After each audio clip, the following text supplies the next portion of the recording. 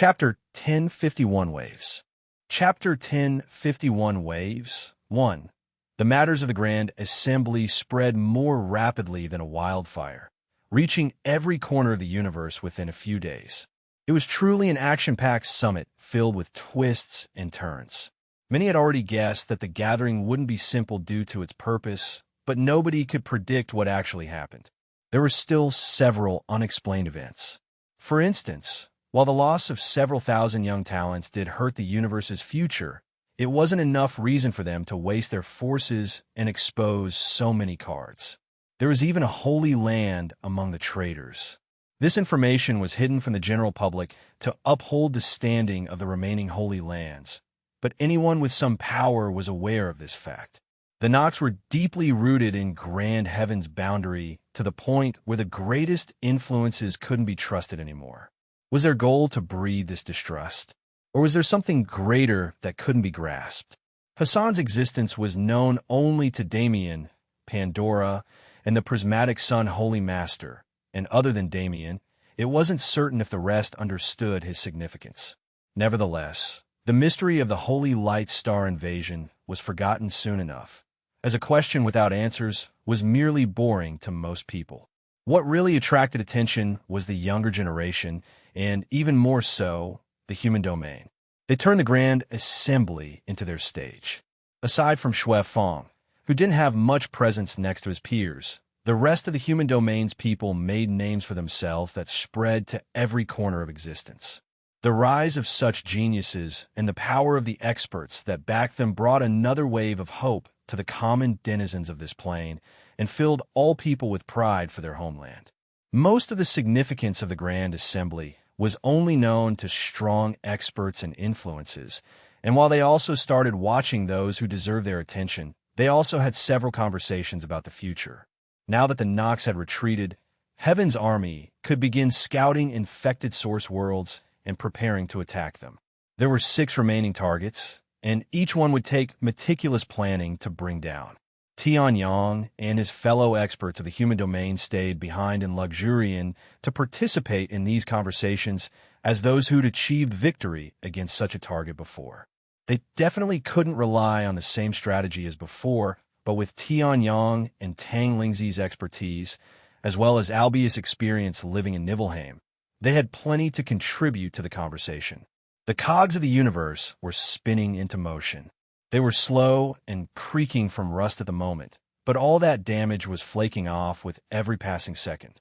Soon enough, they would be spinning with enough force to burn through anything in their path. The entire universe was filled with an aura of vibrance, but all light would be followed by its own darkness. In a certain corner of Ion, a man stood alone, his back straighter than any sword. His gaze was cold enough to drop the ambient temperature, and though he was old, he did not look aged in the slightest. With the large body of someone who had been training their muscles for their entire life and the vitality of a youthful man, the only way to know he was an elder was to look at his face, weathered and covered in stark white hair. In another life, he might have been painted as an immortal descended to the mortal world. But in this one, he was a demon. His gaze flickered to the side, no words exiting his mouth. There was a shadowy figure atop a desolate hill that sat over 100,000 kilometers away. The man gazed at this figure despite the distance, and he did not move. He waited until that figure came to him. Whoosh!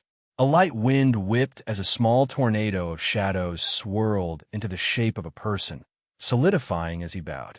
The man scanned his gaze over the messenger's body indifferently, scoffing at his weakness.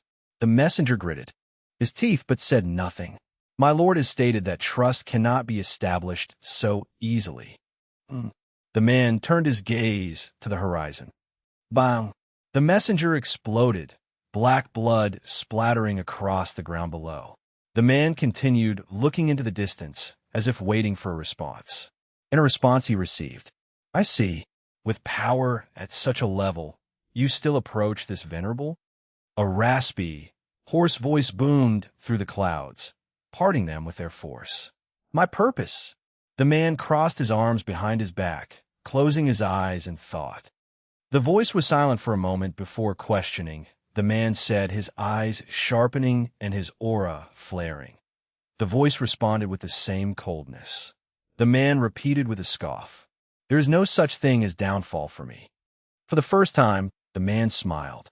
He spread his arms and spoke with utter superiority oozing from his tone. A man's figure appeared in space. His figure was covered in layers of ragged robes that hid his body, and his face was cloaked in darkness under a large hood. He descended to the ground, standing no more than a few feet away from the man he had been conversing with. "If cooperation is what you desire, this venerable will offer it." From the beginning, no words needed to be said. Both parties were aware of their intentions from the start. Merely, this was their first meeting. As divinities, it was impossible for them to submit to those at their level. In terms of cooperation, was it really cooperation? In the end, whose goals were going to devour the others? Now that they'd made introductions, they were ready to move forward. A mana oath was established, manifesting as an ethereal contract that restricted their souls. Once it was settled, the cloaked man nodded succinctly. Immortal Blood Azura's gaze chilled to the extreme. He felt like he could almost see the smirk on that man's hidden face. Those words meant nothing from others, but this man wasn't someone who spoke meaninglessly. He watched that man's back coldly as he left. The back of the Karmic Emperor, one of only 4 Nox beings who could hold such a title. On this day, secluded from the eyes of all existence, these 2 powerful players in the universe made a deal. The chaos they'd give way to perhaps only the void itself could imagine it. Chapter 10, 52 Waves. Chapter 10, 52 Waves 2. 3 days passed after the Grand Assembly, and though the interaction between Immortal Blood Azura and the Karmic Emperor only took place roughly a week in the future, this was the time it took for a certain group of 50 to reach the bounds of Prismatic Sun Holy Land. They occupied a starship in the shape of a large boat, ornately decorated in the fashion of this peculiar Holy Land. It was currently stopped in the depths of the starry sky, seemingly in an area void of much life. From here, we will directly teleport to the gates of the sect. Be mindful of your movements until everyone has arrived, and do not leave the bounds of the teleportation gate until you are granted passage by the disciples on the other side. The head elder, a middle-aged woman with an imposing gait, addressed the genius group, giving them a stern warning as she handed them guest plaques. "With these in your possession, you will not face any trouble in the sect as long as you do not cause trouble." With those final words, she activated a circular teleportation array within the starship. One by one, the geniuses disappeared until finally the entire starship vanished from the starry sky. Damien looked around curiously as he emerged from the folds of space, ignoring the queasy geniuses around him and instead focusing on the array that brought them to the Holy Land. As expected of a Holy Land, this array is spectacular. As it turned out, Prismatic Sun Holy Land was located in Soul World. It makes sense. Even if they aren't from the spirit race, their techniques lean towards the ethereal and illusory. By the time he finished his thought, the Holy Land Elders also arrived in the teleportation gate, the final ones to do so. With their arrival as a cue, the stone doors to the circular area they were in opened, revealing them to the bright sunlight outside. Hiss! Several sharp inhales filled the space. Along with their sight, their awareness was also freed from the room's confines. When they scanned the outside area, they realized they couldn't sense anything at all. Prismatic Sun Holy Land was located on a world of its own, and those with better perception could view large plots of it, but none of it had any life, let alone something like a sect. Damien smirked seeing their reactions and turned to his wives to gauge their reactions. The entire world, quite literally, was the sect. There was no unoccupied space. Every corner had disciples wandering about utilizing various facilities, and even the natural forests and beast-ruled areas were regulated by the sect for training purposes. It was beautiful, not just the harmonious atmosphere that enveloped the place, but also the scenery itself. Rivers of crystal clear water that flowed through the lands and skies, mystical mountain ranges that stretched into the heavens with their height, exotic rainforests, and natural ecosystems that were rare to find on such mana-laden worlds. It was wondrous how all these different things could coexist within the bounds of a single world. Pandora smiled at the crowd of geniuses and snapped her fingers, pulling them out of their dazes. "Welcome," she started excitedly. She threw a firework of mana into the air, causing the guest plaques to light up in splendor. Streams of mana surrounded the Genesis bodies, and suddenly, they were also revealed to the beauty of the Holy Land that was lost to them before. Yet, unlike Damien and some others, they didn't have the time to digest every sight they wanted to behold. This Holy Land, despite allowing their entrance now, was still an extremely private entity. What they showed was only what they wanted people to see. There was no doubt that the genuine secrets of the sect were still deeply hidden from them. After all, the scenery was beautiful, but it was only what was expected of an influence at their level. The head elder and Pandora ushered the group forward into the sect's grounds after a bit, leading them along a dainty paved path that led to a hall with a relatively average appearance. The group took the places assigned to them and began enjoying the provided refreshments and chatting amongst each other about both the recent past and their guesses for the purpose of the current visit. Some even attempted to take out recording artifacts to show their peers the sights of this hidden sect, but each of these artifacts malfunctioned and broke without fail. Damien, on the other hand, was left alone with his women, Su Ren and Long Chun. The rest didn't approach them due to the newfound status of those at the table, and Xue Fang. In the end, Damien and his master were the ones who exterminated his family. He wasn't on bad terms with Damien due to his friendship with Long Chun, but that didn't mean he wanted to interact often. He instead took the role of ambassador and conversed with the remaining geniuses, setting up relationships for their human domain to utilize in the future. Nevertheless, the jovial atmosphere around their table was strong. Su Ren was new to the group, but as he had a personality similar to Long Chun, he didn't feel excluded around them. He could only watch with a smile as Damien goaded Long Chun, wondering if he would have also received that treatment if he was a bit weaker. This continued for roughly half an hour before some Prismatic Sun geniuses also joined in, chatting amongst outsiders for the first time in some of their lives. Damien enjoyed this light-hearted moment to its fullest. "I got to spend another few days with those three on the way over, and now we're getting to relax like this?" There was no such pleasure that wasn't followed by a new adventure. This was something Damien learned over time. He could smell its scent brewing, and he could feel its presence drawing nearer. After a full hour passed, he caught several elders accompanying a stern-looking middle-aged man to the reception hall. With his strength, he should be the vice master. Then, before Damien could have a stray thought, a voice resounded in his head. "Come, child." Wisps of mana rose from under his seat, causing him to smile wryly. He knew this moment would come, but did she have to be so extravagant? He couldn't offer a single word of complaint before his body was enveloped in a swirling vortex of rainbow light and transported elsewhere. Rose, Ruyue, and Elena all stood up immediately, flaring their auras. Long Chun gripped his sword handle with cold eyes, ready for combat. "Calm down," Su Ren said hurriedly, standing up and corralling their auras with his own. "Calm down," Long Chun growled, becoming the voice of their group. He had to make sure the three women didn't speak, lest they use some distinctive words they'd learned from Damien and escalate the situation. Su Ren sighed, thanking Long Chun with his eyes, and continued, "That light belongs to our holy master. There is no need to worry about your friend's safety." The one who interrupted was the Prismatic Sun Vice Master, Darius Hearth, who just arrived in the hall. The three women frowned. If it was the Holy Master, the summon couldn't be rejected. Only, if such a woman had eyes on their husband, it couldn't mean anything good. Chapter 1053 Prismatic Sun. Chapter 1053 Prismatic Sun.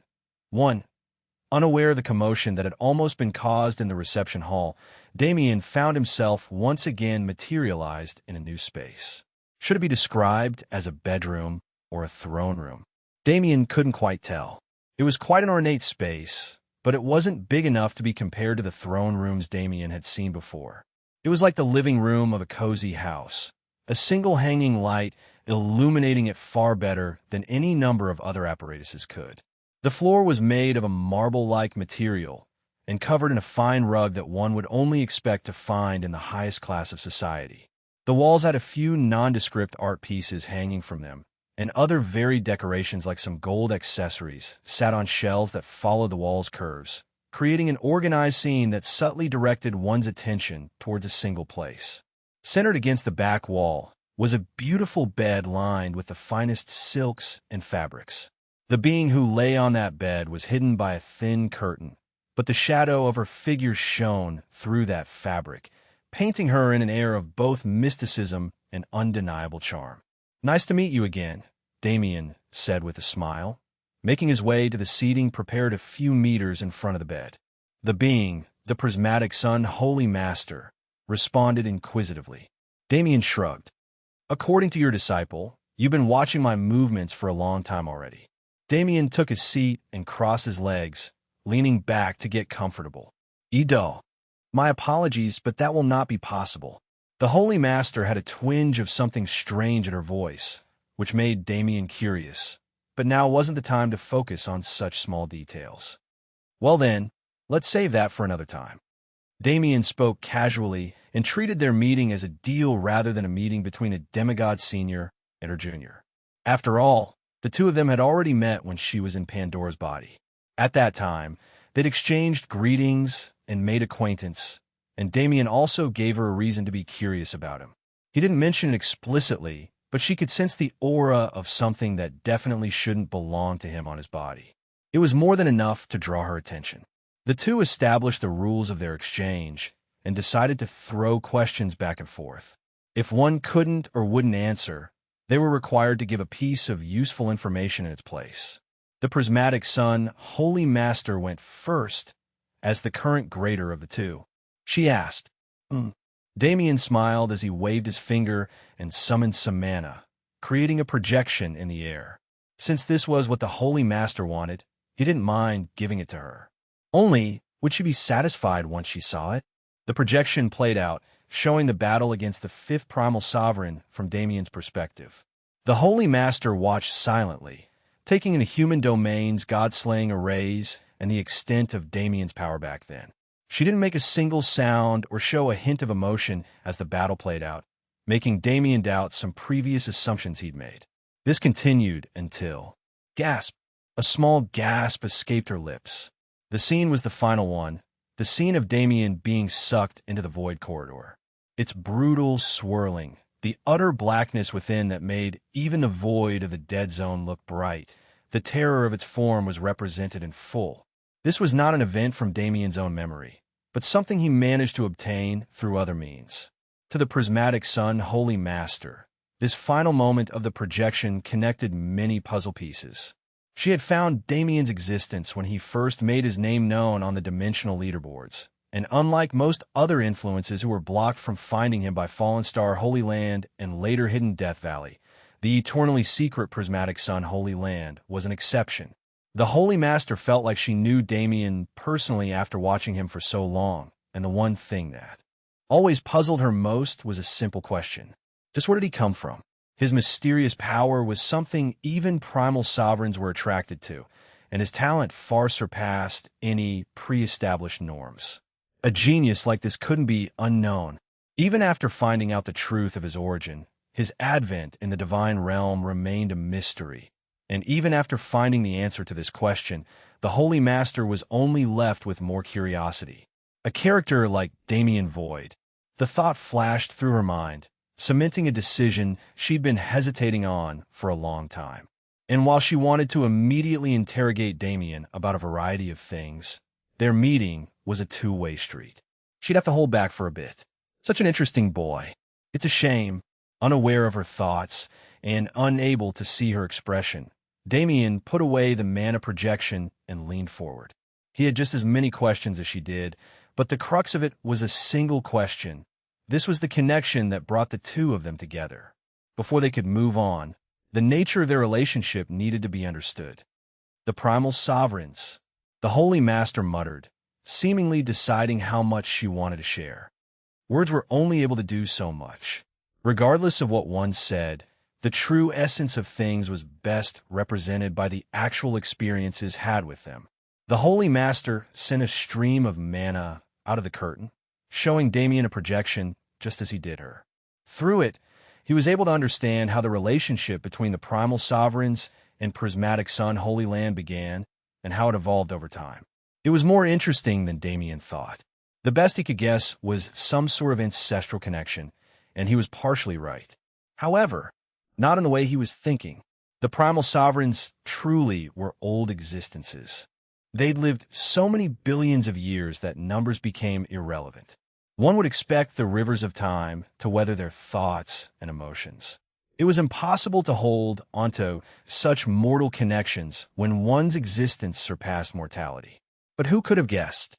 Who could have guessed that the second primal sovereign, a being who stood above the peak of the universe, actually had an intimate relationship with the founding ancestor of Prismatic Sun Holy Land? Chapter 1054 Prismatic Sun. Chapter 1054 Prismatic Sun 2. It began with the two of them. The second primal sovereign was someone who never interacted with others unless necessary. But the founding ancestor was different. It wasn't just her beauty. Something about her aura and atmosphere drew him in and gave him a sense of comfort he'd long lost. Their relationship was one for the ages, and their story was one of many beautiful love stories the universe had told, and its end was exactly as one would expect. It was a long relationship, but the founding ancestor eventually met her end like all beings who couldn't achieve true godhood. After almost 1,000,000 years of happiness, she left the second primal sovereign alone in the world, a small sect she founded near the end of her life, the only memento of her existence left. To someone who couldn't experience emotion, such feelings were like a drug. When its effects wore off, the primal sovereign experienced the withdrawals, the desperate wish to see her again. But he knew more than anyone else that it was impossible. She was the only person he'd ever taken human form for, and the only one who'd seen him vulnerable. To make sure he never forgot his feelings for her, he took care of that sect on his own, becoming its sect master and raising it into an influence that couldn't be forgotten. He gave up his rule once the sect was able to stand on its own, making sure the founding ancestor was always remembered and her morals never faded. And afterwards, Damien muttered in surprise, Even I have no way of contacting him. Unless he wishes to be seen, he might as well be non-existent. The Holy Master responded with a sigh. Then, Damien frowned. From the looks of it, the second primal sovereign stopped continuous contact with the sect around there or 400,000 years ago, but he was sure this holy land was still in contact with the primal sovereign group. Otherwise, their interest in him had no justification. Though he has vanished, the others have contacted us occasionally. The Prismatic Sun Holy Master answered Damien's unspoken question without provocation, which left him a bit taken aback, but he was sure she was still hiding something. The primal sovereigns do not move unless they have goals in mind. Damien nodded inwardly. His relationship with the primal sovereigns was still unknown since the fifth was crazed with greed and couldn't represent their group. He didn't want to be their enemy, but he had been preparing for a situation where he had no choice. But it's not like the fifth primal sovereign. These guys have shown interest in the void, but not in the same perverted way he did. If I'm not wrong, her next question should be. She voiced the words he expected, but he naturally wasn't going to answer. He remarked with a smile, I need to give information at the same level, right? Then how about? Damien went on to tell the Holy Master about what he learned from Hassan's memories about the Nox, giving her a look into his plans for the future. How interesting, she said plainly. It wasn't that she was uninterested, but speaking further on this topic would violate the ceasefire agreement that had only been signed days ago. After all, Damien was not supposed to meddle in the universe's affairs for this period of time. This was just the beginning of their conversation, a move to establish a relationship between them. From there, both Damien and the Holy Master asked each other many questions, both large and small. Damien learned much about the universe's history from her, including the events erased about the Forgotten War and the eras before it. The Holy Master, on the other hand, received from Damien more information on the Nox than she thought possible to know, as well as a revelation about the universe's true size that had been alluded to by the primal sovereigns in the past. It was more than just a productive conversation. Both of them gained an understanding of the things vague to them that cleared many of their doubts and gave them strings to form theories. With knowledge was power, and the knowledge they possessed trumped most of the universe's population. Nevertheless, they couldn't be completely forthright with each other, and while Damien could tell that the Holy Master was revealing as much as she could without telling him every secret she held, he could also feel her guiding him toward a topic she wished to speak about. Women. Damien thought wryly. The conversation circled back to the second primal sovereign so many times even a baby could understand her intent. Begrudgingly, Damien decided to entertain her.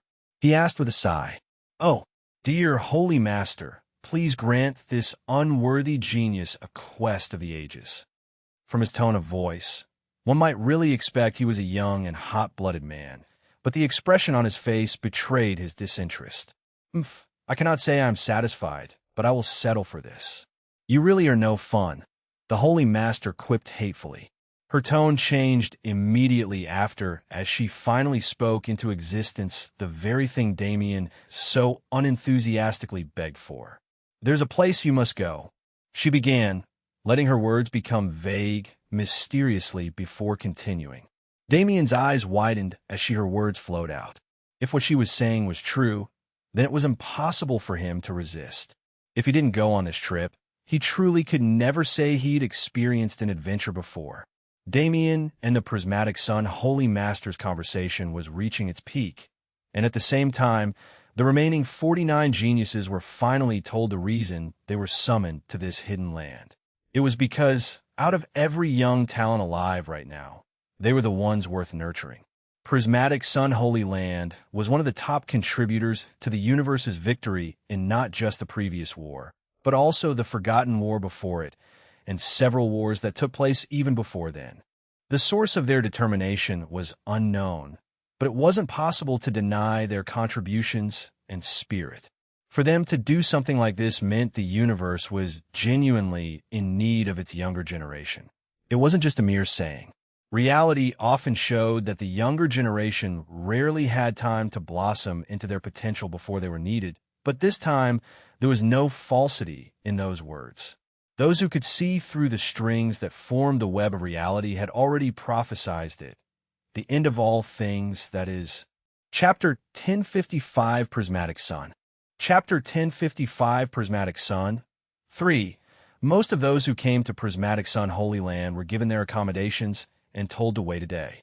To nurture these talents, Prismatic Sun Holy Land had chosen a specific course of mystic realms, challenge gates, and amazing training locations for them to visit and utilize to their greatest extent.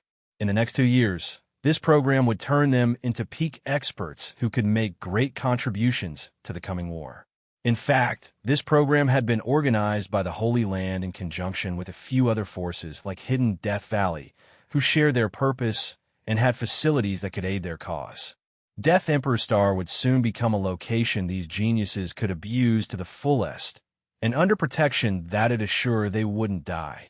It was truly a spectacular benefit that these young men and women buzzed about deep into the night. Their anticipation and feelings of duty heightened to the maximum as they waited for the day to come. But unlike them, Damien was summoned for something entirely different. His words sunk into the walls of the strange room. He currently rested his head on his fists, solemnly contemplating the words he'd heard. There is no mistake. Everything I have said is information received directly from the third primal sovereign, the Prismatic Sun Holy Master answered, understanding his shock. What she'd revealed was too significant, after all. As he'd expected, the task had to do with none other than the second primal sovereign. According to the Holy Master, that primal sovereign was currently hidden away somewhere, but she had no idea where it was. She only knew the method to get there, and the fact that it was incredibly dangerous. However, from what she described as the third primal sovereign's words, the place he slumbered was essentially a sub-universe, a separate reality from grand heaven's boundary. When Damien heard this, how could he sit still? The sanctuary was the only such existence he'd ever seen before. Whether the realms were secret or mystic, whether the world laws were altered or broken, none of the hidden locations Damien had been to could be regarded as true sub-universes. Such a structure was something Damien desperately wanted to see. He could upgrade the sanctuary by observing its laws, and even his new law controller trait would see immense growth if he could see through its truths. Needless to say, he was already tempted. Only, he couldn't dive into something like this without thought. Now that he was an active player in the universe, he had to be more careful with his movements. Prismatic Sun Holy Land had a superb reputation, but they were still too mysterious. He couldn't trust an influence he had no information on, but that trust came with time. First, there were obvious questions that needed to be asked. Why did the second primal sovereign need to be found? And did he need to be brought back? For what reason?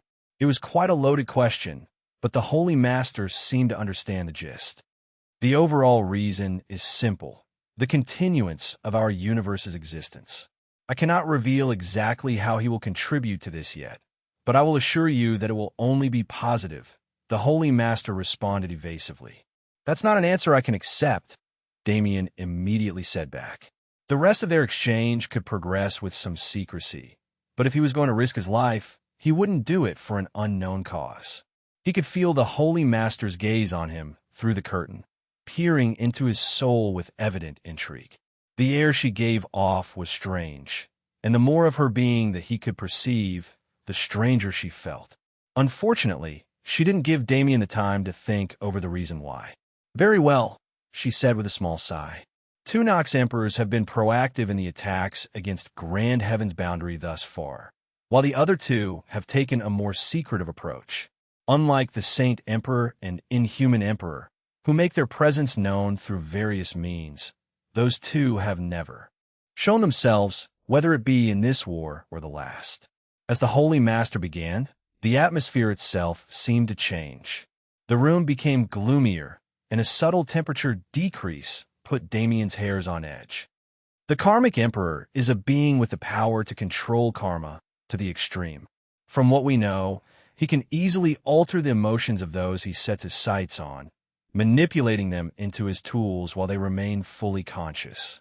There are even rumors that he can cut the threads of karma, instantly killing his enemies. However, the Soul Emperor is even more terrifying. Damien interjected in surprise. We do not, the Holy Master replied powerlessly. The Soul Emperor hides deep. There are countless evils in the universe that have been attributed to him, but his means are unknown and his involvement cannot be proven. Exactly. The ancestral record shows that the two have been sworn enemies for millions of years. Damien frowned in thought. It was a good plan, but leaving such a threat alive for millions of years at this point was idiocy of the highest degree. Even the Holy Master knew this, but there was simply no possibility of finding the Sovereign before.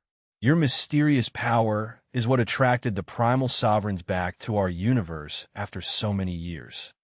Damien suddenly felt a twinge of pity for this Holy Master. Her tone could have been faked, but he didn't think anyone could hide their emotions from him in an intimate setting like this. The only person who'd evaded him was the Saint Emperor, and if the Prismatic Sun Holy Master was at his level, wouldn't he have been killed already? Her helplessness when facing this problem was as clear as day, despite how subtle the hint of emotion in her voice was. She was carrying a burden so big it had been passed down from generation to generation until it landed on her shoulders. She'd been observing him for so long. Could have been for this very reason? If the purpose of her observation was to find the void, a mysterious power as she knew it, was it possible for her to only be watching him? The amount of stress it took to reach this point as an individual who had to maintain secrecy while fighting for the universe in the shadows harder than those who fought on the front lines, clinging to every possible thread of possibility she could find. Understood. I'll do it, he said, conceding. He couldn't reject the good intentions of someone like the Prismatic Sun Holy Master, especially since it benefited him too. The Holy Master's beaming smile could be heard in her following words. She exclaimed, showing more emotion than she had throughout the entire conversation so far. But first, A lithe and graceful hand slithered into the curtain's partition, sliding it to the side. Chapter 1056 Prismatic Sun. Chapter 1056 Prismatic Sun. The curtain drifted to the side like a wandering cloud, and Damien's gaze couldn't help but follow it. His eyes were set on that jade-like white hand that gently pushed it apart, slender and smooth as if its owner had never experienced an ounce of difficulty in life. His eyes traveled up her arm, subconsciously tracing the countries of her figure as they made their way to her face, stunned. Instantly, Damien was stunned past the point of reaction, frozen in space. Could there truly exist a woman so beautiful? In reality, her appearance wasn't too amazingly stunning. She had long, faded blue hair that carried a color that reflected the sky itself. Her face held a mature charm, but rather than calling her beautiful, it would be better to say she was merely pretty. Her body was the same. She was positioned in quite the suggestive posture, her long legs and perfect hips instantly attracting any onlooker's attention. She was toned, but not muscular. Her chest wasn't small, but it wasn't overly large either. This woman, if Damien saw her passing on the street, he'd definitely turn to take a second look, but he wouldn't show enough interest to actively approach her. However, what was that? Around that figure was another, a goddess with hair that constantly shifted color and an appearance too beautiful and ethereal to be described in words. The one thing these two figures shared was their multicolor eyes, each color shifting and fading into the next so frequently that one would become lost in them upon a single look. If the latter was an actress Damien fawned over on the internet, the former was the girl he had a crush on in real life. Which one was the true her? Or were they both versions of her with different purposes? He held these questions in his heart, but it was neither the heavenly goddess nor the mortal beauty that held Damien's gaze with such absolute fixation. It was the atmosphere around this person, the air of mystery that absolutely intoxicated him, filling him with the desire to unravel every inch of its truth, made him unable to pull his gaze away or even have a stray thought that didn't relate to her. Minutes passed, but he didn't exit his trance. The Holy Master's expression fell slightly, a hint of loss in her eyes. Take him away. Feed him the 9 illusions tonic, and let him rest for a few days. Also, remember to leave him in the remembrance zone. 2 disciples walked in, approaching Damien to carry out her orders. If there was one thing that stood out about them, it was that neither had eyes. Their empty sockets were covered by black blindfolds enchanted with magic that essentially removed emotion from their minds. Since she reached 18, there had never been an individual who could look directly at her appearance and keep their mind. For a long time, anyone who was graced by her true face would become brain-dead, losing all function. This only stopped after roughly 5,000 years, when she finally developed the 9 illusion tonic that could dispel the negative effects on their minds. In combination with the sect's remembrance zone, which could steal and store memories, this tonic was able to save a good number of lives. But because of it, she had spent tens of thousands of years as someone who could never be seen by others. Nevertheless, she grew accustomed to this after such a long period. The reason she showed Damien her appearance was nothing more than a test, with a slight bit of hope. Perhaps the man whom the universe trusted so deeply would be the first to break free of her influence. But such thoughts were meaningless. Clearly, huh? Why are you touching me? The Holy Master's eyes widened. Miraculously, Damien angrily turned his head to the 2 disciples who'd grabbed his shoulders, pushing them away with his mana. Damn, if I had another half an hour, I could have gotten to the bottom of it, he muttered to himself in discontent, sending another hateful glare at the disciples. Though, he realized they were unable to see him soon enough and stopped embarrassing himself. While Damien was stuck in his own world, a myriad of thoughts and emotions flashed through the Holy Master's mind, finally culminating in the awkward smile that formed on her face. Damien looked up just in time to see it, raising his brow curiously. He asked, cocking his head in confusion. The Holy Master was flustered beyond belief. Couldn't he have given her some sort of heads up? Why did he have to show such a reaction when she was at the height of her self-pity? she asked hesitantly, any sort of status or superiority gone from her voice. Damien asked, still confused for a few moments before his eyes widened in understanding. Ah, it's because of that thing, huh? He followed, smacking his fist against his palm. Looking at the Holy Master's continuously changing expression, it was obvious he was right. Ah, I don't know about other people, but that thing inside you has no business enchanting me. If it could, I really wouldn't deserve the titles I've been granted, he said, scratching his head awkwardly. He didn't know how to approach this situation at all. Damien only had a vague idea of what that force within her was. So as an outsider, he couldn't really say anything to calm her emotions. That was all he could offer. The Holy Master didn't react to his words, and feeling the importance of this moment for her, Damien turned his chair around and blocked his awareness. For a mighty figure like her, displaying vulnerability to others was definitely impossible. Damien's perception was entirely cut off to the scene behind him, but he could feel a growing air of chaos slam into his back for several minutes before finally receding. He asked. A light response entered his mind like the sound of wind chimes on a beautiful day in spring. Damien smiled unwittingly and undid the restraints on his perception, turning back around. He was almost stunned a second time, this time truly due to her beauty. Regardless of what form of her was shown, she was smiling with such contentment that it made Damien embarrassed. Then, I'll take my leave now, Holy Master. I have to gather my people and get ready to set out, he said, trying to make up a reason to leave. She didn't stop him, watching his back as he walked out of her residence. She didn't stop him even though the grounds he was soon to enter were the true face of Prismatic Sun Holy Land. Instead, she sent another sound transmission into his ear, letting him hear that sound that made his heart skip a beat one more time. He muttered questioningly, "My name." A small smile lit up Damien's face. This woman, as expected, she was far too interesting to remain a stranger. Chapter 1057 Meaningless Question. Chapter 1057 Meaningless Question. 1. To call Prismatic Sun Holy Land a natural wonder wouldn't be too far off describing its majesty.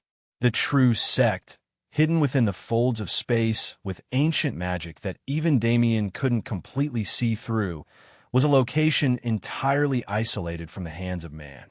The Holy Land disciples didn't exist above the land as living beings usually did. They lived within it, became a part of it, and abided by its natural rulings to completely sustain its original face. The biome itself was a floating mountain range that looked like an asteroid belt contained within the bubble of the world's atmosphere. Each mountain was connected to the next with natural bridges or routes created within nature, containing a sort of strange complexity that only those who lived in it for years could comprehend. They were enveloped in a natural mist, painting the air with an aura of freshness and mystique, something Damien quite enjoyed as he made his way through it. To him, the beautifully complicated web represented by the sect's grounds was even more majestic because its every strangeness was revealed before his eyes as streams of mana. He couldn't help but wander for several hours, almost forgetting his original intention. His talk with the Holy Master was exactly what he needed right now. Not only was she someone he felt the desire to befriend, she held information that could answer many of his questions, and she held connections to those who could answer the rest. For now, nothing I learned can be considered too useful. I pretty much expected that the threat of the Nox wasn't a recent one. Even millions of years ago, when the sect's founding ancestor lived, they were still prominent and represented a level of danger that wasn't much less than the current universe's existential crisis. Saint Emperor, Inhuman Emperor, Karmic Emperor, Soul Emperor, along with a list of lords and who they served. Damien received information about the greatest of his enemies, those in the light and those hidden behind the veil of darkness. The Karmic Emperor and Inhuman Emperor are relatively newer, but the other two. The Soul Emperor's age was unknown, but the Saint Emperor was a man who held prominence in the ancient era, a man who had somehow survived until this day. What bothers me most is the universe's survival. Damien was further convinced that the Saint Emperor's motive was something far more convoluted than that of the Nox race. He was a man who had to be watched at all times regardless of what the Nox were doing.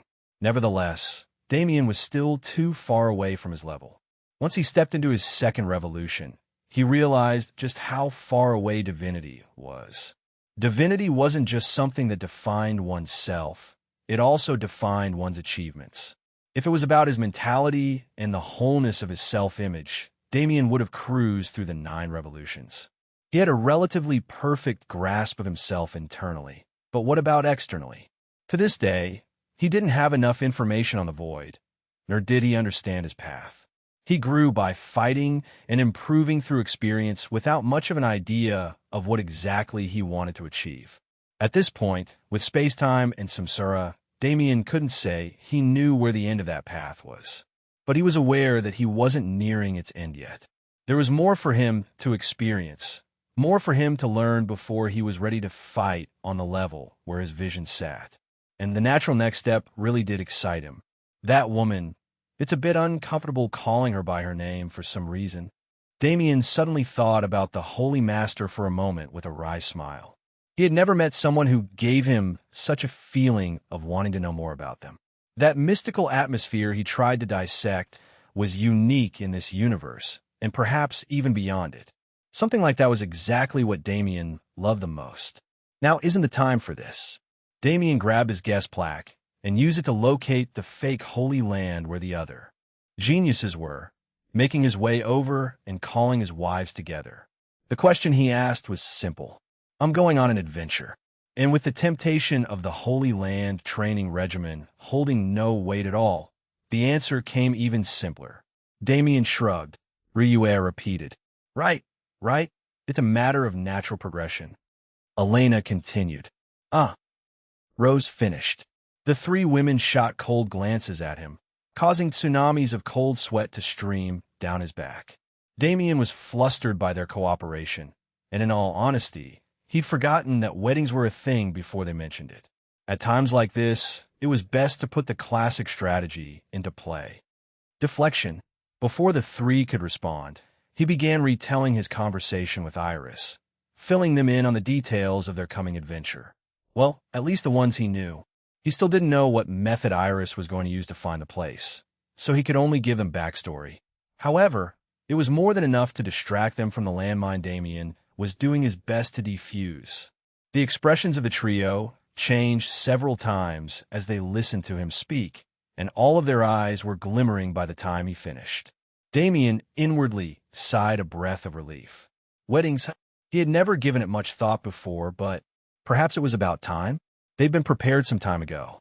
It was one of his highest priorities since he first came to the Divine Realm, and he obtained the capability to carry it out just a few months before their fateful meeting. Another wry smile surfaced on his face. The 3 women turned their attention upon his sudden strange words, looking at him curiously. Well, I wanted to find a time to do this properly, but now that it's been mentioned, I realize I probably won't find an opportunity to do this after today. While the other 2 maintained their confusion, Rose's eyes immediately widened in shock as she understood his meaning. The deep red thread that connected him to the 3 of them was shining so brightly it was almost blinding. Rose's heart palpitated, barely able to remain within her chest. And, as if to meet her expectations, thump! The trio's gazes lowered in surprise. Damien looked up at them, bent down on a single knee, and brought 3 exquisitely crafted yet uniquely different rings out from the space before him. With the same wry smile on his lips and an aura of pure sincerity emanating from every bone in his body, he uttered another question he already knew the answer to. Chapter 1058 Meaningless Question. Chapter 1058 Meaningless Question 2, of course, wasn't so simple. Damien had been calling them his wives for a very long time, and they'd been calling him their husband the same. But this relationship, at the end of the day, went unsaid. No matter how secure it was, no matter how certain he was of their answers, he couldn't shale the crushing nervousness that originated from the depths of his soul. He had shown his love before, and perhaps he'd done something similar, but it was never like this. It was never this real. All 3 of you represent the most important things to ever exist in my life. To live without knowing all of you will always be there for me sounds like torture. It is no longer something I can imagine. I've finally reached a point in life where I feel that I can give you all of me, and I hope you can give me all of you in return. I have never been a person who could express myself, and I've never been a person who enjoys gaudy things, but for you, nothing in the world could be considered too much. Even if you wanted me to betray the universe itself, I'd do it without hesitation. His thoughts continued on and on. Within the span of a single second, he created a speech that would take hours for him to finish. But the words that came out of his mouth were as simple as they could be, a single phrase that allowed these women who knew him better than anyone else to understand everything he couldn't say out loud. It was silent in the quiet house the four shared. The flickering of a small fireplace in the corner was the only thing inhabiting the silence. The timing didn't matter. Even if he decided to propose to them in the middle of a battle, it wouldn't have mattered. Because for someone like Damien, who still had trouble getting the words, "I love you," out of his chest, to earnestly propose already meant so much. Was there a need for them to think over their responses? Not in the slightest. But it did take several seconds for them to come out of their shocked trances and say the single word they all wanted to say. Yes. As she had a little longer to prepare than the other two, Rose was the first to gather herself. She stood up and approached him, raising him off the ground with a bright smile. Though she couldn't hide the mist in her eyes, she said softly, her tone containing so much love that it almost drowned him. She reached up and cupped his face, looking directly into his eyes. There has never been a day where no was even considered. Damien Void, we are yours. She leaned forward and deeply kissed him, jolting the other two out of their shock. Ryua's troubled past made this moment very obviously monumental for her, but it was a matter of reflection and happiness, a fulfilling feeling that washed away any stains that remained in her mind. She stood up soon after Rose let go of Damien, walking up and looking into his eyes. She didn't say much, nor did her expression change, but none of these physical reactions were necessary for Damien to wholly understand her feelings. Their souls were already forever connected. Was there a need for anything else? A simple yes exited her mouth quietly, and though she was too embarrassed to kiss him so publicly, she hugged him so tightly he couldn't breathe, sinking into him with untold affection. The most affected of the three was Elena. The story of Damien and Elena began before Mana was anything more than fiction. The Damien she fell in love with was just an innocent kid who had to carry the weight of the world on his back. Time passed, and their relationship went through many twists and turns, almost breaking at one point. Even though they matured and properly established their love in the depths of her heart, Elena had given up on a proposal. It had been 20 years since Elena first fell for him.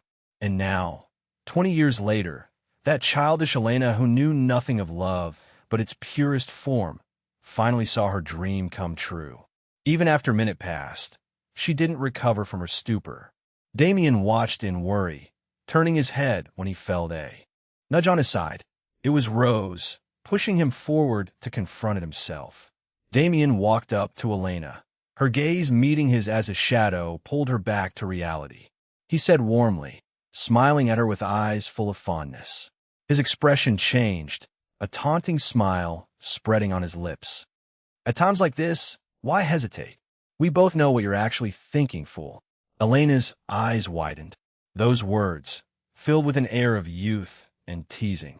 She thought back to that fateful day, the day before Damien fell out of her life for the first time, the day he was thrown into the first dungeon to rot. That day, the two of them visited an amusement park. It was obviously a date, but Elena presented it under the guise of hanging out to the dense and unavailable Damien of that time. Back then, didn't she say those words to him? She remembered it vividly. That day, she was trying to do everything she could to squeeze a confession out of him. These were the words she said when she finally gave up. Even after so long, after everything that happened, he still remembered them? Maybe he understood what she wanted even all those years ago. It was a little hateful to realize, but the smile that lit up her face cast rays of sunshine down on the universe itself, filling it with light and happiness. Things really did come full circle. Yes. Elena muttered. Her eyes became cloudy. She stood up, gripped his shirt, pulled him closer, and, yes, yes, absolutely yes. Yes, I will marry you, you damn bastard. She poured out everything that had been kept in her heart for these past 20 years.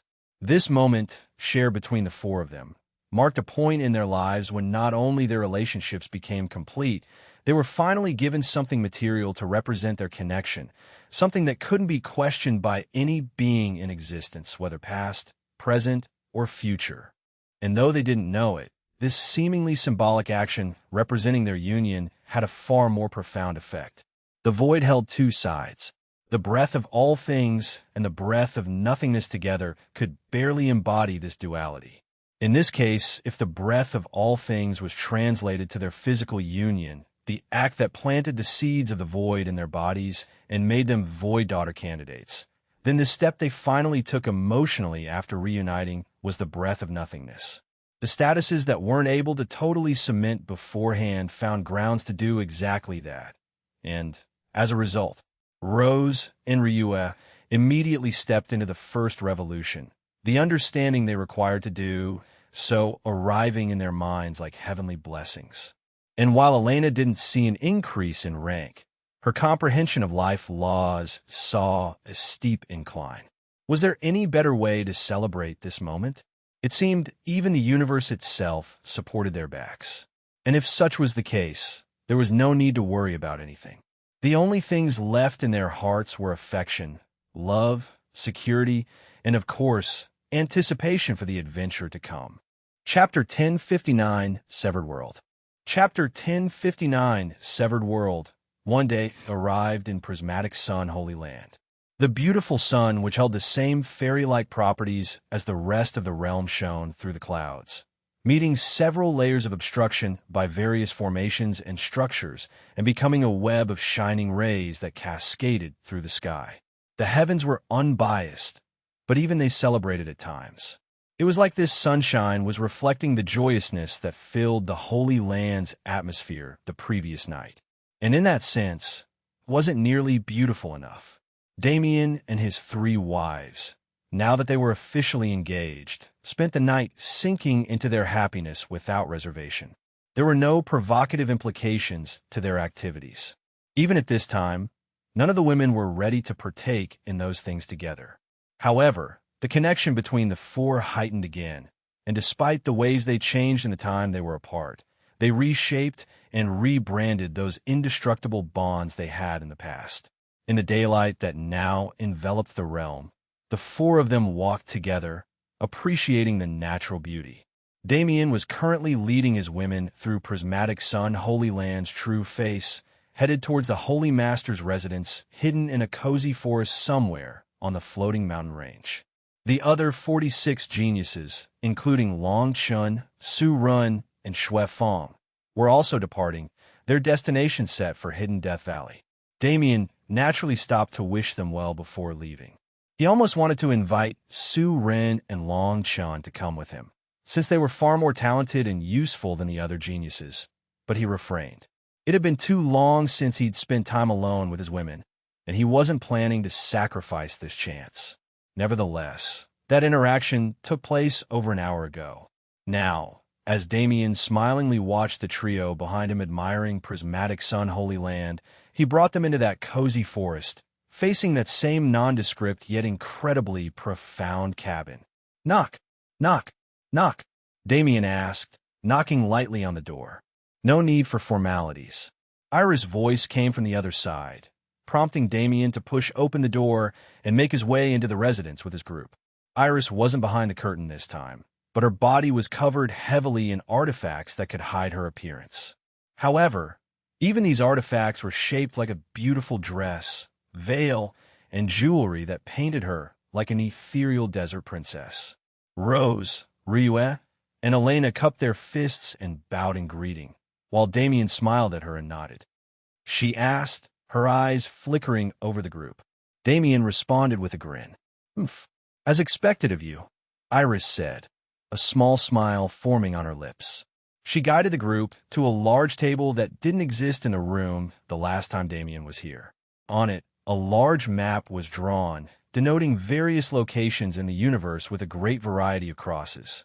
And now that it had been a day, there was no need to waste time on pleasantries or repetition. These are the locations we have checked for the entrance before. There are a few that had potential, but every lead has come up for naught as we continued searching. Iris spoke, motioning towards the map. We are sure this place is not unknown. She spoke sighingly, her annoyance at the lack of result evident in her tone as she brought out a large black diamond roughly the size of her palm. This stone was given to our holy land by the second primal sovereign himself several eons ago. Damien sent his awareness into the stone, feeling for its properties curiously. He instantly gasped as his perception sunk into its surface. He couldn't help but exclaim. All the eyes around him pressed for an explanation that he was happy to give. I can only say you were right about this gem being important. Its interior is a complex maze of space cracks and isolated dimensions that can't even be sensed unless one has extreme proficiency in space laws. I don't think it will directly lead us to him, but reaching its center would definitely help us negotiate, he said, shaking his head in wonder. He looked back at the map, furrowing his brows as he noted down everything marked on it. We'll still have to find a location on our own, but it shouldn't be too hard. Iris' expression shifted in slight surprise. She asked, "Guaranteed?" Damien responded. The Holy Master nodded, handing over the gem without question. Damien smiled at her attitude and took it thankfully. While he didn't mention out loud, this gem also had some slight void fluctuations coming from its surface. It wasn't to the level of making it important for his comprehension, but if he used the breath of nothingness here to connect to that fluctuation, Damien sunk his awareness into the stone again, this time avoiding the spatial maze and forming that link in the void. Usually, he was someone who could do things incredibly fast and efficiently, but even he was forced to spend over 2 hours solidifying this connection to get anything out of it. The trace of void fluctuation he sensed was too old and withered. Whatever it contained in the past was only present in fragments now. Gradually, Damien's spiritual world flashed with several still images depicting a place. A huge mountain so steep it looked like a sort of heaven, a sprawling jungle, a rocky plain, and finally, a shimmering area of space surrounded by people. It almost felt like drone footage zooming out to show various parts of the location, and though most of these frames, a number greater than 100, were useless for now, it didn't matter. Because that shimmering area of space was definitely the entrance. Damien summoned his mana, recreating that image in the real world for the rest to see. He asked, looking at Iris. She deeply investigated the image, her brows furrowing in confusion before. She exclaimed, bringing her hands together in excitement. Damien repeated, Iris answered with a bright smile of fulfillment. Chapter 1060, Severed World. Chapter 1060, Severed World 2. With the revelation of the location, Erisea Luminous was finally able to show the talking power of a Holy Land master. She didn't have much of a connection with Stone Giant Holy Land, but compared to Prismatic Sun Holy Land, it was just a small cat. When Iris spoke, they didn't have the ability to disobey. Besides, the Giants had a positive relationship with the Prismatic Sun Holy Land's several previous generations, so with a few promised benefits, it wasn't hard to make them spit out the truth behind the image Damien had shown. Within around half a day, Iris was able to get everything sorted out and called Damien and the girls, who were left to their own devices in this time, back to her residence. According to their holy master, that place isn't theirs, but a shared realm that the entire giant domain utilizes. It's considered the most opportune location for experts, but also their grave, she began, giving each of the four a jade slip containing all the information she'd received. The best part is that you don't need to go through any tedious procedures to gain the ability to enter the realm. Since you know the location of the entrance, you can go as you please. Damien and the girls nodded in acknowledgement, sinking their senses into the jade slips and following Iris' explanation. The quest was simple. Enter that realm, brave its dangers, and bring back the second primal sovereign. Everything after that would be left to Iris and her compatriots. The more Damien read about the sub-universe and its strange laws, the more excited he got. It was divided into 4 parts, each more dangerous than the last, and had an ecosystem completely unique from Grand Heaven's boundary. The small glimpses that were provided in the Jade Slips were filled with an air of wonder, but also an extremely clear aura of death. But Damien was someone who'd seen too many heavenly sceneries to put too much thought into it.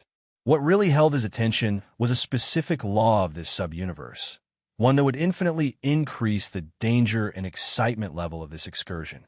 It was the first time he'd seen something like it. He couldn't say anything about it until he'd experienced it for himself, but he was sure of one thing. This experience really was going to be a unique one. Damien and the girls finished their conversation with Iris soon enough, as after all the information was gathered, her job was over. She granted their group a starship for travel and sent them off to the giant domain, watching them leave. It was strange to see geniuses like them, people who took just a few decades to do what others could barely accomplish in centuries, but they were a shining beacon that lit up the starry sky. That much was for certain. For those of the older generation, it felt like their era was ending, like a new one was going to start with this new wave of supreme geniuses. How did that make them feel? Some of them clung to their power and status for dear life. Some sat back and silently watched the change, while some others even actively helped that change take place. Where did she, the prismatic sun holy master, land in these categories? It wasn't like she could answer the question. Frankly, she didn't feel like she was a part of the older generation, despite her actual age. She was still impulsive like a growing expert. She still had the emotions that most people cut off, and most of all, she lacked many of the experiences that most people went through as they grew, since she adopted the role of Holy Master early in her life. However, she wasn't some naive woman. She merely never had the time or interest to bother with those trivial things most people held close. Well, until now, that is Damien Void. It was a strange name belonging to a strange person, a person who could gaze directly into her eyes without being enslaved by her charm. And for some reason, it didn't seem like he was just looking at the form she'd cultivated over all these years. She didn't know how to describe her emotion, but extreme curiosity overtook her. The secrets of the first being in the universe to ever accomplish such a feat had to be far more interesting than anything she had to offer. As she watched that starship disappear into the void of the starry sky, making use of teleportation to rapidly travel to the giant domain, a smile formed on her face. She suddenly took a step back. A trail of auras followed her movements, coalescing into a figure. It was a woman with long black hair and blue eyes, a relatively ordinary appearance among practitioners. This woman looked at Iris as Iris looked at her, and without missing a beat, they both smiled. Such curiosity cannot be left unhindered. The woman formed from her aura vanished, and Iris returned to her quarters without a word. Now, all that was left to do was wait for results. Exciting days were to come. The sub-universe, over time, gained a reputation among those in the giant domain, not for its great treasures, but for the extremely low survival rate of those who entered. Despite the fact that each and every one of them was an expert at least at the peak of 4th class, it was impossible to imagine what kind of dangers could give them such hopeless fates. It was titled the Severed World, a place separate from reality, a place that severed fates and lives. Many of the secrets of the realm were kept quiet, drawing more and more people to its mystery. And regardless of whether these people survived or died, they never opened their mouths about what happened inside. The larger influences like Stone Giant Holy Land were able to get a small amount of information on the place, mainly its first and second layers. There were 2 things they saw as the overarching causes of death in the realm, disregarding its natural dangers. The first was the impulse wave, a massive mana wave that would pulse from the center of the sub-universe at random times, crushing through anything in its path. It was able to claim tens of thousands of lives in a single instant, and though it was rare, it was extremely feared. As for the second reason, it was much more direct. The reason these experts were dying so often was because their strength was unavailable in the first place. Within the sub-universe, there was a particular restriction that all external entities were subjected to. Unequivocally and without fail, the second an outsider entered the realm, their strength would be capped at second class. Chapter 1061, Severed World. Chapter 1061, Severed World 3. Space travel was always a fun thing for Damien. Not only did it present plenty of time to focus on training and relaxation, it gave Damien an opportunity to traverse the starry sky and bind as many stars and worlds as possible. The Celestial class was always one that involved conquering, something Damien didn't do often. He never even utilized the world force he received from these actions, for no reason other than the fact that the other skills in his arsenal were more efficient in many situations. However, world force was still an incredibly important power. Part of Damien's great comprehensive ability that only improved over time was the result of world force passively boosting him. After all, world force was quite literally a product of world laws and the ability to move them. When he was comprehending the laws of the universe, the presence of this strength in his body gave him a deeper connectivity to reality itself, bringing him closer to those truths at an inherent level. Therefore, despite his outward neglect of it, he never forgot about the power or ceased attempting to improve it. The journey to the Severed World and the giant domain from Prismatic Sun Holy Land was a 6-month trip without the use of teleportation arrays. But with Damien's power combined with the use of these arrays, this time was cut drastically. The starship carrying Damien's group arrived at a plane floating in the starry sky after 3 weeks of flight. It was a continent that looked like it had been torn out of its original world, and at the very center of its underside, the rounded bottom of a shining world core could be seen jutting out of the rock. "Phew, it really is something special," Damien commented as he first laid his eyes on it. If the entrance was already on such a strange plane, the sub-universe itself definitely wouldn't disappoint. The starship descended onto the edge of the continent, in what was clearly a well-built docking area. Damien said, turning back to Rose, Elena, and Ryu, ready and excited. Rose replied happily, speaking for the trio. Damien nodded and turned back, watching through the glass as the starship touched ground. A portion of its side became holographic, opening the way for Damien's group to finally land on the continent. But Damien was a bit baffled by the jovial atmosphere. The docking area was truly built up, filled with various facilities and shops for the adventurous practitioners who were coming and going from the Severed World. Damien thought to himself as he led his group through the area, following signage and maps to make his way to the entrance. His hypocrisy was something to note, considering how he was planning to do something far more dangerous than these regular experts. But that was beside the point. As those of Stone Giant Holy Land mentioned, the Severed World wasn't monopolized by any one force. This docking area, or rather, this entire facility that extended for several tens of kilometers, with a method of checks and balances the great influences of the giant domain jointly built to add a sense of order to the wild land, making sure that nobody would act out of line. And the entrance to the Severed World was located at the very center of it all, guarded by several layers of security. Of course, none were prohibited or restricted in any way. These measures were merely to guarantee civility outside the entrance and account for those entering, so their fates could be reported back to the influences they belonged to. Damien and the girls went through these procedures, noting their names and affiliations on a sheet of manalace paper that documented their mana signature.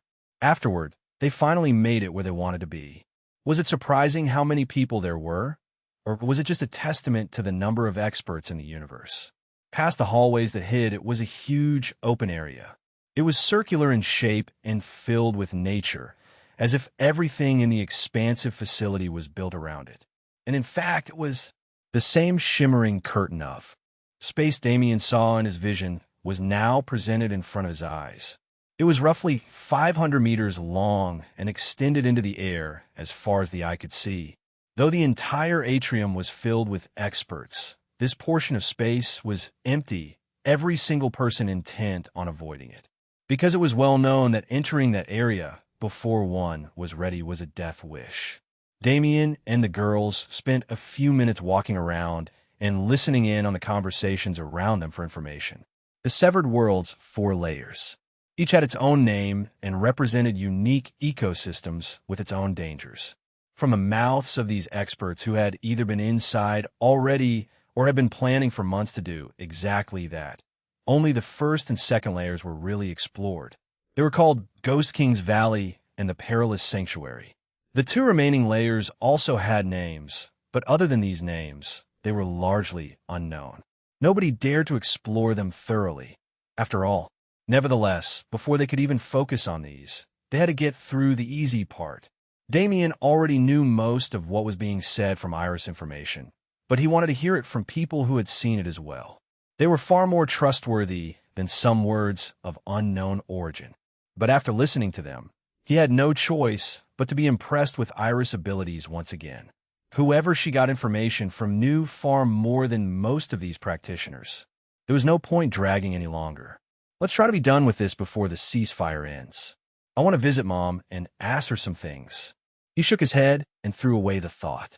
After checking with the girls one more time, he moved towards the shimmering space. It was time to enter this severed world. The entrance to the sub-universe was definitely not normal. It was a spatial transportation, that much was certain, but several processes took place the second one stepped into its influence. Damien felt it, the girls felt it, and anyone else who entered the crack likely felt it even more.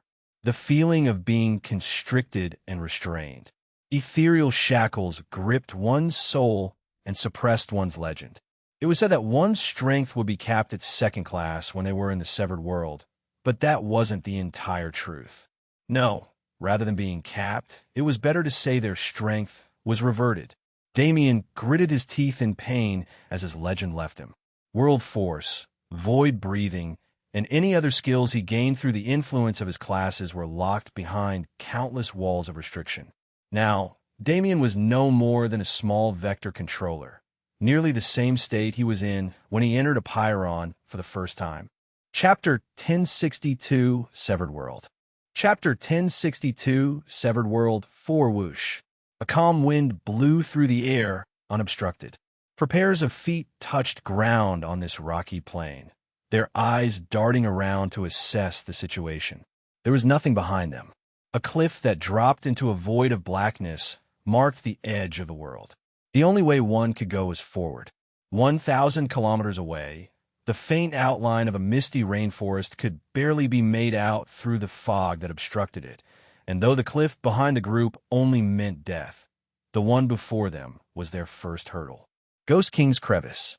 Covered in a layer of ghostly fog that contained countless evil spirits and demons, this crevice spanned almost 1,000 kilometers, a distance impossible to fly over with the strength restriction. According to the Jade Slip, it's almost impossible to cross the crevice without the help of a guide. But before we look for one, Damien followed what the girls had begun doing a second ago and sent his senses inward, trying to understand the state of his body. My physical strength hasn't been affected as much, but my body is definitely weaker. The real problem is my mana. Damien flicked his finger, summoning a wisp of amethyst magic power with a wry smile. Void mana wasn't a thing back then, and neither was void essence. The sanctuary is also restricted. He finally understood what entering a sub-universe meant. Its laws had suppressed his own to the extent that he no longer had the power to utilize his connection with the sanctuary. Naturally, this force that surpassed the true universe also couldn't be hindered by a less complete one. Void breathing might have been blocked, but if Damien spent some time acclimating, he was sure he could accomplish something similar. At the end of the day, the core of my power is now vector control. Damien concluded his thoughts and raised his head. Not great, but also a little interesting, Elena replied. The other two also nodded. They were definitely thrown off by this development, but it wasn't entirely a bad thing. After all, was this not a way for them to fix some of their past mistakes and perfect their strength? The most important thing now is to find a guide. The Ghost King's Crevice is an illusory maze that I don't think I'll be able to see through with my current perception. If we make a mistake and end up encountering the Ghost King, Rose let her words trail off. The Ghost King's crevice's namesake was a terrifying existence that represented unavoidable death. Wariness was utterly important when traversing his domain. For once, Damien also agreed that an expert's help was necessary. His all-seeing eyes were also far less powerful than they used to be. He led the group through the rocky plain and towards the crevice's edge. There were several stalls set up here, filled with guides waiting for new customers to approach. Damien scanned them with a frown. None of them looked particularly extraordinary, but perhaps it was their lack of presence that set them apart. As he pondered on which of these guides to choose, he felt something tapping on his leg. He muttered, his eyes widening alertly. When he looked down, however, what he saw was a little old man, roughly 3 feet tall, with an old wooden cane in his hand. Damien realized as he looked at the man inquisitively. He asked, "Oh no, but I can surely help you, old boy," the old man replied smugly. "You new here, no? This old man is the best guide in the area." Damien and the girls looked between each other in confusion. Were the guides supposed to be so proactive? "You're thinking untrustworthy, no?" the old man said again, a sticky expression on his face. Rose opened her mouth to reply, when suddenly, a large brown-skinned man approached behind the old man. "Oi, Bertram, you fart. Stop scamming newbies and come over here," he yelled, grabbing the old man by the back of his cloak and lifting him up. The old man exclaimed angrily, "Who do you think you are, bastard? This is honest work." "Honest work, my ass." The man spat back. Just because your bald ass couldn't handle it don't mean no one else can." The old man, Bertram, swung his tiny fist at his captor, who also didn't let him go. As the two men squabbled and the bigger man dragged Bertram away, Damien suddenly stepped forward. "Wait," he said, stepping in front of the large man. "Do you mind letting him go?" "I want to hire him," he said. Both men exclaimed in unison. "Hey, did you not hear what I just said?" the big man said incredulously. Damien replied with a shrug. "It's my own decision." "You? Never mind." The big man let go of the old man's cloak and dropped him to the floor, scratching his head as he gave Damien one last look as if he were looking at a dead person. "You said it yourself." Damien smiled and nodded, sending the grumpy man off. He looked back at Bertram with the same smile. "Black card." Damien fumbled around in his spatial storage for a bit until he found some of the currency he obtained back when he first came to the Divine Realm, forking over a black card without a fuss. "I hope you can deliver on your word," he said as he handed it over. Bertram responded confidently. Damien smiled without a word. According to the brown-skinned man, this Bertram was someone who scammed newbies and led them to their deaths. But Damien wasn't sure this was true, because with the disappearance of many of his skills, many others returned. One of which being his danger sense, the instinct that pointed him towards lucky chances and opportunities, the same one that saved him countless times in the first dungeon. And this sense was blaring right now. It was telling Damien that this little old man was the absolute best person to be their guide. Though it had been a long time since this sense was overshadowed by his great perceptive ability, he still remembered what it had done for him. Now that it was back in action, he was going to abuse it as much as possible. Chapter 1063, Ghost King's Crevice. The entrance to Ghost King's Crevice simply didn't exist.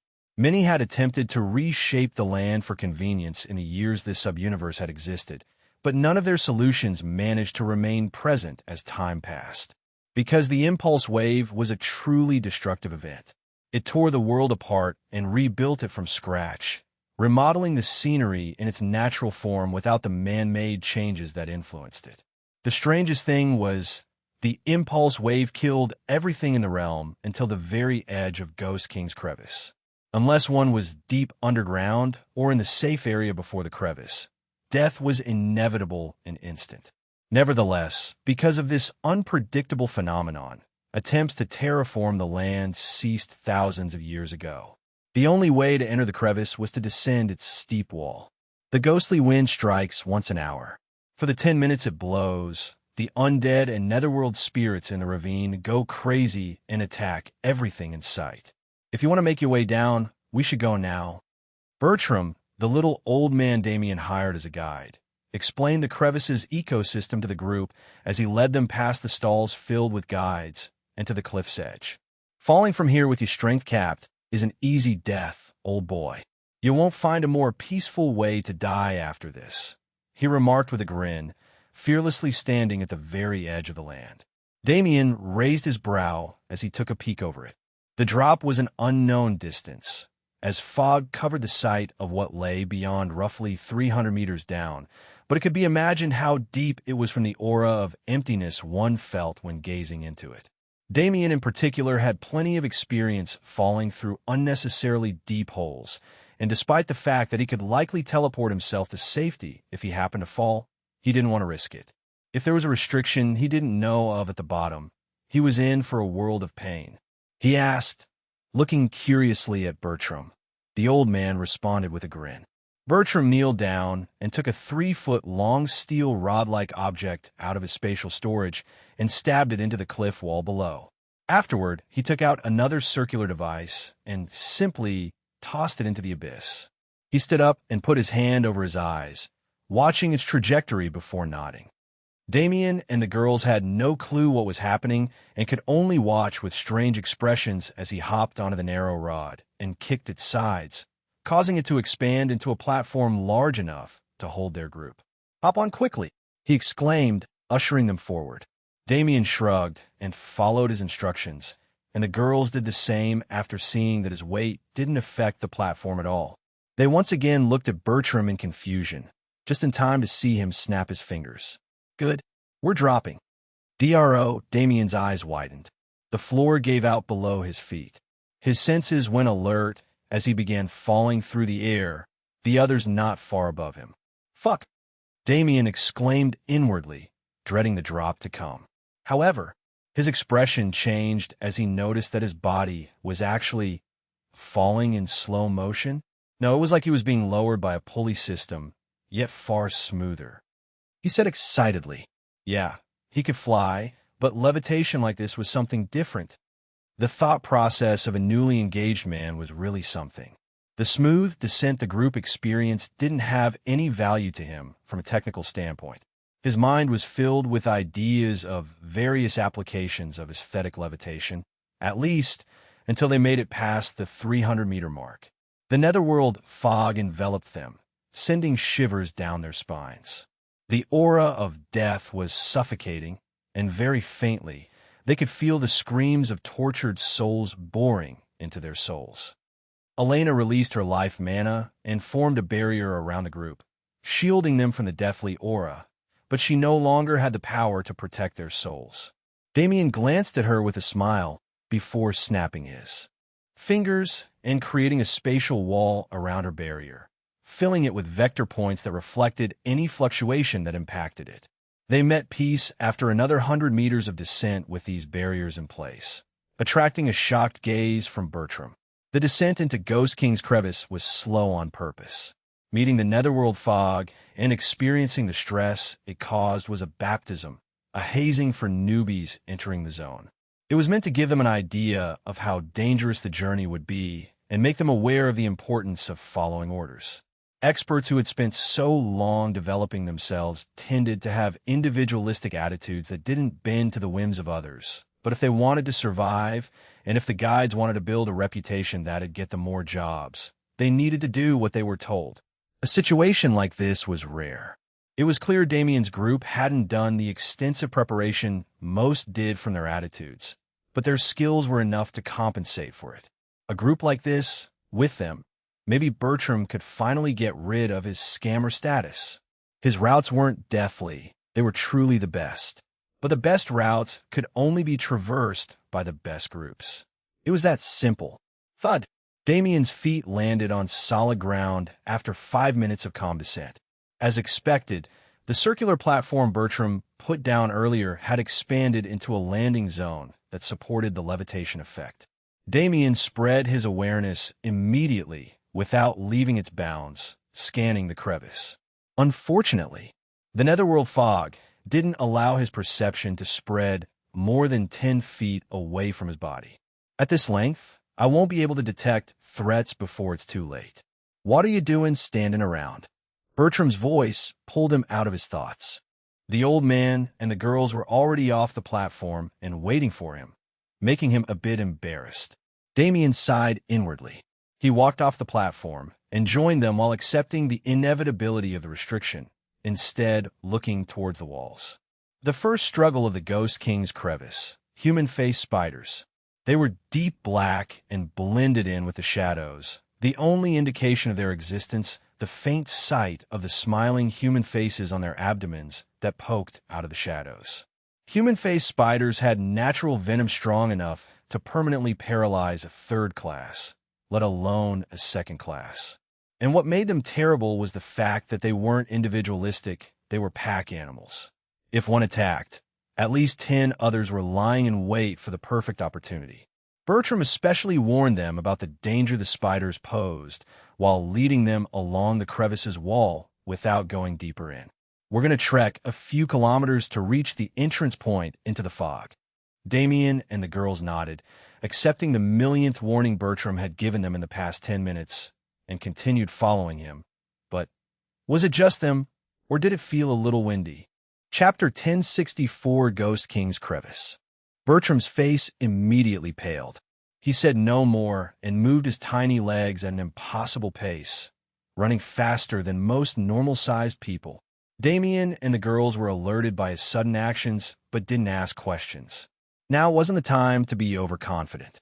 If a guide who regularly traversed this place was acting like that, there had to be a good reason. The group ran after Bertram and matched his pace. He ran parallel to the cliff wall, not daring to go more than 10 feet from it. Whoosh! A chilling wind flowed through the ravine and became fiercer with every passing instant, barraging the group with the same evil sensation they felt in the netherworld fog, heightened to a new level. "Damn!" Damien asked while watching the growing fog and blocking the ghostly wind. "I don't know either. The ghostly wind is back too early." Bertram responded without breaking his stride. Damien asked again. "I do, but it's too far away." Damien clicked his tongue and concentrated his awareness forward, evading the netherworld fog to send it as far as possible. He's right. There are no caves for another 500 meters, and with the way the fog is growing. A deathly howl reverberated off the walls and broke through the defenses of any who heard it. Bertram exclaimed as his body jerked to a stop. Damien and the rest were also stunned by the effect of that roar. But rather than this, their worry was elsewhere. From within the dense fog, only a few tens of meters away, countless undead auras were emerging. By the time Damien and the rest rid themselves of their stunned state, the undead were already charging. Perhaps they underestimated Ghost King's Crevice beforehand, because they definitely weren't expecting anything like a horde of tens of thousands of undead. Damien gritted his teeth and looked at Bertram, whose eyes were stern unlike they'd been to this point. "What plan? We need to fight our way through and find shelter." Damien looked at the girls with a wry smile. "Everyone ready? Let's try to conserve as much mana as possible, but in the worst-case scenario, I have plenty of recovery elixirs in my spatial storage." It had been a long time since a number in the tens of thousands meant death for them. But again, Damien wasn't in the mood to be arrogant. Usually, the guy who got overconfident and disregarded the advice of those familiar with these environments was the first to die, and Damien didn't plan to die until he'd punched his father in the face. He and the girls stood in formation around the non-combatant, Bertram, and summoned their mana. "Lead us to where we need to go. We'll take care of the fighting until then," Damien said. "I got it." Their conversation ended just in time. Bertram got free from his negative state and began running again, a moving turtle shell formed by Damien's group protecting him along the way. And protect they did. The undead started their assault the second the group started moving. An army of skeletons and ghouls approached from every angle, climbing over each other in a frenzy to devour the flesh of the living. Damien took the twin moons in his hands and charged mana into the crystals that embedded themselves in his wrists. Shots of spatial mana spread through the air, exploding into spatial ruptures that devoured tens of undead at a time. Bang, bang, bang, bang. Explosions tore through the environment in front of Damien, clearing the path forward. At the same time, a barrier of vector points appeared before his body, moving with him like a riot shield. Boom! Boom! Boom! Flashes of light slammed against the barrier before disobeying the laws of physics and making complete turns to attack their senders. Luckily, I set it up early. Damien exclaimed as his eyes darted from side to side and noted the position of every enemy he had to eliminate.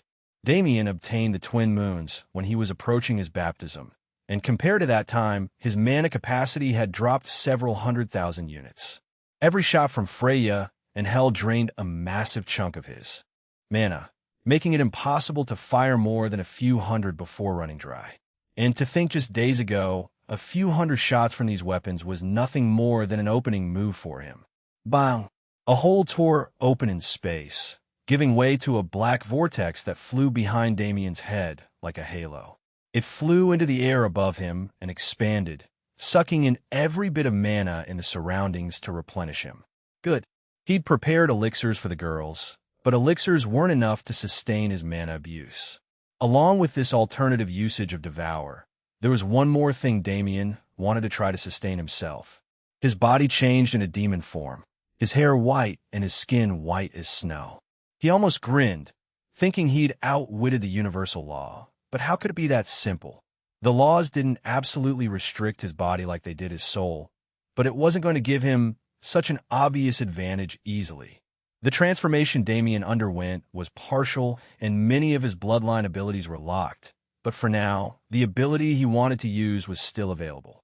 The blood runes on his body shone with blue light, and his mana absorption rate and ability were enhanced exponentially.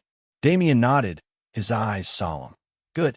He said it like it was easy, but the number of undead was, no pun intended, unholy. And this time, he wasn't alone in his struggle. Elena and Ruyue stood to Bertram's side and back, holding off the undead with Damien. Meanwhile, Rose stood to Bertram's other side and cast her illusion magic on the cliff wall, hiding their presence from the human-faced spiders. While Rose was only acting on intuition, she didn't realize that she held the most important role in the group. The netherworld fog was rising, and the ghostly wind was reaching its peak, far ahead of its regular schedule, for no known reason. It was an incredibly rare situation, but it had happened before. The spiders went into a frenzy whenever the fog acted strangely.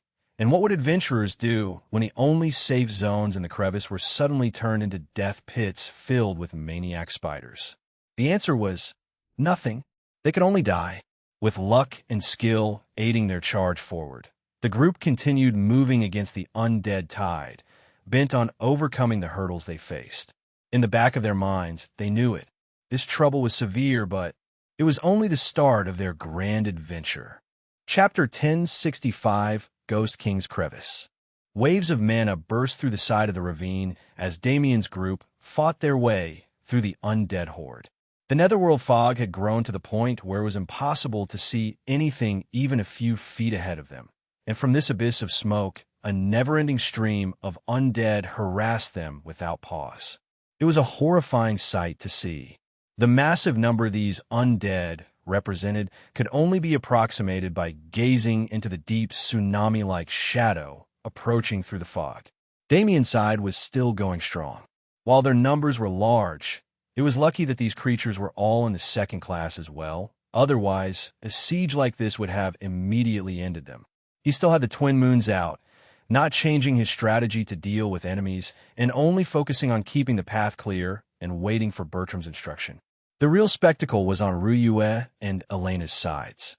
Ruyue was also a force of Een, or rather, she was a controller of Een with far greater status than small undead like these. She didn't use ice or her own abilities, instead choosing a far more brutal approach that conserved her mana. Rayera. A ghoulish howl filled the air as countless mutilated corpses rose from the ground in a flurry of gray mana. They meshed together strangely, forming an army of new beings out of those who died.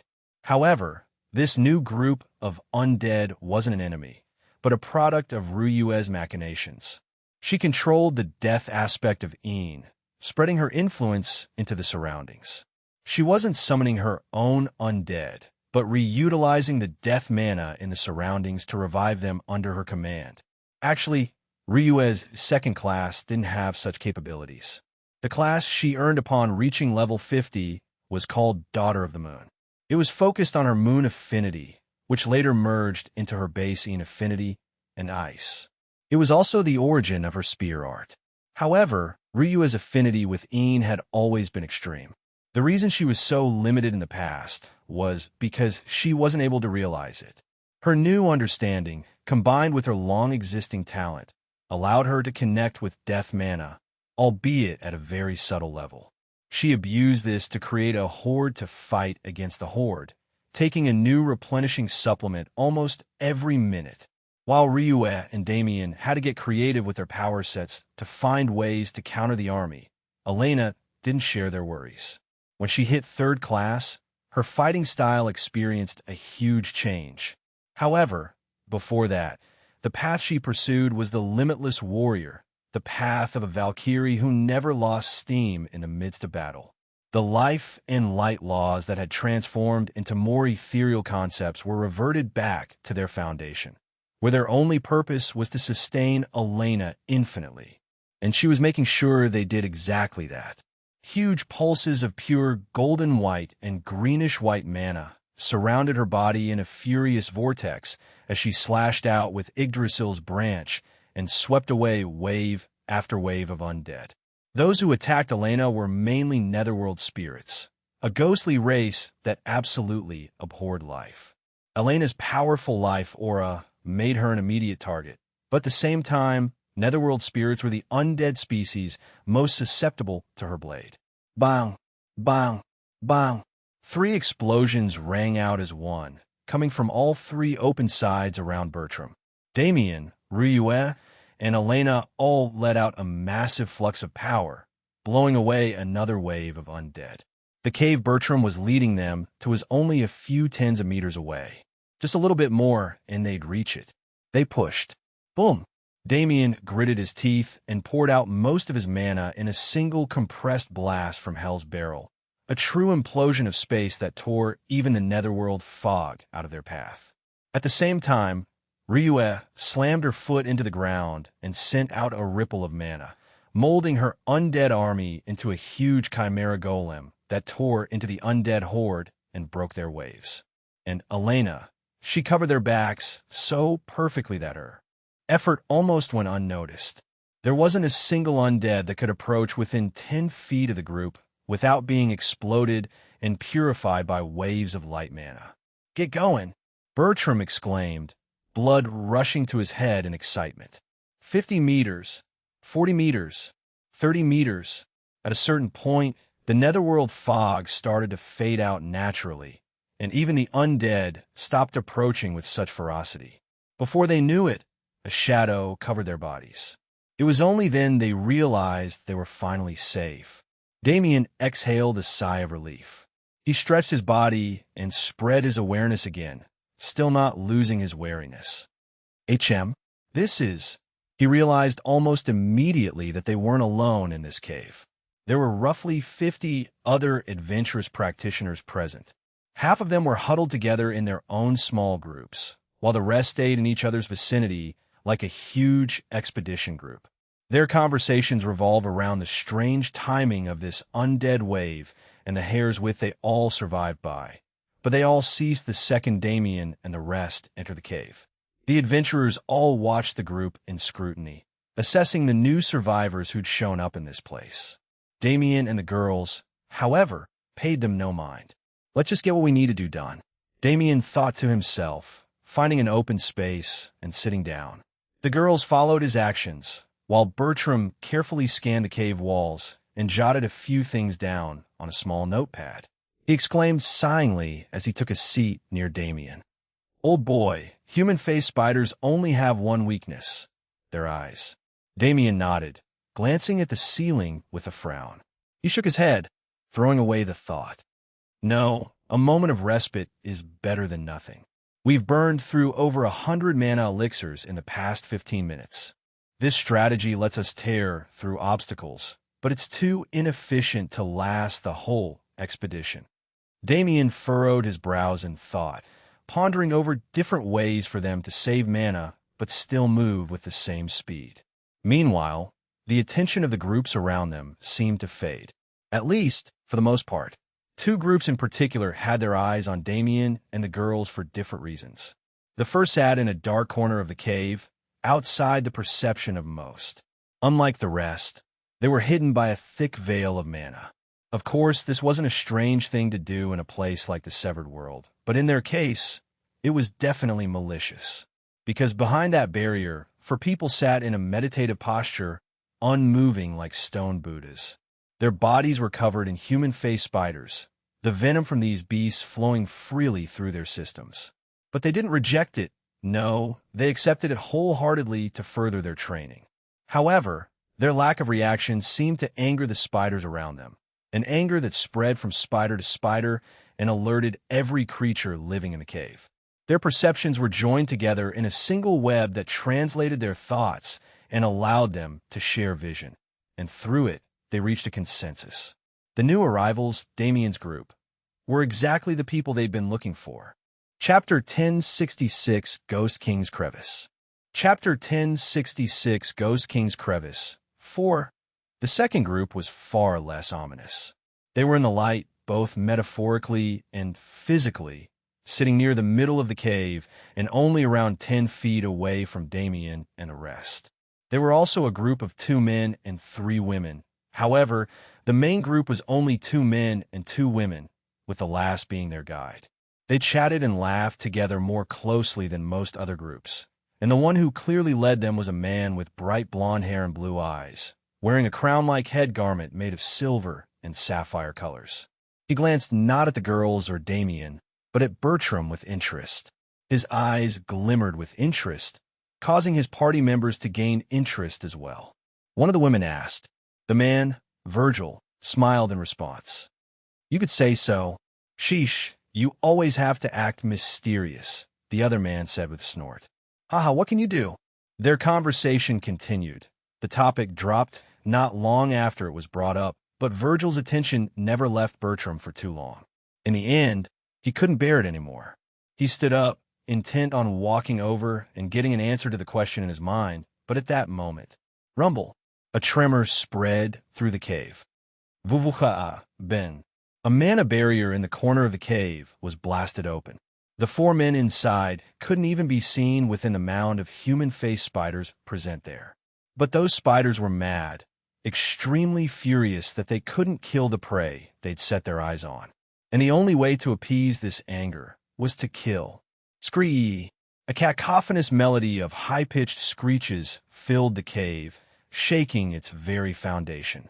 The adventurers in the cave instantly stood up and backed away, covering their ears. In their eyes, the human faces on those spiders' abdomens began to writhe in horror and suffering, silently transmitting the message that they would be the next souls to add to these writhing faces. Thud! It was instant. A single spider fell on the head of a practitioner in the 25-man expedition group and bit him. The venom instantly dropped him dead on the ground, starting a chain reaction of newly dead bodies decorating the cave floor. "Damn it!" a man shouted in frustration, cutting through the spiders around him and backing away. He soon realized that he was at the mouth of the cave, along with most of the rest of the cave's inhabitants. Outside, the netherworld fog bloomed and an endless army of undead sat in wait to kill them. But inside, an army of insta-kill spiders was doing the exact same. What was one to do in this death trap? The man finally decided. He looked to his group mates and gritted his teeth, bolting out of the cave and running back the way Damien and his group came. 4 others followed him out, their footsteps echoing out of focus as the remaining experts focused on the spider attack. Damien and his group stood near the edge of the crowd, occupying an advantageous position where they didn't face the brunt of the spiders nor the absolute threat of the undead. They observed and plotted, trying to figure out their next move, when suddenly Damien swung his body sideways. Shio! A shot of purple liquid splashed onto the ground beside him, melting a deep hole into its surface. Damien thought as he traced its source. Damien once again dodged, this time taking a container out of storage and swiping up the poison that was shot at him. The girls and Bertram were also alerted to the attack at this time. Together, they watched as the poison melted through the container made to hold far more powerful materials. Damien realized with a frown. It was a physical poison, so the void physique couldn't handle it, and he didn't trust transcendent regeneration in its current state. Heal was also unavailable, so he couldn't be sure of the girls' safety if they were hit. Damn! Either they stayed in the cave and attempted to fight the unknown enemy and the spiders, or they risked it and challenged the undead horde. He asked hurriedly. The old man responded without missing a beat. Could the timing have been more perfect? At the exact moment Damien spoke, 5 new undead made their way out of the netherworld fog and waited outside the cave for helpless, fleeing adventurers. They were none other than the 5 who escaped a few seconds ago. Damien gritted his teeth. Their fates seemed obviously doomed in that horde, but it didn't change his decision. He would take unending enemies over deadly poison any day. Damien's eyes were extremely solemn. His pupils swirled as the all-seeing eyes activated. He waited for the perfect moment, setting up vector walls to deflect any incoming poison. 2 things happened to prompt his next word. The first, the unknown poison began to melt through the vector walls like they were material objects. And the second, well, the timing was perfect. An opening appeared, and he capitalized on it without wasting a second. He ran out of the cave and back into the undead wave, Bertram and the girls not far from him. Hey, he yelled. Bertram yelled back. The little old man increased his pace, taking the lead and running through the undead without a care for his life. Or rather, he trusted Damien's group to have his back so they could all live. The path. The truth was, Bertram never had a path. He had an instinct. He knew where the best route to survive was. But this route was usually also the most dangerous if there was even a single misstep.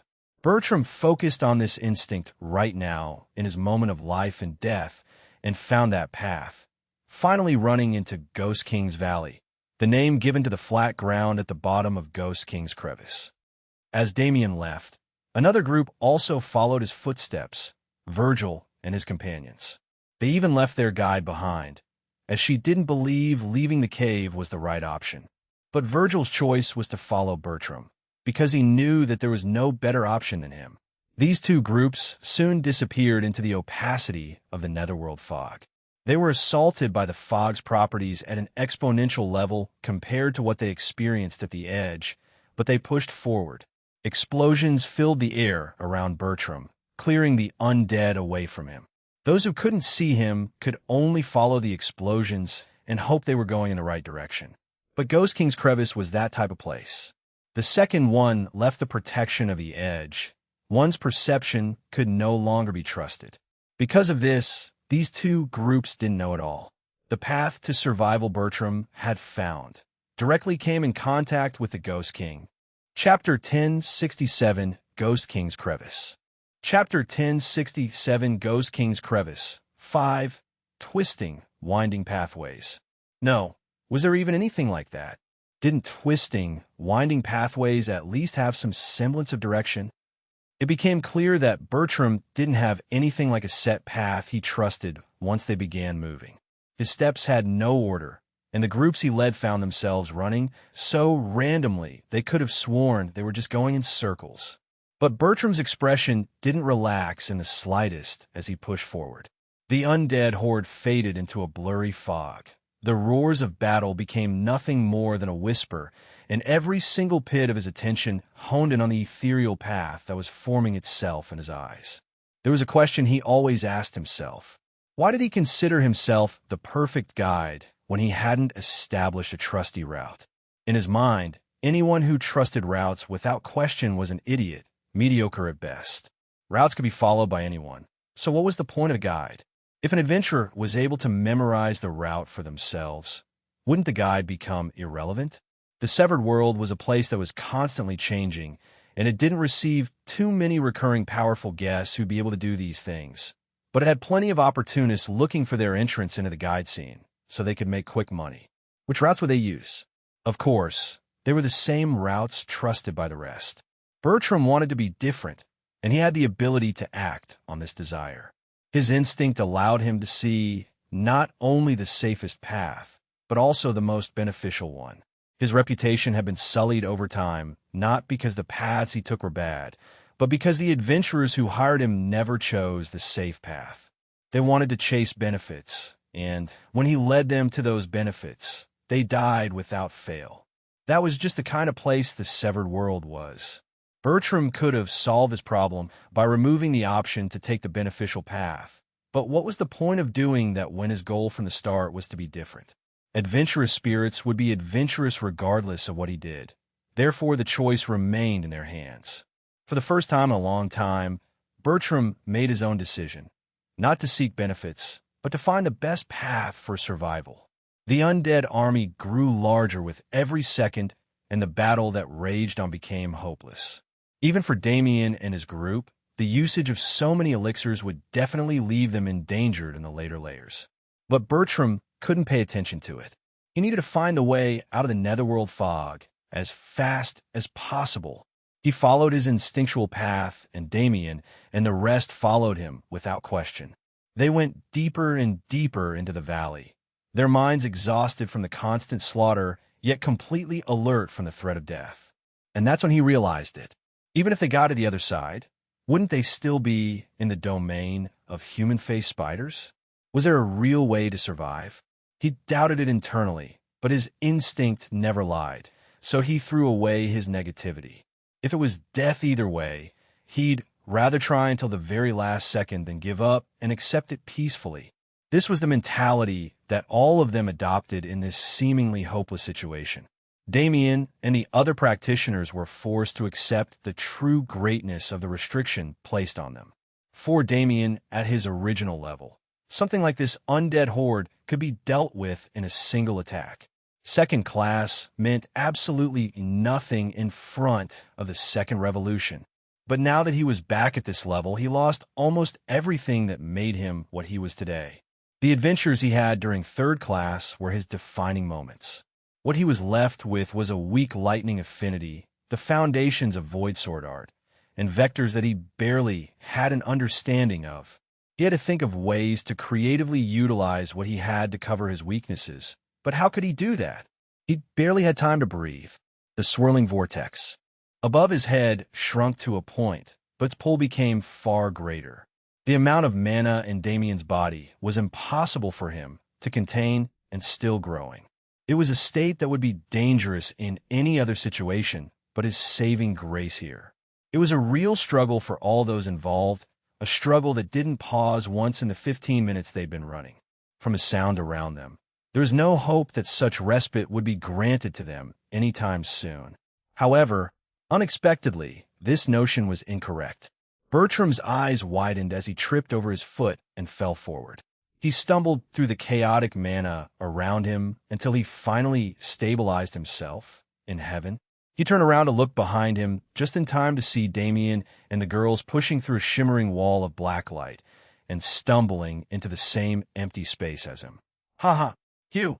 The group immediately plopped on the ground and gathered themselves without a word, resting their minds and bodies for the inevitable next battle. Bertram exclaimed in realization. Nothing needed to be said. This blacklight barrier spanned roughly 500 meters of space and sat like an isolated world within Ghost King's Valley. This kind of structure could only mean one thing: a small respite accompanied by an even greater danger. Damien and the girls silently agreed on this conclusion and thus wasted no time preparing.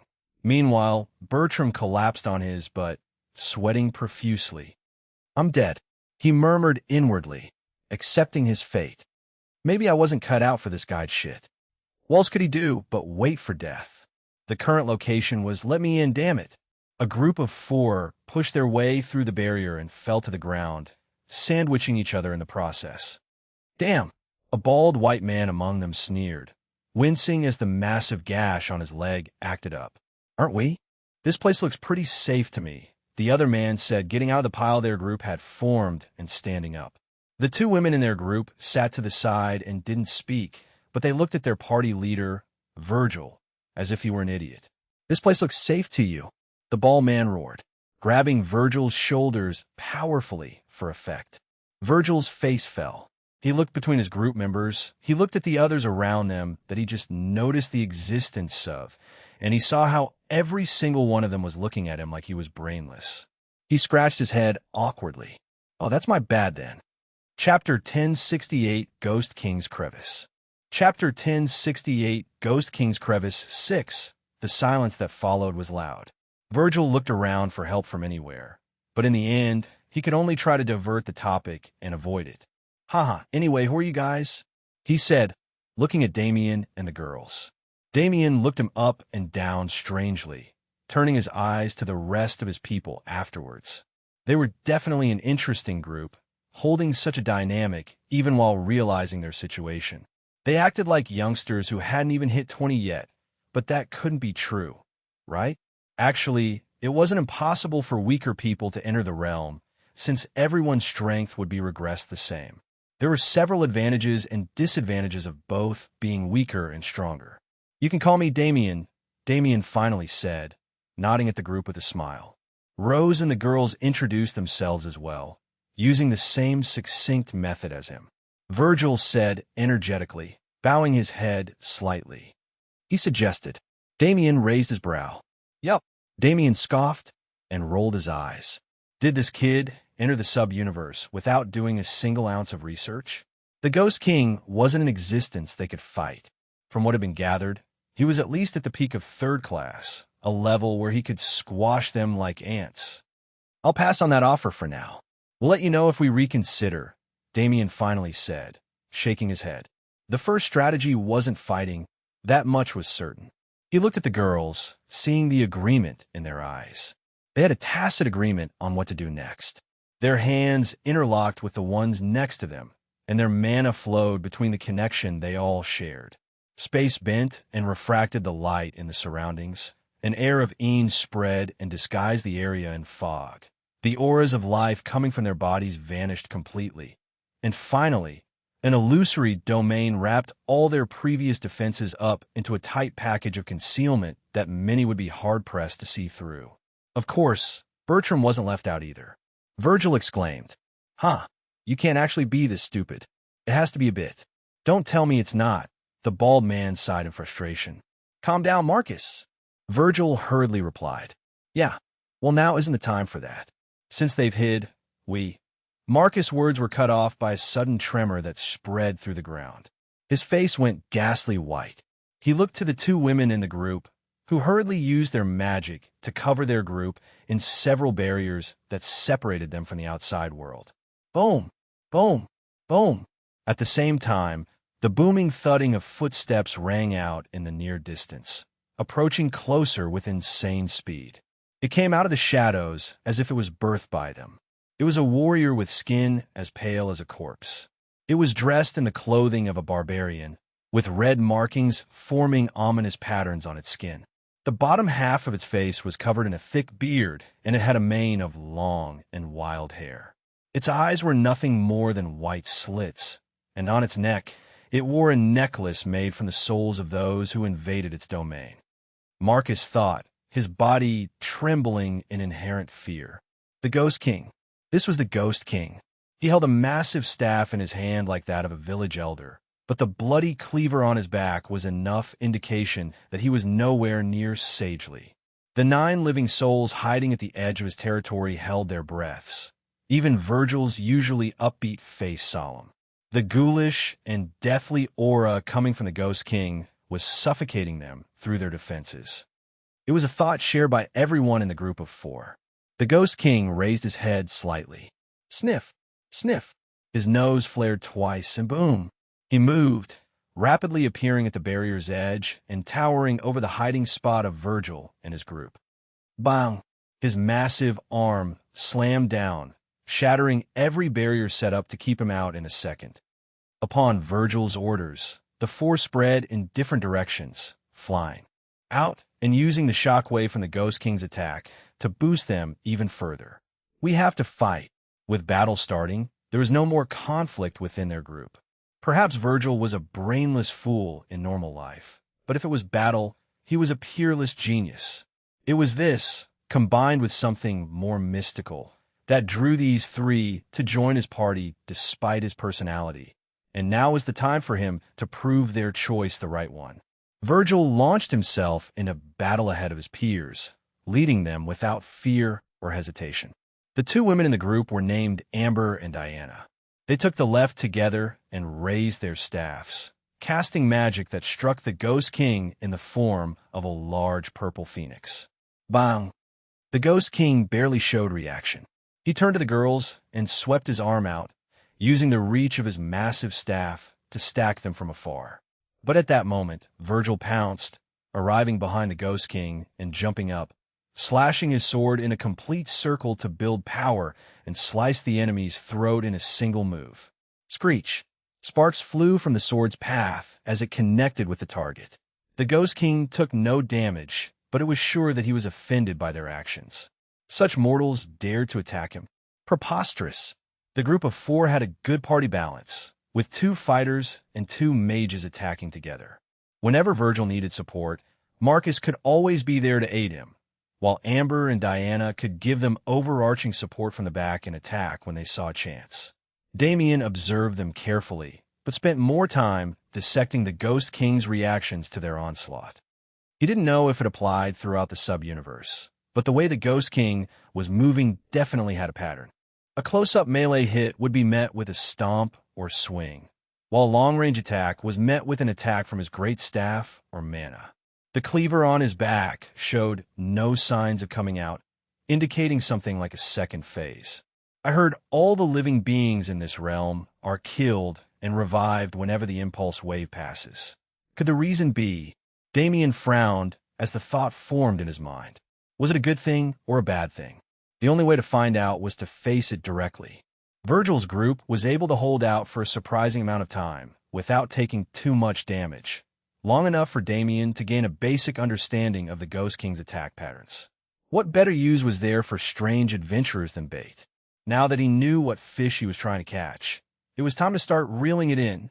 A single word left Damien's lips, and his shadow responded. Chapter 1069, Ghost King's Crevice.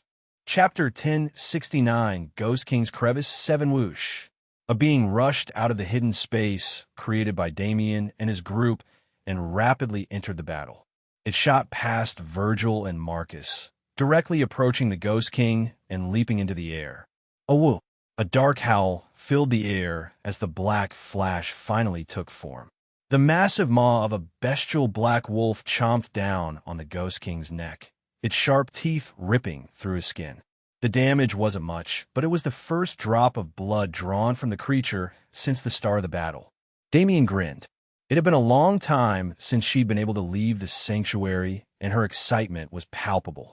Zara knew how strong the opponent was, but she didn't care at all. Bang! Bang! Bang! Rays of shadow cascaded down from her body and impacted the Ghost King, barraging him and covering his vision. A whoop! She slammed down onto the ground and stomped her legs, freezing the ground and the Ghost King's legs. Damien heard her call in his head and immediately pushed his foot into the ground. He was gone in the next instant. His body rushed through space, Mirage entering his grasp as he swung it without mercy. Void Sword Art 4th form. Spatial collapse. BOM. Space twisted into an agglomeration of layered mirrors, bending over each other and meshing until the scenery within was completely twisted. Damien jumped back to avoid its spread, and when he landed, his shadow expanded again. Zara returned to his side with a savage grin. Because of her existence as a Nox being, she'd been hidden from the world for a very long time. Immortal Blood Azura had eyes everywhere, so to conceal his connection with the Nox, he had no choice but to keep her locked away in the sanctuary. But it was different now. When Damien was reverted to second class, Zara felt the restriction through their soul connection as well. Because of this, she was forced out of the sanctuary and reverted to her previous state as well. This meant that not only did she find herself in Damien's shadow again, her superior bloodline was suppressed, so she was able to appear and use her old mana again. Damien had been waiting for an opportunity to bring her out, and the Ghost King provided the perfect timing. Damien asked, grinning at her as he watched the Ghost King break his spatial turbulence. Greater than you'd ever imagine, Zara responded. Her strength might have been regressed, but her intelligence was still the same. She couldn't take human form anymore, but communication wasn't an issue at all. Something similar must have happened with Lily and May, who were contracted to Ryua. Otherwise, she wouldn't have been able to grasp death mana in her current state so easily. The smile on Damien's face represented his feelings about this moment, but nothing more could be said. You, puny. The Ghost King's words were choppy, which made his rage even more visceral. Pieces of broken space fell around him like shards of glass, and his attention was wholly focused on Damien and Zara. After all, unlike Virgil's group, they actually posed a threat. Listen up. I dissected his patterns during the previous fight. Just pay attention to these things as you move. Damien used mental transmission to pack all the information he wanted to convey into a single second of contact, connecting with the four in his party, and without another moment of hesitation, he moved. I should keep him distracted first. The only reason they were able to take action as they did was because the Ghost King was on the slower side both intellectually and physically, but his strength wasn't a joke. I don't know who else can handle. Bang. The Ghost King's staff slammed towards Damien, who used Mirage to hold it back. Screech. Damien gritted his teeth as sparks from the collision flew into his face and burned him. He pushed his feet deep into the earth and stabilized his vectors, increasing his weight exponentially, pushing back against the Ghost King with all his strength. They were waiting for his command. At that moment, Damien flowed his mana into the Ghost King's staff, using it as a medium to penetrate his body. The controlling of someone else's vectors was extremely difficult, but if it was just for a second, the Ghost King froze, for being approached with immense speed. Ryua attacked first. She raised her spear and swung it upward powerfully, letting loose an immense wave of cold mana. Bang! The Ghost King's undefended back was struck by the wave and frozen in ice. The fluctuations in his body were heightened to the extreme, which would have been a positive for him if not for whoosh. A streak of light shot past Ryua. Elena slashed Yggdrasil's branch, combining her two elements into a flowing stream of absolute yang. Life and light were both in direct opposition with the traits of undead. When they were combined together, and when their already disorderly fluctuations were entangled with those of their opposites. Boom! A huge explosion of chaotic mana burst on the Ghost King's back. The mana wave spread through Ryua's ice and shattered it, emitting even greater pressure. Despite the extreme physical defense the King of the Undead possessed, the force of the explosion tore his skin open and burrowed into his muscles, putting a number of holes in his body. It all happened in a second. Ryua. The Ghost King let out an ear-shattering roar as Damien's restraints wore off. Boom! He slammed his foot into the ground, spreading a terrifying wave of destructive mana. Damien took the brunt of the force. He was thrown back, blood flying out of his mouth. The others were pushed away as well, suffering varying degrees of injuries. Rose stood up, ignoring the blood pooling in her mouth as she summoned her mana and surrounded the Ghost King's head with it. A shimmering curtain formed from the mana. The Ghost King's vision was impaired, the sight around him changing completely from Ghost King's Valley to a barren plain somewhere in the universe. After the roar would come a powerful swing of his staff loaded with mana. This was already present in the information Damien gave them. With his vision clouded, the Ghost King's swing became nonsense, a random attack with no particular target. Zara took hold of the opening to cage the Ghost King in countless shadow chains, while Rose, Ryua, and Elena began to approach again, a new course of attack already plotted in their minds. A bit further away, Damien clutched his chest with a frown. Transcendent regeneration still existed, but taking the brunt of the force of a peak third-class being's attack did more than just sting. Damien's internals were a mess, and they definitely weren't healing fast enough for him to keep taking hits like that. He couldn't be counted out of the battle yet, but he definitely realized something important. I was damn lucky I didn't offend anyone powerful back then. Chapter 1070 Ghost King's Crevice. Chapter 1070 Ghost King's Crevice. Damien didn't wait to jump back into combat. He took the twin moons out for larger blasts. And even without them, Vector Controller was originally a ranged class. His ability to manipulate vectors was best put to use supporting the girls. He messed with the vectors of the Ghost King's attacks and empowered theirs, making the battle completely advantageous for them. The only ones not doing any work were Bertram, who was useless in this situation, and Virgil's group, who could only watch in awe. Marcus asked incredulously, "Don't even joke about it. They're bona fide third-class practitioners with that kind of firepower," Diana responded wryly. Virgil asked the question everyone in their group was wondering about as the battle continued. Even they were able to understand the Ghost King's mechanics over time. Whenever he took large damage, he responded with a mana wave, which was followed by a sweeping physical attack. Whenever he wanted to make an attack, there was always a cue that could be traced. For instance, if he stomped his feet, he would send mana through the ground and leave his torso open. If he raised his staff, he was planning to use larger mana-based attacks, but he would leave his back unguarded. There were so many openings in his behavior that it was almost embarrassing that they couldn't spill blood, but it was because they couldn't spill blood that they couldn't find these openings in the first place. Nevertheless, the battle went on for minutes on end. Rose and Ryue mostly stayed out of the Ghost King's reach and barraged it with attacks that hindered his movement and perception, while Zara and Elena stayed within his circle and worsened any wounds he'd already taken.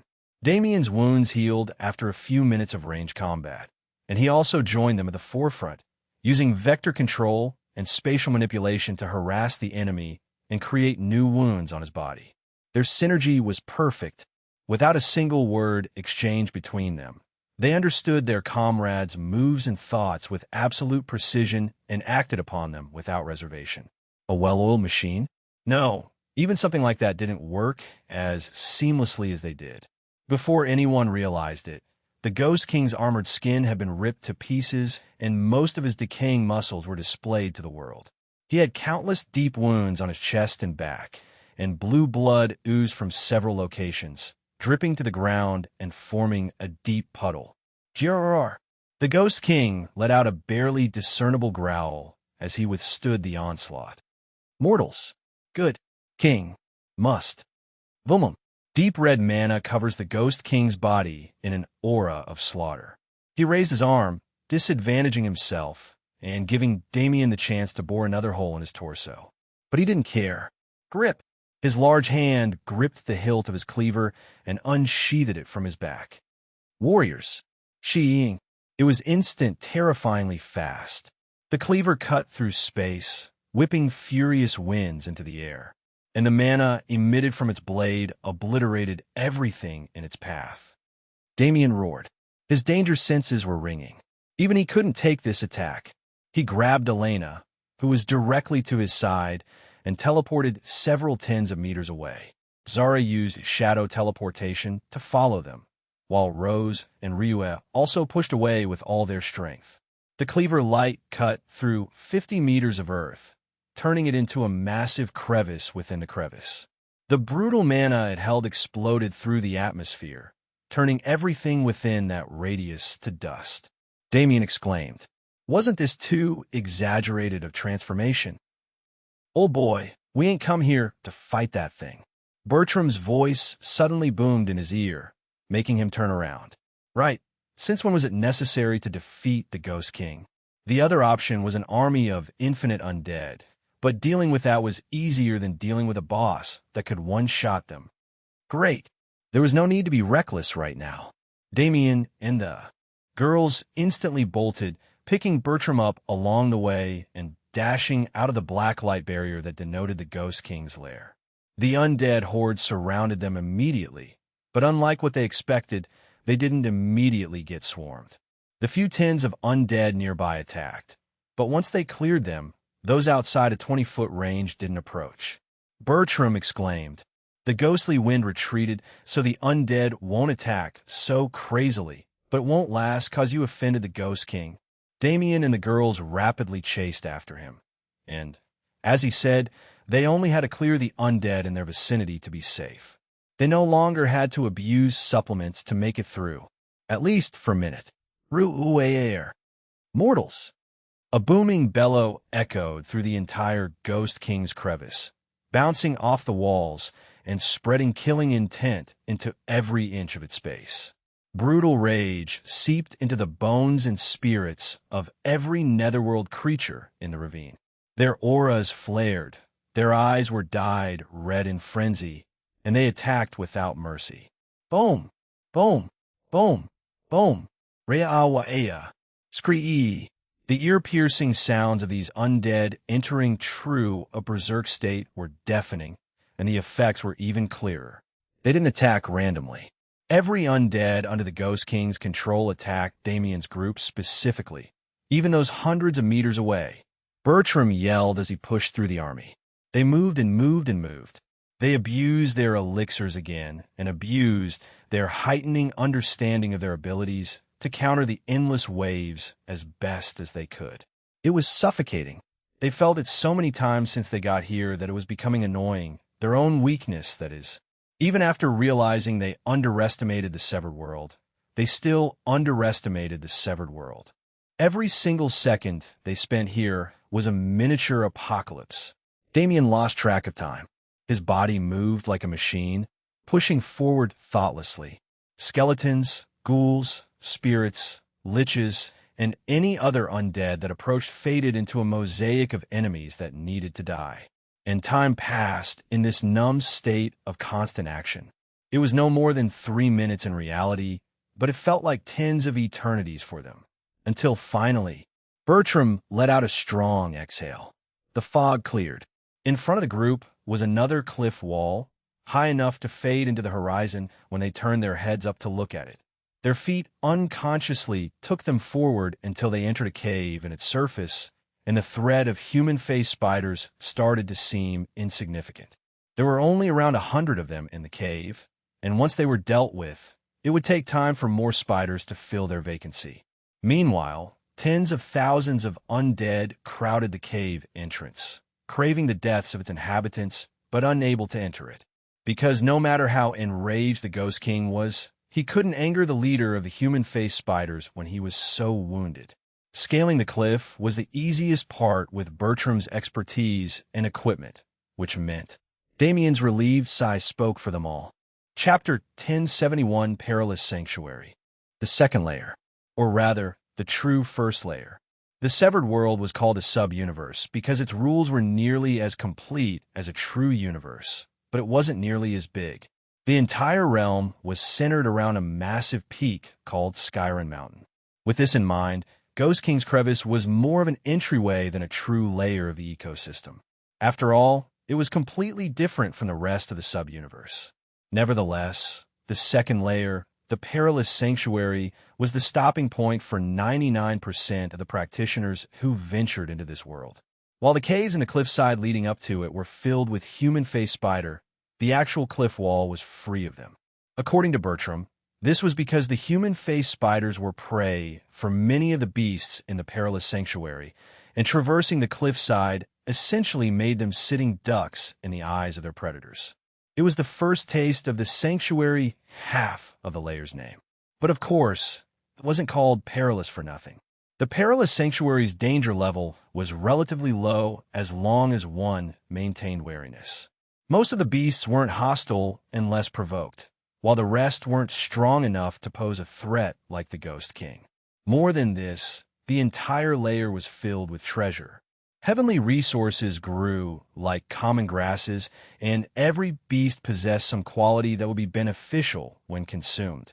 Some miners even dug into the ground, learning that there were precious minerals present in spades.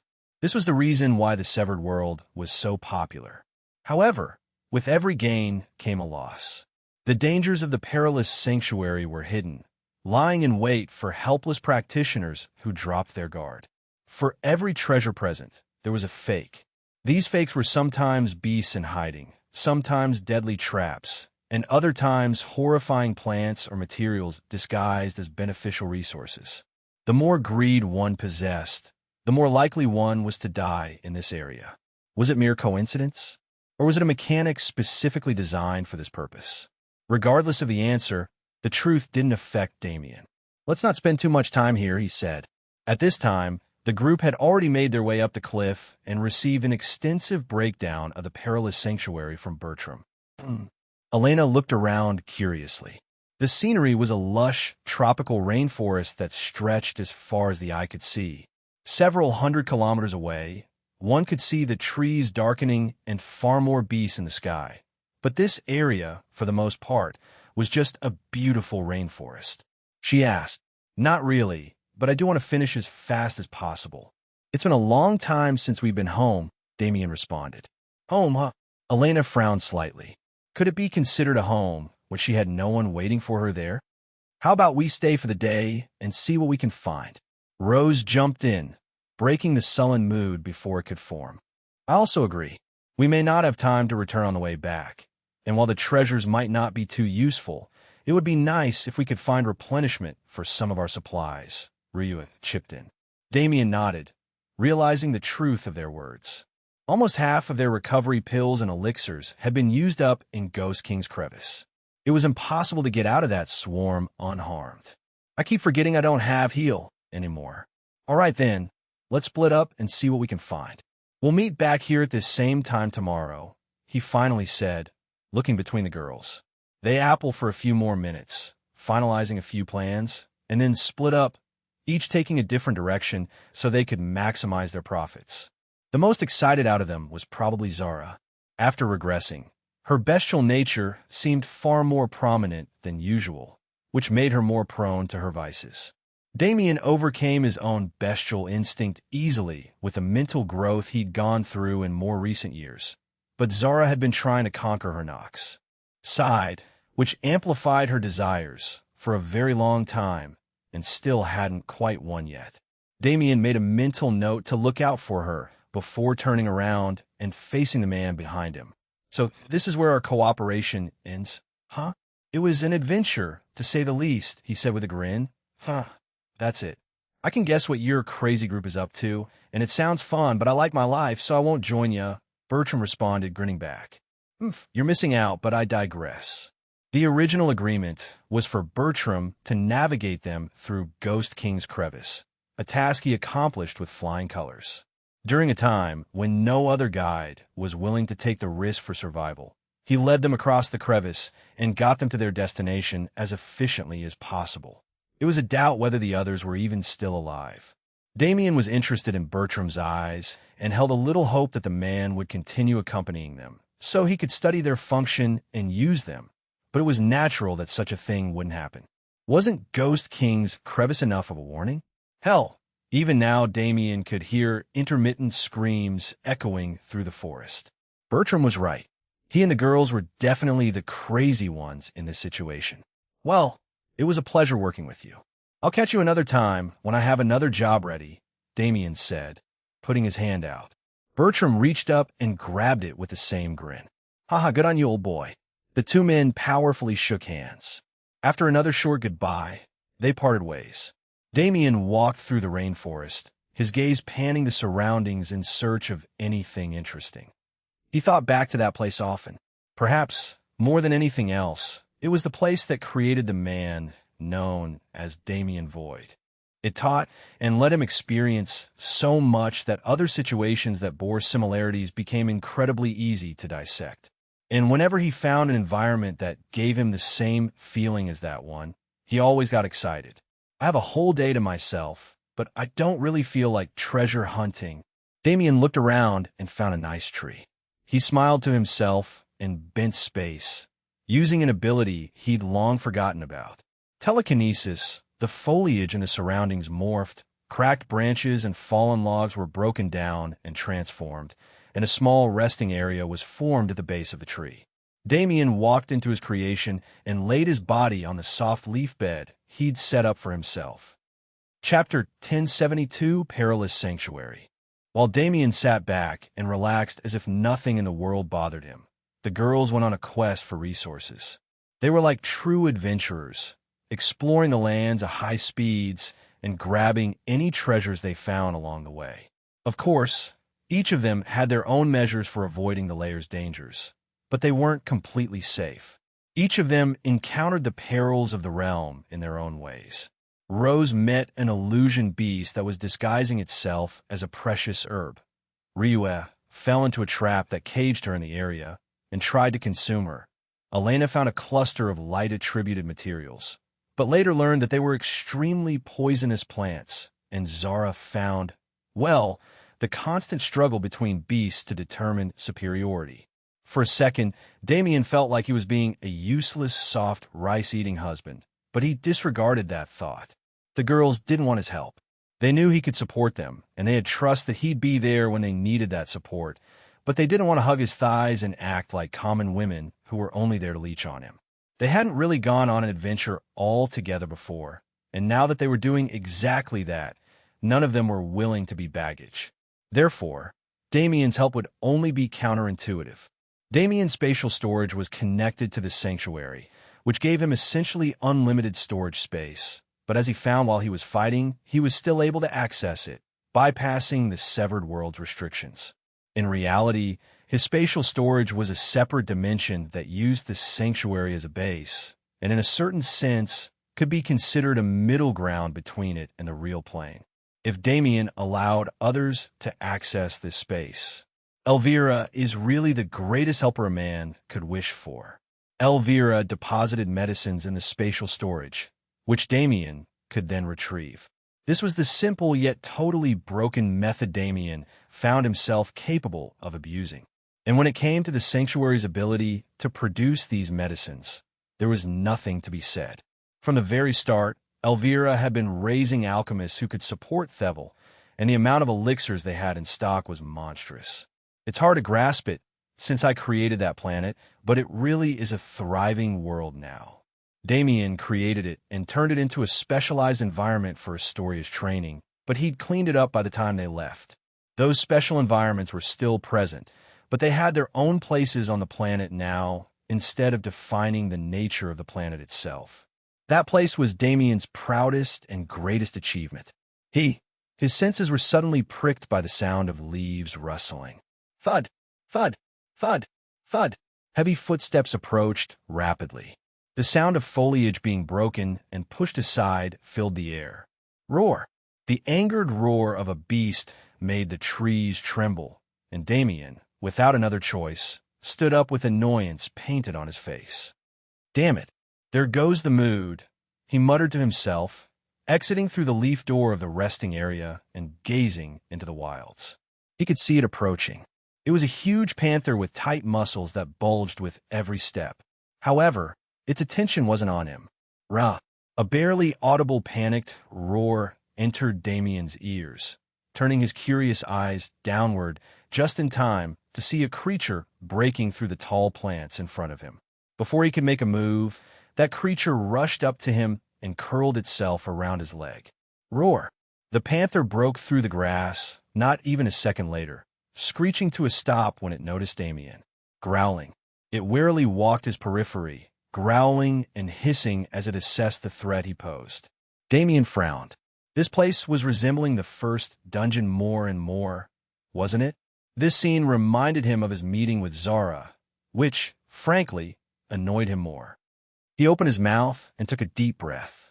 He looked the panther directly in his eyes and flared his killing intent, creating an illusory storm. A blood, in, breath, he let out the roar of a dragon, shooting a beam of terrifying mana light into the air.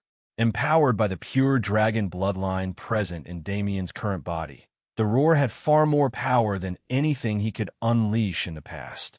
The atmosphere was raised, and the surrounding trees were cracked as collateral damage. The panther immediately jumped back and scurried away, its survival instinct telling it that survival was a complete impossibility. Several beasts hidden in the surroundings who had been watching Damien for the past few hours, regarding him as prey, also bolted. In a single move, Damien established himself as one of this rainforest's apex predators, abusing bloodline suppression to establish prestige that'd guarantee he wouldn't be bothered again. Once they were all out of sight, Damien finally turned to the little beast that was still wrapped around his leg. It looked up at him, shivering with regret. He couldn't help but laugh. It seemed this little guy thought he was about to get eaten. Damien grabbed it by its nape, lifted it up in front of his face, and smiled at it. "Relax, brat. I'm not going to eat you," he said as he brought it into his little shelter and set it down on the bed. He took a random beast corpse out of storage and tossed it at the creature, who approached it carefully and sniffed it a few times before devouring it without reservation.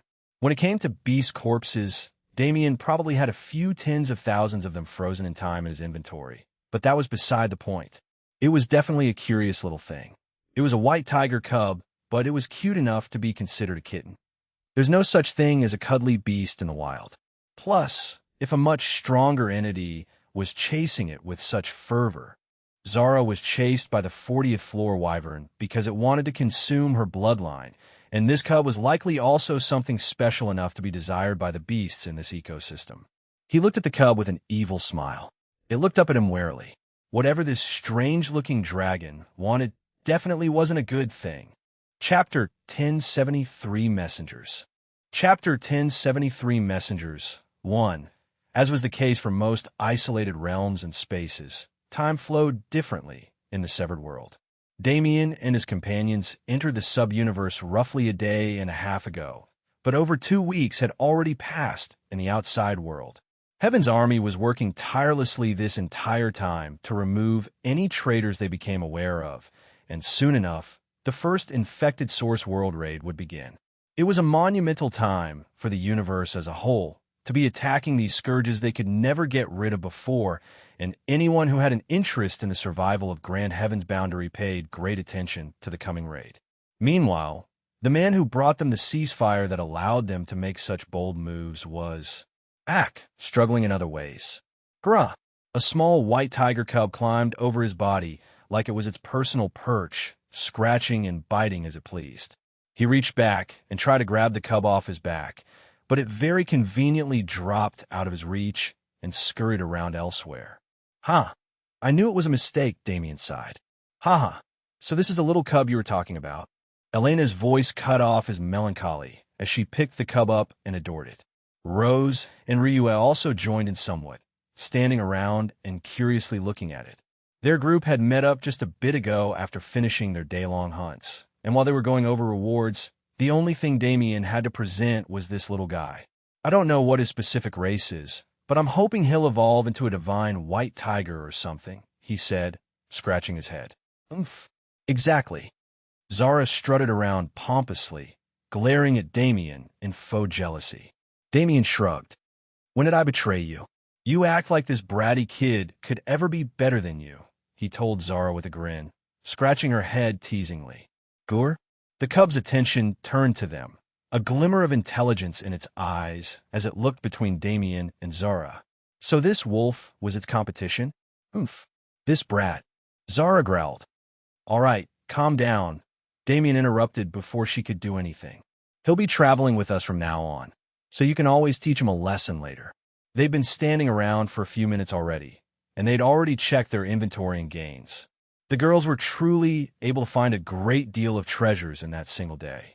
Rose mainly found supplements that would help with mana replenishment and resources that the alchemists in Thevel could use to create other elixirs, while Elena and Ryue found mainly strengthening elixirs and resources, along with a few strange metals they weren't able to identify. Overall, their harvest wasn't beneficial in the short term, but as all of them had seen the sanctuary at least once, they were aware of the greater goal they all shared, that was to create their own major influence. Thevel's people were completely loyal to Damien, so nurturing them was an absolute benefit for those he was close to. Plus, there would come a day when the few of them were no longer enough to hold off the threats they faced. Regardless, they had their fill of the perilous sanctuary in the past day, and more than treasures, what they saw was people dying to their own idiocy. It was a great place to grab resources for one's influence, or even to solidify one's own foundation, but it wasn't for everyone. And it sure as hell wasn't enough for Damien's group. They began their trek to the third layer soon enough. It was only a few tens of kilometers away, but they had to take the entire distance on foot, which made it a bit more troublesome, because now they were entering the main ecosystem of Skyrim Mountain. Scree, scree, scree. The second they got within a few kilometers of the boundary, incessant screeching filled their ears. Toucan-like birds sat in the trees and flew through the air, screeching as if they'd die if they ever stopped. Elena frowned and raised her arm to shut them up, but Damien quickly stopped her. Don't. In reality, Skyrim Mountain was the domain of aerial beasts. There were several customs that needed to be followed if one wanted to traverse it safely. Mainly, they could only stay at an elevation level they'd earned the right to occupy. Higher elevation signified higher status to these flying creatures, and a violation of the status quo was absolutely disallowed. Anyone who dared would be attacked by every beast at that elevation and forced back down where they belonged, most of the time as a corpse. Messenger birds were different from the rest, though. They were considered envoys of the Cloud Emperor who sat at the peak of Skyrim Mountain, and regardless of how high they flew, none dared to mess with them. They'd screech all day and all night as if to provoke any and everyone they came across. But the second one retaliated. The entire swarm of messenger birds would turn into demons that relentlessly pursued them until they were tortured to death. The worst part was that they were as weak as paper. A single flick from a common practitioner was enough to drop one out of the sky. Damien gave the girls earplugs and put his own in as they crossed the boundary into the third layer. The first move is to find a relatively powerful beast around here and kill it silently, so I can search its memories, Damien thought to himself. Void breathing was blocked, and he couldn't do anything about that. But Devoured's expanded capability was still in effect, one of the only things he kept from his original portfolio. He spread his awareness into the nearby surroundings and carefully scanned for a target before finding a sleeping jaguar hidden within the nearby foliage. Damien thought with a grin. His body flashed away, instantly appearing above the jaguar's head. He grabbed Mirage and plunged it into the beast's neck, setting up a vector wall to block the smell of blood from spreading. He placed his hand on the now-dead beast and said that special word that made the world go round. There was only one reason for this move: information. Aside from the messenger birds, who were a known threat, and the class system, barely any information about the third layer was present. Damien wasn't trying to find out why through experience. As the tendrils of blackness left his body and swallowed the beast below him, a frown formed on his face. Chapter 1074 Messengers. Chapter 1074 Messengers 2. Damien looked up at the sky, his frown deepening. The sun was setting across the horizon. They maybe had another 20 minutes of sunlight at most, which meant Damien didn't waste time. He immediately started sprinting, the girls following behind him without question. He scanned the area for any sign of proper shelter, but there was nothing of the sort. The environment was ruled by aerial beasts, who made sure to keep the ground clear of too much clutter so they could pick their prey without too much hassle. It was totally disadvantageous for those who couldn't fly, and Damien and the rest who had no status to go higher could only suffer the same fate. Damien wondered. There was still one solution, but it was a risky one.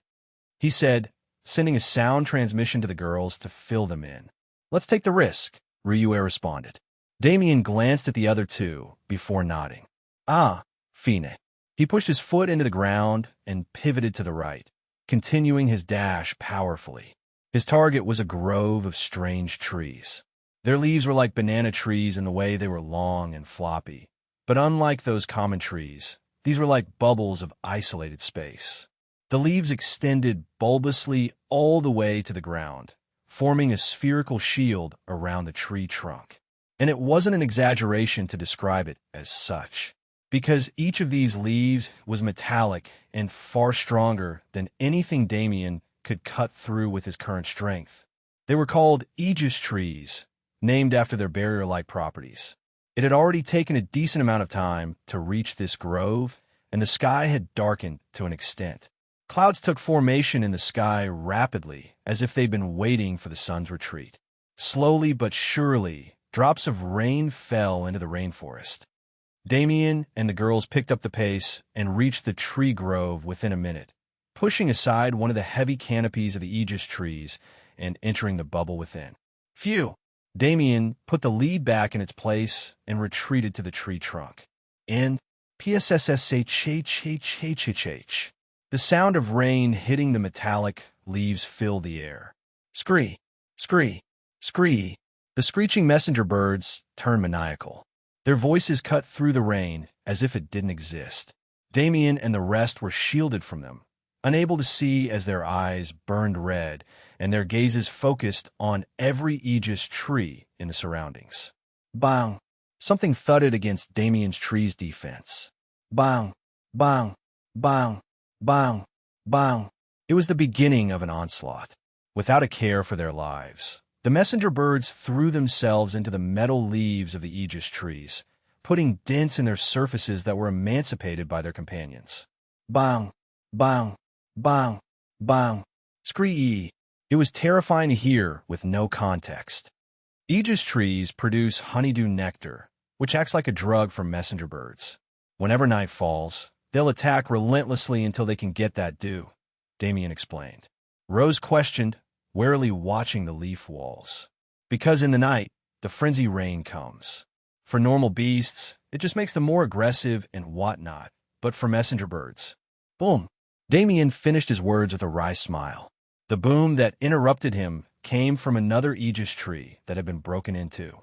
The second its defense was pierced, the tree was absolutely ravaged. The trunk was torn to pieces by thousands of messenger birds, who only became more crazed after getting a taste of the beautiful golden-brown honeydew nectar. It won't be long until they come for this one. They'll definitely attack us when they see us, which means we'll have no choice but to run. Yet, running is probably even more dangerous. Messenger birds were demons in the night. Honeydew nectar was their primary goal, but what if those who couldn't find any? The inhabitants of the third layer would face slaughter from every messenger bird alive, a number that could only be described as disgusting. Bang! Bang! Bang! Bang! Bang! The thudding of messenger birds against every tree in the grove made a harmony almost like music to the ears, and Damien's tree wasn't free from the attack. He could clearly see the walls denting in every direction, without even a safe place to exit from. The problem with the memories of a denizen is that they followed the laws of the jungle without question. Damien could only infer what would happen in many situations, like this one. If it came down to it, he could only hope that the honeydew nectar was enough to distract the messenger birds away from them. Come on, let's get ready to leave, he said solemnly. It had only been around 30 minutes. They had a whole night time to survive. Bang! It was far louder than before. Bang! Bang! Damien's eyes narrowed as he readied himself to sprint, signaling the girls to prepare as well. Boom! The canopy split apart, and a massive shadow filled every part of its interior. Damien roared. He pushed his foot into the ground and dashed through the army of birds. They only made it a few feet out of shelter before they were attacked by 10 messenger birds that broke away from the pack. Try to avoid if you can. Worst case scenario, just kill. The greatest upgrade messenger birds got in the nighttime was the sharpness of their beaks. Beaks that could pierce through metal several times harder and denser than iron could absolutely tear them to shreds with no problem. Damien ducked and flashed around, abusing teleportation to get away from the crowd. Meanwhile, Rose used illusions to do the same, protecting herself and her sisters. They rushed forward, evading the birds to the best of their capabilities, but it wasn't enough. Damien flashed back and held Rose's hand as she grabbed Elena and Ryue. Whap! The four of them teleported several tens of meters forward with Zara in Damien's shadow already, but still wasn't enough. Anywhere they could go, there were messenger birds. It was like they were back in Ghost King's Valley again. This time, our mobility isn't limited, and we have more options than just blazing through mindlessly. Damien gritted his teeth. There was no other choice. If they wanted to make a quick escape, they needed to take risks. Shing! Mirage slashed an arc through the air, dicing the attacking birds into pieces of mincemeat. With that warning in mind, the group pushed mana into their legs and propelled themselves forward at insane speeds. And behind them, screech! The angered roars of the messenger birds spread as they found the corpses of their comrades. Rose, use illusions to their maximum capability. Elena, try to use light refraction to support her. The girls followed his command, providing them with temporary safety, but how long would it last? If one thing was certain, it was this. After experiencing the severed world, Damien and his women had developed an extreme distaste for pack animals. Chapter 1075 Messengers. Chapter 1075 Messengers 3. Running. The amount of physical exhaustion built up with this level of exertion was taxing even for Damien, let alone the girls who didn't have his physical capabilities. They had no choice but to run, though, because the number of messenger birds chasing them only increased with every passing minute. Damien's shadow expanded and Zara jumped out into the world, rapidly expanding in size until she was half as tall as most of the surrounding trees. Hop on her back and follow. Damien didn't have the convenience of teleporting multiple people anymore. At most, he could only take one along with him. It was easier for the girls to use Zara as a transportation method since her shadow teleportation didn't have the same limits. And since they didn't have to exert themselves running, they could focus on driving away the surrounding swarm.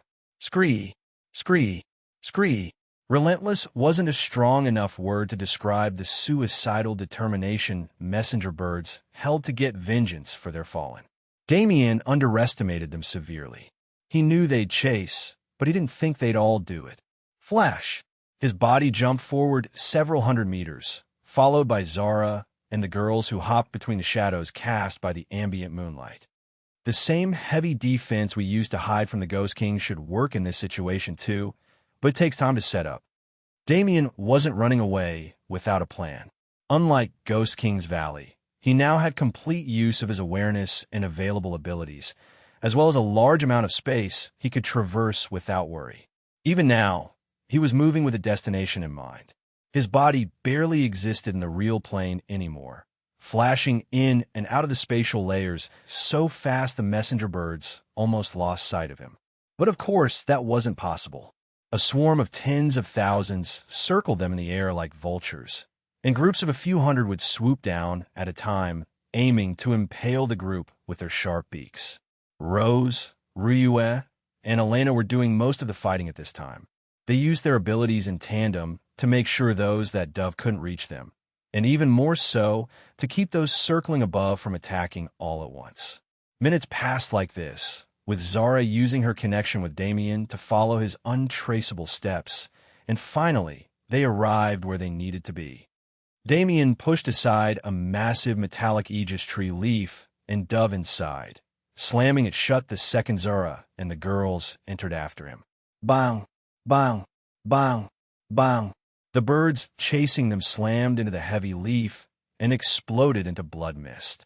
Meanwhile, the rest screeched even louder and slammed into the leaves in waves, intent on breaking through the defense. We only have a few minutes before they break through, but the plan was never to stay here. We're going to use honeydew nectar to split the group and get rid of them, Damien hurriedly explained. Rose asked, Yeah, that can't be changed, but we don't need to cut through. At the moment, the birds have all their attention focused on us, so they aren't attacking the trees wantonly. I see. Once they break through and destroy the trunk, trying to chase us, a portion of the group will break off to consume the honeydew nectar since they can't withstand its temptation, Ryue continued. Right? We'll have to move from tree to tree and use this strategy until only an amount we can deal with is left. What about the morning? Elena asked. That. Damien grinned. He didn't want to say too much before he confirmed it for himself, but he was sure he could deal with the problem of the messenger birds, at least temporarily, when the sun rose. Then, there's nothing left to say. He asked, No, but death doesn't sound fun, so let's go anyway, Rose responded with a smile. He nodded and looked away. The girls prepared their mana, and Zara dug her heels into the ground, ready to pounce at any moment. And not even a minute later, the aegis tree lost its protection. Bang! The messenger birds swarmed in, a situation not too dissimilar from the one that landed them in this predicament in the first place. However, this time, the birds didn't pay any attention to the Aegis tree. They charged at Damien and the girls who stood before its trunk without diverting their attention. Wait, wait! Damien held his breath as the swarm approached. Time seemed to slow. Slowly, hundreds of birds pushed their way through the hole in the Aegis tree leaf, and when they were just barely a foot away, Damien's body disappeared. Zara and the girls melted into the shadows and zipped out of the Aegis tree's protection, rushing into the next nearest tree in the grove. Unable to react in time, the forefront of the messenger bird wave slammed into the Aegis tree's trunk, shattering it into 1,000 pieces. A viscous waterfall of golden-brown sap coated the splintered wood, emitting an intoxicating scent that couldn't be ignored. The hundreds of messenger birds that entered the tree fought for the exposed sap, ignoring their original purpose entirely and turning on their fellows to gain a taste of the delicious nectar. The rest, on the other hand, followed the scent of Damien and the girls to the next tree, continuing their endless onslaught. Bang! Another Aegis tree exploded, and another several hundred birds separated from the crowd. Damien and the girls continued their routine, leading the birds who were clearly lacking in intelligence through a maze of Aegis trees and ruining their impervious formation. Bang! Bang! Bang! Bang! A new explosion rang out every few minutes. One would think those who separated from the crowd at the beginning would have rejoined by now, but that notion was incorrect. After all, honeydew nectar wasn't said to be a drug to them for no reason. The high they got wouldn't wear off for several minutes, and this was exactly what Damien was banking on with this plan. Luckily for him, Aegis trees were almost as numerous as messenger birds in the third layer, which gave him endless capital to wear down the crowd until it was small enough to suit his needs. It was brutal. Finding the timing to escape was crucial to make sure the messenger birds would properly destroy the Aegis trees and act as he wanted them to. But it was an extremely mentally taxing task. The closer they got before he teleported, the more of them could be trapped inside each tree. But that also meant he had to nearly kill himself every single time. The struggles one went through for survival. Chapter 1076 Messengers. Chapter 1076 Messengers. For Damien didn't have the mind to count the time, but considering the moon's trek over the horizon, it had been over an hour since they started dispersing the crowd. The original number was in the tens of thousands, but now they'd been cut down to only 1,000 or so birds chasing Damien and the girls through the rainforest. They'd already left the Aegis tree grove behind. Along with the many birds who were stuck there, the best part of Damien's plan wasn't splitting the crowd. It was turning them against each other. It was inevitable for the messenger birds who got separated at the beginning to recover before the chase ended. But Damien kept cutting down Aegis trees and producing more nectar. When those who finished their meal returned to the chase, they were subjected to several shattered trees, covered in nectar that was being fought over by their comrades. But when it came to honeydew nectar, there was no such thing as camaraderie. Like a domino effect, the birds piled on top of each other and killed each other for food, getting too involved in their own conflict to care about Damien and his group. Damien turned back and glanced at the birds that were still following. The solution was simple. Damien called Rose off Zara's back and wrapped his arm around her waist, teleporting away as Ryue and Elena accompanied Zara in fending off the crowd. Rose didn't need more instruction to understand her role. Every time Damien rematerialized, he tapped his foot into the ground and set a delayed reaction mine formed from spatial mana, vector control, and just the tiniest bit of lightning to act as a fuse. Once he was done, Rose followed up and drenched the area in the scent of their group and hid the mana fluctuation from the bomb, even adding the smell of honeydew nectar into the mix with illusions to attract the enemy. They repeated the process 10 times, creating a true minefield that spanned several hundred meters before flashing forward and leaving the area. Damien's call echoed through their spiritual connection and rang in her ears. Her eyes immediately turned solemn. Bang! She slammed her paws into the ground and pivoted on her ankles, lurching as she abruptly shifted direction. Elena exclaimed, hurriedly clutching her fur to avoid falling off. Meanwhile, Ryu jumped in the air and put her hands together in a strange formation. The spell she used essentially did the same thing as Rose's illusion in this situation. It amplified the smell of death coming from her body, driving the messenger birds mad with provocation and rage. Ryue flipped back and landed on Zara's back just in time to catch her acceleration. The birds lost all sense of reason in their tiny brains and rampantly pushed forward in chase. Zara danced through the environment gracefully, shifting from side to side and impossibly twisting her path, naturally throwing off the birds, and boom, a massive explosion went off behind her, swallowing a good portion of the pursuers. Her steps led her through the minefield without stepping on a single trap, but the messenger birds weren't so lucky. Because even though they didn't touch the ground themselves, time was up. The tiny strand of lightning mana Damien incorporated in the trap snapped, starting a chain of chaotic interactions that led to an even greater explosion of mana. Boom, boom, boom, boom. With Damien space mana as a basis for these explosions, every single one twisted the atmosphere and ripped the birds that got caught in them to shreds. But they were remote activated and heavily disguised. These kills didn't carry Damien or his group's traces at all. Run! Damien instantly roared, his voice booming over the explosions.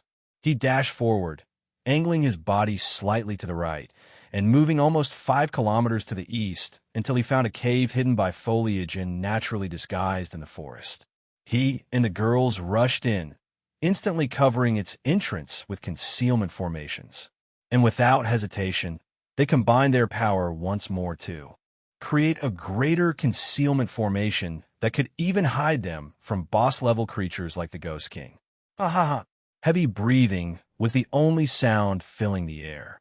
All of them needed to catch their breaths, and more importantly, thud, thud, thud, thud. Their bodies collapsed to the ground. They could barely hold themselves up on their jelly-like legs anymore. But for now, they were out of trouble. For now, at least. Damien shuffled through his spatial storage until he found a large mountain of strange, glimmering stones, of which he withdrew a chunk and threw on the floor. Ryue immediately remarked in surprise, "Right, I stole a bunch of them back in a cloud plane, but I never found somewhere to use them.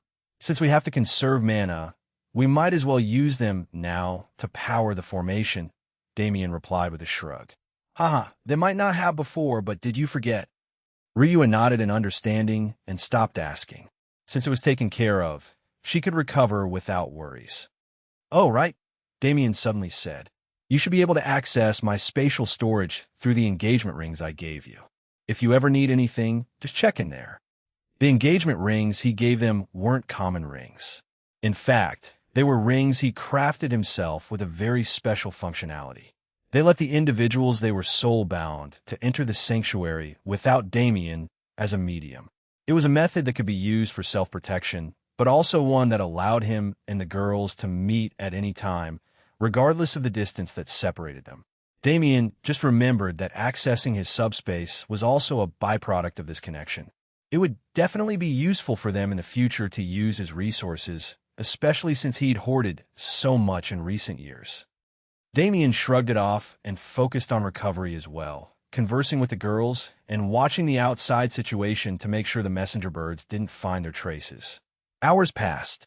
There were several close calls, and the incessant screeching that got more furious with the passing of time got closer and closer. But in the end, Damien and the girls were able to see light entering through the gaps in the cave's entrance, indicating the coming of dawn. And the coming of dawn meant, "Oh, we'll wait." Damien grinned. Chapter 1077 Overseer. Chapter 1077 Overseer 102. The rainforest shook at the massive bellow.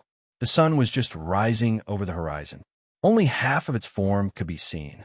But as that being appeared in the sky, the sun became nothing more than a speck of dust. Hush! The winds whipped through the air, lashing all things in its path.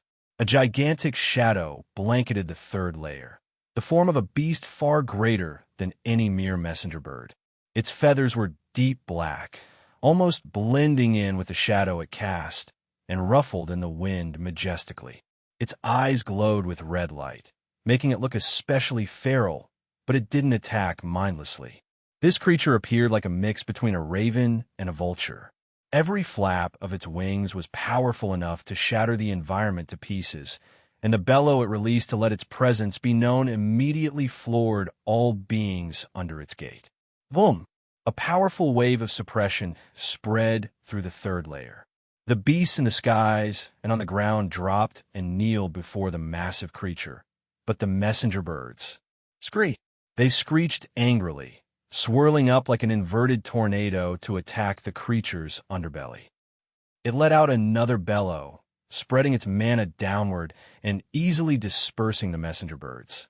Its bellow also brought light into their eyes, ridding them of the frenzy caused by the rain. The atmosphere was misty with the aftereffects of the rain, but it had stopped as soon as the sun showed its head. And with the actions of that creature, the messenger birds calmed down, returning to their usual routine of screeching and harassing their peers. The overseer, Damien's mutter, filled the cave that was currently enveloped in an atmosphere of wonder. The overseer was the most important creature Damien saw in the jaguar's memories. It was the ruler of the third layer, the most powerful beast existing here. It didn't act often. It spent most of its time perched in the tallest tree of the layer and, as its name suggested, overseeing the happenings of its territory. It was indifferent to most things, but it did have one job it would complete without fail every morning. It would appear and suppress the messenger birds that wreaked havoc in the night, bringing peace to the day. Damien was ecstatic about its arrival. Because of its influence, the messenger birds wouldn't be able to pursue their group during the day. It's like the purge happens every night in this place. They made it through the first trial, but if they couldn't figure out a way to lose the messenger bird's attention, they definitely wouldn't survive long enough to find the primal sovereign. Now that I've seen it with my own eyes, I can't doubt that they'll continue pursuing us to the ends of the world if necessary. There doesn't seem to be any method to quell their anger, but as they were considered envoys of the Cloud Emperor, messenger birds had no natural predators, including the central area, or Skyrim Mountain's truest ecosystem. The number of messenger birds present had to be in the millions, which meant any method that involved directly killing or suppressing them would be useless as well. The only one who holds some power over them is the Overseer.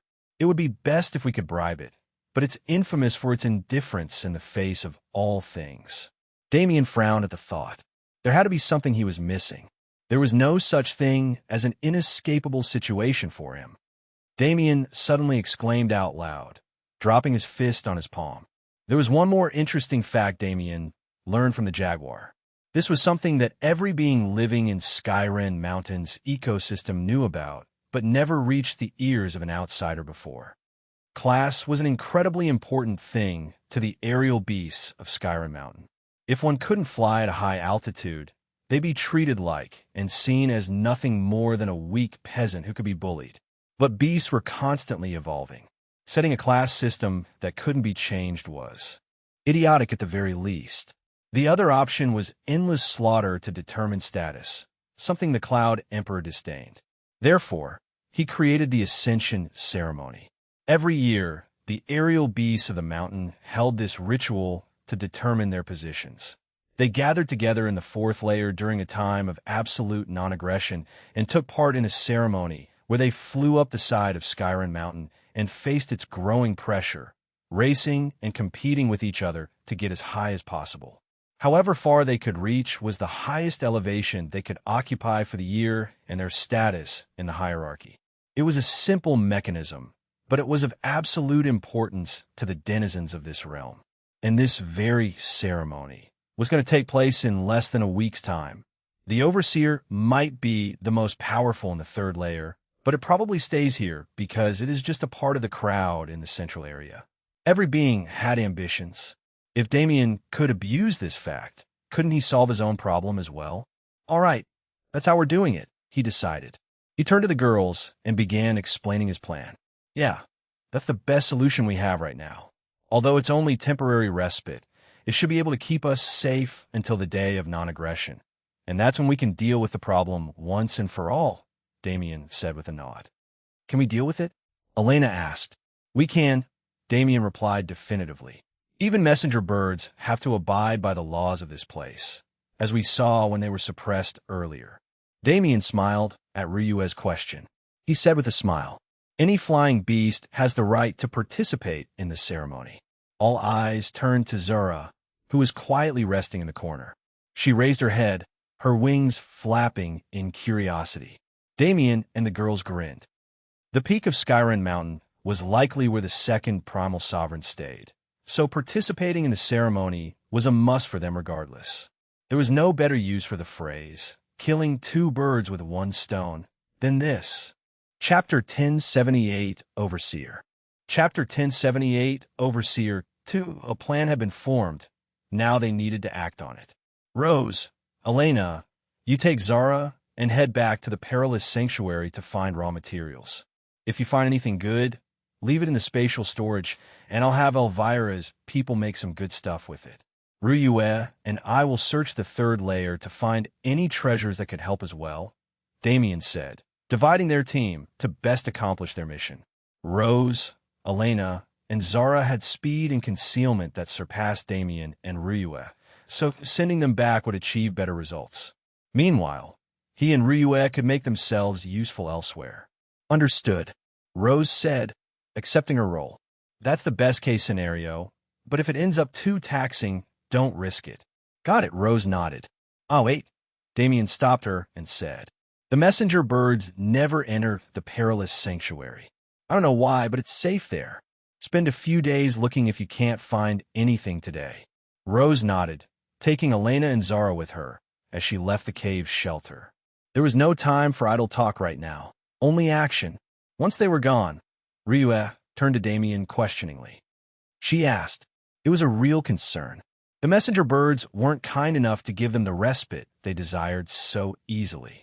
If half of their group was missing, the other half would taste the beast's rage at an exponentially greater level.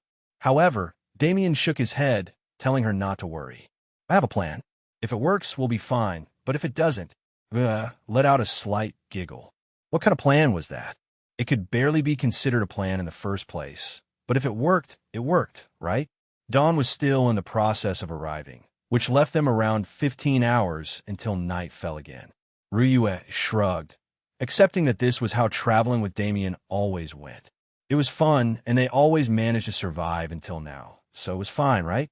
She finally asked, well, if we follow the patterns of these kinds of places, the overworld is only half the fun, Damien responded mysteriously. Ryue's face paled. Don't tell me. Yup, there was never a time when Ryue had good memories underground. Every time they ended up down there, something bad happened. It was basically fate at this point.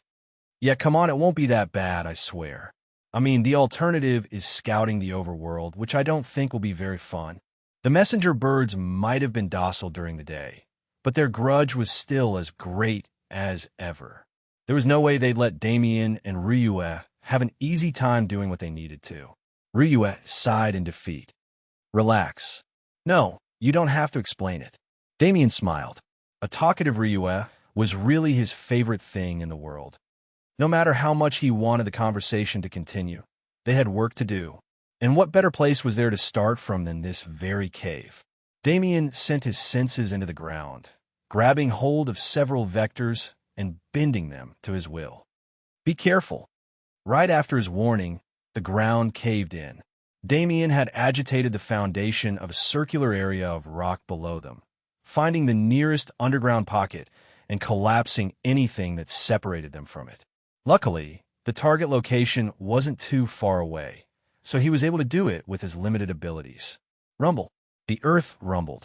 Damien wrapped his arm around Ryue's waist while she held onto his neck. Soon enough, the duo was falling along with the imploded debris. They descended almost half a kilometer before solid ground came into sight again.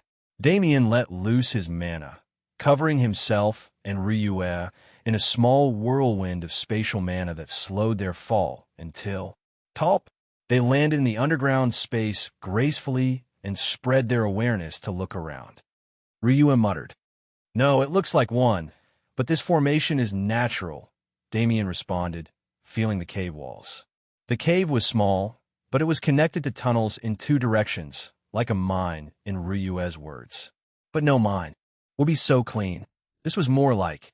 Damien's eyes narrowed. Stick close to the walls. When you hear rumbling, immediately attack in that direction without hesitation, he said solemnly. Ryue nodded, and the duo made their way to the cave wall, following it closely as they entered one of the connecting tunnels and walked its length. It was dark and musty, an underground tunnel that didn't seem to have any beginning or end. But it definitely had both, because this tunnel was created by Rumble. Damien and Ryue both looked behind them at the same time, pushing their arms out and charging their mana. Shio! Shio! Shio! Shio! Ryue attacked first, sending a rain of icy projectiles down the tunnel towards the rumbling. As it got closer, Damien also attacked, using vector control to form beams of plasma that followed the trajectory of Ryue's attack to hit the approaching being. SHHHHHH. The sizzling of holes being pierced in a thick carapace resounded. Ryue frowned when she heard it and flicked her wrist again, lining her ice swords with death mana and sending another barrage at the unknown being. Shik! Shik! Shik! Shik! Her attacks also made impact this time, digging into that being's body. They still couldn't see it yet. They could only hear the strange sounds it made, like the transformation of a car into a robot and the rumbling of the earth as it moved. But, Damien muttered, its pace had already slowed severely, and by the time Damien finished his thought, it stopped moving entirely. It was a jinx greater than any other. Growling, a menacing growl resounded through the tunnel. Something began to approach. Ryue asked. Damien's brow furrowed. Running was probably the right option, but I'm tired of running. The two smiled at each other and left the safety of the cave wall, standing tall as the unknown enemy approached. The first thing they saw when it came out of the shadows? A massive circular mouth lined with thousands of teeth and a strange gem deep in its throat that radiated beautiful emerald green light.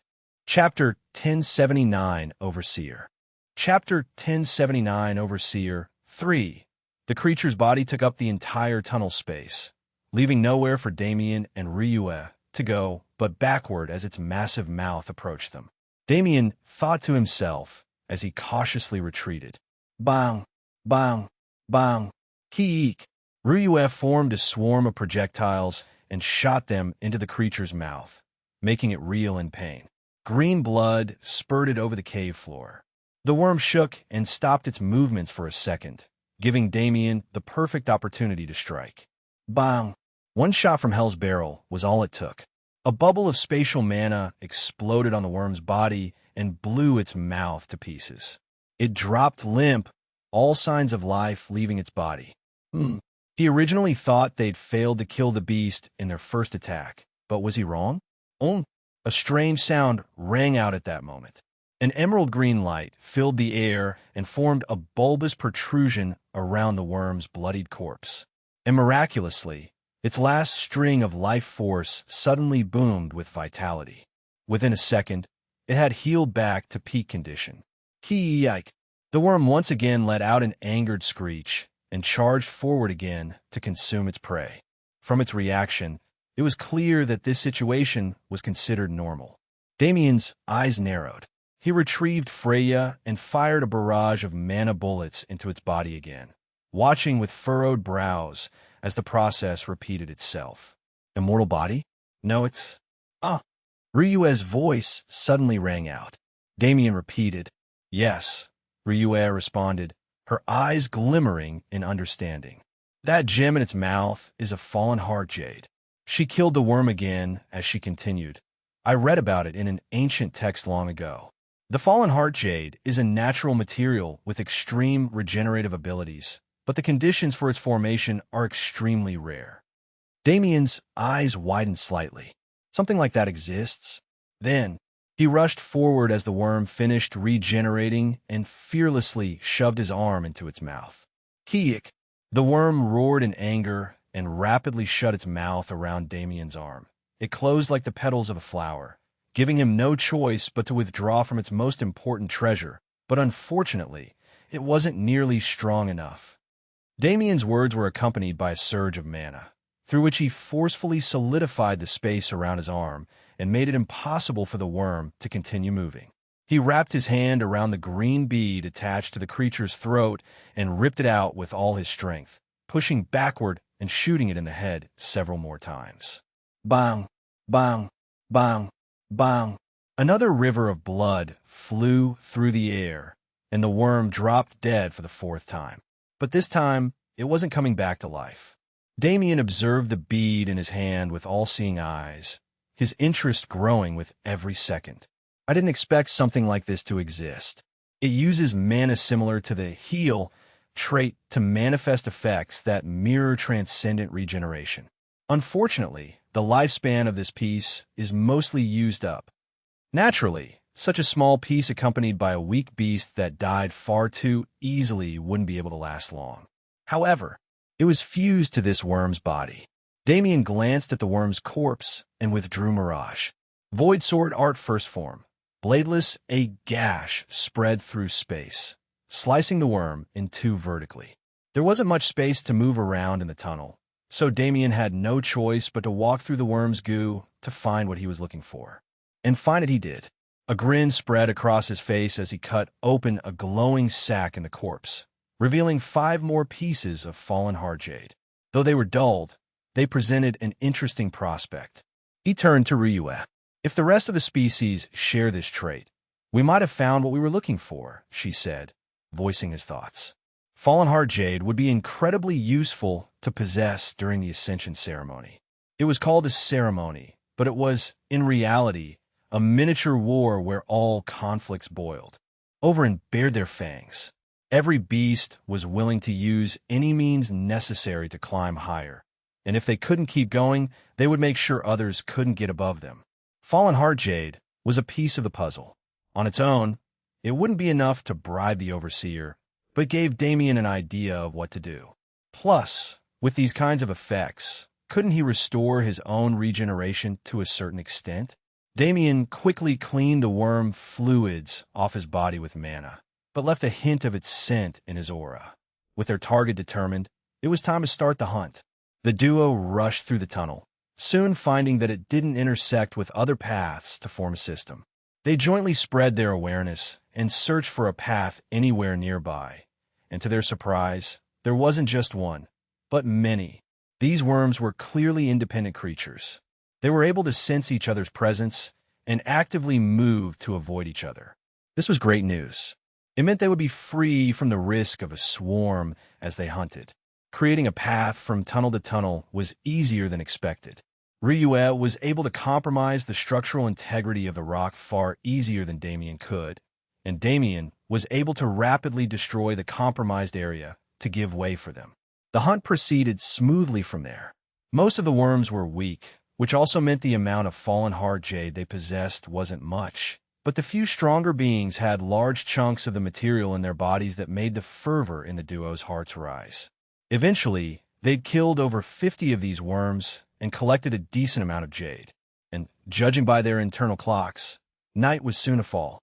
Ryue asked, a bit hesitant. We should. That's true. The amount of raw material they had was more than enough to carry out Damien's intentions. It would be nice if they could stay in the underground and avoid the dangers that lay before them, but it was stupid to make assumptions in a place like this. Time and time again, this sub-universe had proved that it would do everything against one's logical assumptions. And who could say this time will be different? Perhaps Damien and Ryue didn't know, but this time wasn't different at all. Chapter 1080 Overseer. Chapter 1080 Overseer. For Damien and Ryue hunted for an entire day, but no matter how many worms they killed or tunnels they explored, they never found a single deposit of fallen heart jade. It remained a question. Just where did the worms gather their jade? Damien naturally devoured several of the worms they killed, and from their memories, he learned that the implantation of the first fallen hard jade was a sort of ritual for their species.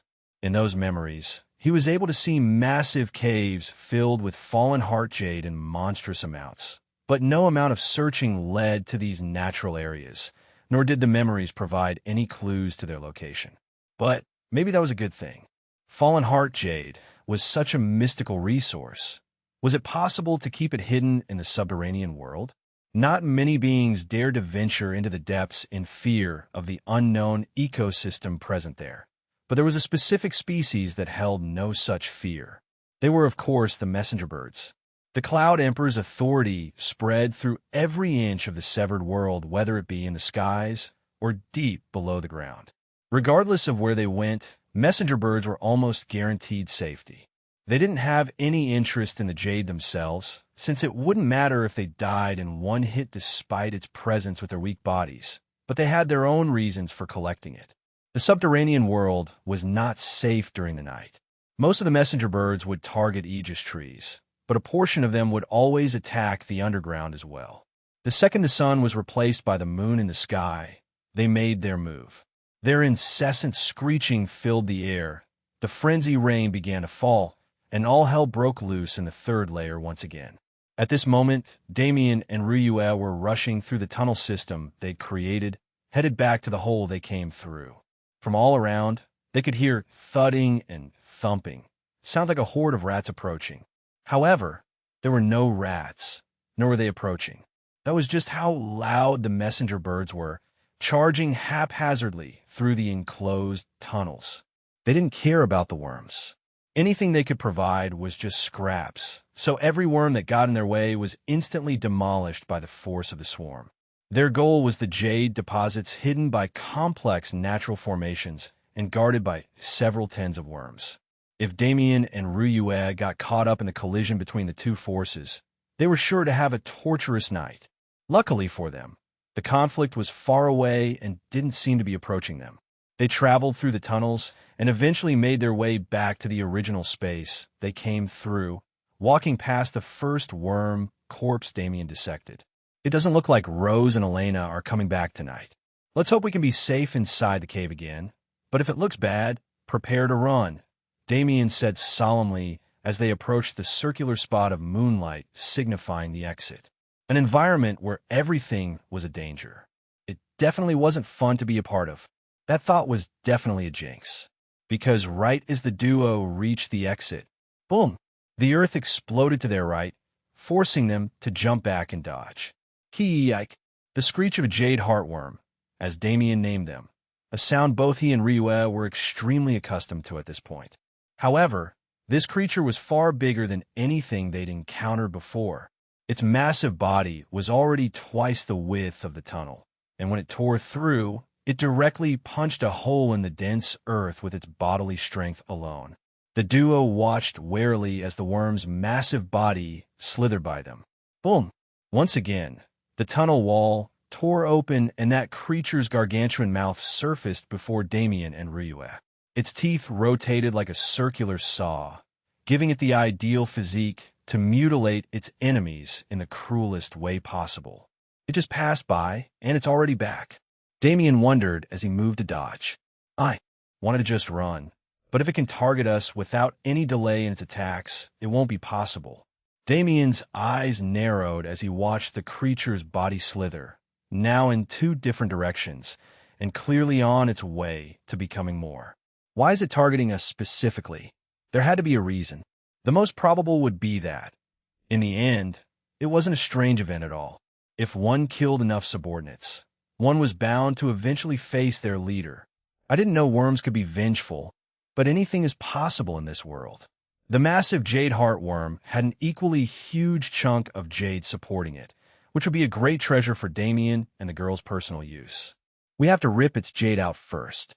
It'll take too long to wear down a piece that big, Damien said quickly, watching for the worm's return.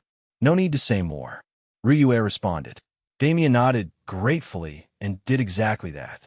He jumped forward, grabbing Mirage and grappling the worm's body. Boom! Its head slammed back into the tunnel soon after, repeating its same motion in an attempt to swallow Ryue whole. Damien gritted his teeth as his body was flung around, but kept his hold as best as possible. He was dragged along with the worm's body as it moved through the curved tunnel it carved with its movements. His body crashed into the earth and forcefully tunneled through it, a move that tore his skin apart and formed countless gashes on his exposed muscles. But this was still in the plan. He hardened his will and forced himself to act through the pain, sending his mana into the tunnel's ceiling and setting a plethora of delayed space mines, just as he'd done with the messenger birds previously. Meanwhile, Ryue occupied the worm's head. She attacked it with countless projectiles and formed spikes of ice lined with death mana that jutted out of the ground and impaled the worm from underneath. Her moves weren't necessarily meant to harm it, but to keep it moving forward, following her back the way she and Damien came from. Boom! Boom! Boom! Boom! Ki-eek! The tunnel was expanded and exploded by the worm's movements. It moved roughly, trying to gain a vantage point from which it could directly swallow its prey. Damien was eventually freed from his torment when his section of the worm's body made it back to the main tunnel, and as he pushed transcendent regeneration to numb his pain, the time came to act. Boom! Boom! Boom! The furthest back portion of the worm's body entered the tunnel Damien just exited, and his traps instantly set off. Minor pockets of spatial mana imploded one by one, collapsing the surrounding rock and cracking the worm's hard carapace. Yike! It didn't do much damage, but that didn't mean it didn't hurt. The worm screeched in pain. Ryue saw her chance and pounced, reaching into its mouth to grab its jade, but K-H-H-H-H-H-H. A guttural sound came from deeper in the worm's body, and something fizzled up its throat. Ryue instantly realized the problem and flipped her body, kicking her foot into the ceiling above and collapsing it so she could sit on the worm's head. P-S-S-S-S-H-H-H-H. The poison spilled out of the worm's mouth, burning a deep ditch in the tunnel. Ryue's eyes hardened. She pressed her hands into the worm's head and spread her icy mana to slow its movements and hopefully freeze it. Damien also made it back to her position at this time, coordinating with her to utterly halt the worm's movements and steal its jade. Their goal was to distract the worm long enough to do what they needed to, but the poison it displayed made the task far more difficult. Worst case scenario, I burn my hands off a little bit, Damien thought to himself. He sent a quick glance backward, his ears picking up the sounds in the surroundings with total precision. His worst-case idea might have been the only option, because right now, Chapter 1081 Overseer. Rumble. The sound came from every direction. It was easy to pick up even through the layers of rock it had to travel through to reach Damien in the first place. There were at least several thousand birds charging through the narrow tunnels, and from the chaos and the sound, it was clear they weren't opposed to making new paths of their own. The question surfaced once again. Were they to fight or to run? Having to continuously ponder escape was extremely annoying. The fact that it was impossible to be at least near the top of the food chain in this environment was not something Damien could accept. It had been a very long time since he felt this way. Even when he was weak, he was always above his peers, and his interactions with those who could step all over him were not prominent. He wasn't at the bottom of the pack, but there were too many restrictions he was forced to endure because of his lacking strength, and there were too many external factors that could lead him to inevitable death. Damien's long-standing wish was to be unrestrained. At his core, this was his main reason for getting stronger. This was the reason why. This was the life he'd always worked to avoid, a life of mediocrity. Even if it was temporary, the feeling of weakness that Damien abhorred to the very depths of his soul was something he would never forget. It was the same feeling from back then. Back when he gritted his teeth and threw away the thought.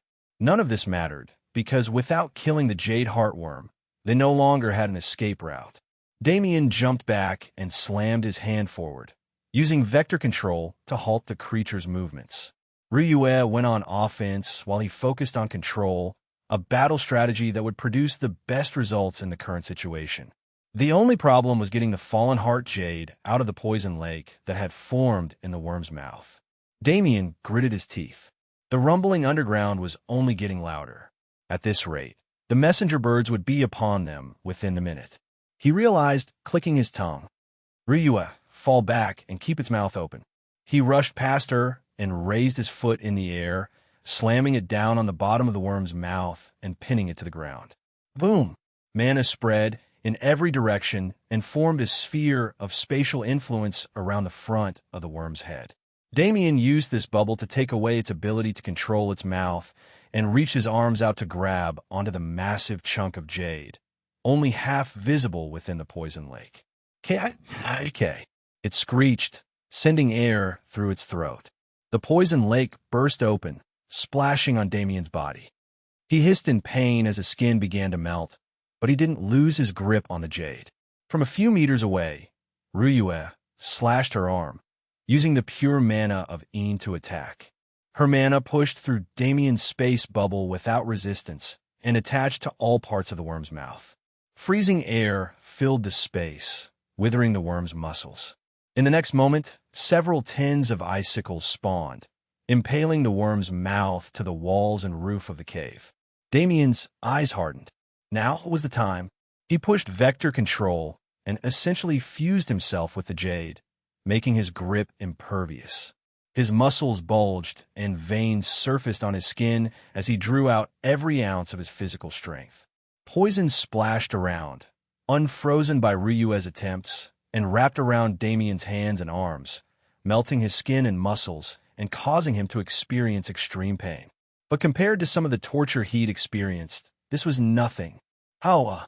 He let out a fierce war cry and tore the stone free, closing his mouth rapidly as the worm's green blood spurted onto his body. Hell appeared in reality. Bang! A clean shot straight into the worm's throat. It was fired as Damien jumped back and made distance. The hard part was over now, because the defensive power of these worms, no matter how big or strong they were, was always weak. Such was the consequence of evolving while relying on the regeneration of fallen. Heartjade, Damien and Ryue didn't need to exchange a single word to understand each other's intentions. They worked in perfect tandem, restricting the worm's movements and swiftly killing it while it was defenseless. Damien split its corpse without hesitation, and without paying any mind to the treasures that could be within, they ran. They were only a few tens of meters away from their hole, and once they reached it, they jumped, flying up to the surface at their fastest speed. Scree! Boom! The messenger birds broke through the tunnel, following the scent of their prey and slamming their way up the path in chase. This is good for us. They have no movement room while we can run whenever we need to. Ryue nodded in agreement. Rather than being attacked from both sides when they left, it was better to take care of the smaller threat. With the enclosed space of the sinkhole, the situation became less like the endless pursuit they faced on the first night and more like their journey through Ghost King's Valley. Damien used Freya and Hell in conjunction, wincing every time he pulled the trigger, but using as much mana as he could. In this case, using Devoured to recharge was too flashy. He also had to resort to elixirs, which meant he had to be conscious of how much those elixirs could fill him. There were indeed thousands of messenger birds charging at them, but it wasn't nearly as bad as the swarm they faced before. Bang! Bang! Bang! Bang! Shio! Shio! Shio! Shio! Damien and Ryue supercharged their mana, attacking relentlessly. Groups of tens and hundreds of bids fell to the bottom of the hole, their blood painting rivers in the underground tunnel. It was taxing, but it wasn't nearly the worst it could have been. A minute passed under siege. A minute was all it took. The extremely loud nature of their race, combined with their ungodly ability to know when their kin were dying, made it impossible to commit this massacre quietly. Scree! Scree! Scree! Their screeches echoed from over 10 kilometers away, yet they were already ear-piercing. Ryue glanced at Damien, who swiftly nodded. They didn't kill them all, but they'd lowered the number to just a few hundred. It was more than enough. Ryue took Damien's hand, and his mana covered their bodies. In the next second, they vanished, reappearing in the rainforest a kilometer or so away. Now came the hardest part. A continuation of last night's chase, except this time, there were only 2 of them, and scree! The messenger birds were far, far more furious. Chapter 1082 Overseer. Meanwhile, A much more peaceful scene was taking place in the perilous sanctuary. Once one became accustomed to its dangers, it wasn't too hard to maneuver the area, which was the reason why so many miners were able to set up camp in this area and excavate for ores and minerals. The impulse wave always blew away their progress when the world was reshaped, but in the same event, the resources they mined would reappear in the same place like magic. No matter how many people the impulse wave and the severed world's ecosystem killed, more would always be willing to enter this kind of paradisiacal landscape, especially since the most dangerous beasts and environments lay further than this place. Rose and Elena rode Zara all the way back to the perilous sanctuary, fighting off a few beasts on their way. Their journey was mostly smooth, and upon arriving, they immediately went to work looking for the best materials to collect. With Damien's idea, metals would likely be the best investment. There wasn't enough time nor information to make some kind of definitive difference in the Overseer's base strength, but enhancing it through external methods was more than possible. The mines of the perilous sanctuary presented themselves as an orderly tunnel system that had been thoroughly planned out over several repetitions and perfected. Rose and Elena weren't part of any group that took place in the creation of the mine, so entering was a bit difficult. In the end, they had to pay a hefty sum to gain access, but it didn't mean anything to them. After all, with Rose's abilities, they were sure to make a harvest far outstripping the money they spent. With this mentality, they entered the mines and began exploring. It was relatively peaceful. There weren't any beasts in the area, since it was maintained by several influences jointly, and the only real trouble was men who didn't know their place. Teaching them where they belonged, though, was great fun for these women. Nevertheless, their expedition proceeded smoothly. Using Rose's eyes of fate and Zara's shadow abilities, they were able to sift through trash and find treasure at a rate none could match. The metals they focused their attention on were called coldine iron and starfire iron. They were directly opposite each other, but both formed within the bounds of the mine system. The coldine iron was influenced by Ghost King's Valley and was present mainly in areas near the cliffside. Not only did it possess extreme properties, but it also had a natural flexibility unlike metal that would be perfect for crafting. As for starfire iron, it was a hot metal that naturally absorbed energy from the sun to contain extreme yawn. Starfire iron wasn't as special as coldine iron, but when used in tandem, the effects of both materials would be amplified, and if Rose was correct, the effect would be even greater than that. Their goal was to bribe the Overseer, not to kiss the bird's feet. They weren't trying to make it the absolute best armor possible, so they finished the immediate task in roughly 8 hours. However, they made the decision not to return to the third layer, because deeper in the mine, there were even greater treasures. They moved secretly and stole as many precious resources as they could find, feeling not a shred of remorse for those they were robbing. If anything, it was their fault for underestimating the girls. They finally exited the mines around halfway through the night, and immediately, their ears picked up the cacophony taking place far, far away. "Those birds are insane," Elena said, clicking her tongue. It's annoying that we can't just kill them," Rose replied in agreement. Zara's mental transmission entered their heads, making them turn to her with inquisitive gazes. "The birds can't leave the third layer, right?" Rose and Elena's eyes widened. Was there such a method? They immediately had to try it. If they failed, then the others in the perilous sanctuary would just have to help them deal with the birds. Since they didn't know the race's habits, they were sure to accidentally get involved. With no risks to worry about, the girls rushed to the border of the third layer. There were messenger birds there. They followed the scent of Rose's group and waited for their return, but even though the trio was standing right in front of them, they didn't move forward. Scree! Scree! Enraged shrieks filled the air. The birds flapped their wings angrily, as if telling the girls to stop being cowards and fight them on their side of the boundary. But why would they do that? Since when did messenger birds ever do anything fairly? Annoying creatures like this didn't need to do anything but die. Shine! Yggdrasil's branch swept through the air, sending an arc of light flying. It cut through every messenger bird in its path, dropping their corpses to the ground. Scree! Their compatriots screeched, but still refused to move. Rose, Elena, and Zara grinned collectively. Tonight, they were going to get payback on these damn birds. Surprisingly, night passed quickly on both fronts.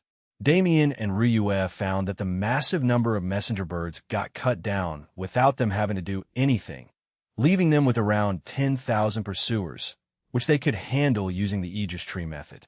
Little did they know, the reason for this ease was Rose's group, who killed so many birds that they became a target for a majority of the race. They were able to survive the night due to this, along with their experience from the previous day, and once again, the Overseer's massive body surfaced above the third layer. At this time, Rose, Elena, and Zara had already reunited with Damien and Ryue. They watched the messenger birds attack the Overseer again, this time with more fervor, unwilling to put down their grudge. Yet, once again, they were thrown away and suppressed, unable to act as they pleased. It was like the clicking of a rooster in the morning, a routine to start the day. But what mattered now was what happened after. The Overseer turned around after finishing its task and made its way back to its perch. And on the ground below, a group of 5 chased his shadow. They rushed all the way through the rainforest until they reached a massive jungle tree, its trunk several tens of meters thick and its height piercing the canopy of the forest and making itself known to the world. At its peak, the Overseer rested, unbothered by the activities of the world. Its current focus was saving its power and growing stronger in preparation for the ceremony less than a week away. However, the Overseer's eyes opened barely, sending an indifferent glance at the ground, where a group of humans stood smiling at it. I know you're probably busy right now, but I have a proposition you're guaranteed to be interested in. Words one would expect from a scamming door-to-door salesman came out of the man among them's mouth. The Overseer would have usually ignored such things, but today it was feeling a bit odd. Didn't this human sound strangely convincing? Chapter 1083, Overseer. The Overseer was a massive creature whose gait couldn't be properly described when one saw him in the sky. His shadow was massive enough, and with the way his body covered the sun itself, one could only get a picture of the size, not a true measure of it. However, it wasn't a question that there was no bigger beast than him thus far in the severed world. Even the Ghost King would look like an ant in front of him. But perched in the great tree he chose as his home, even his size was dwarfed. Honestly, it made him far more approachable. But who would dare?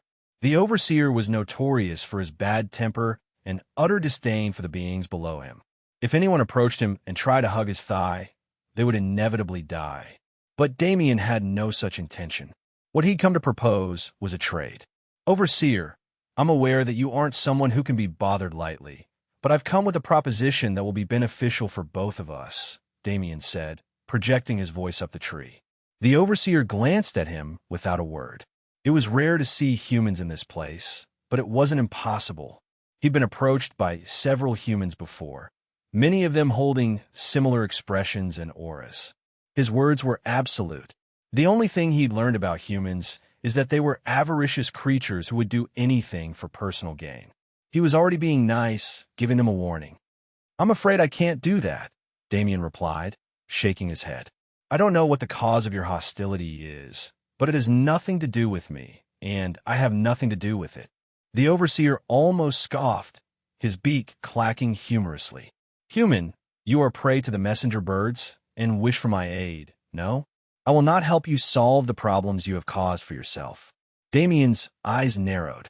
The Overseer's attitude was incredibly unwelcoming, but despite his words, he'd yet to attack. Was he showing them mercy? No, that couldn't be it. Why would he show mercy on a random group of humans? If so, was this his regular demeanor? The interaction was short, but Damien could inherently feel something from the bird, a sort of connection. It wasn't something as grand as the connections he felt through the void, but something more emotional. They said the Overseer was arrogant and domineering, not willing to entertain anyone or anything that didn't amuse him.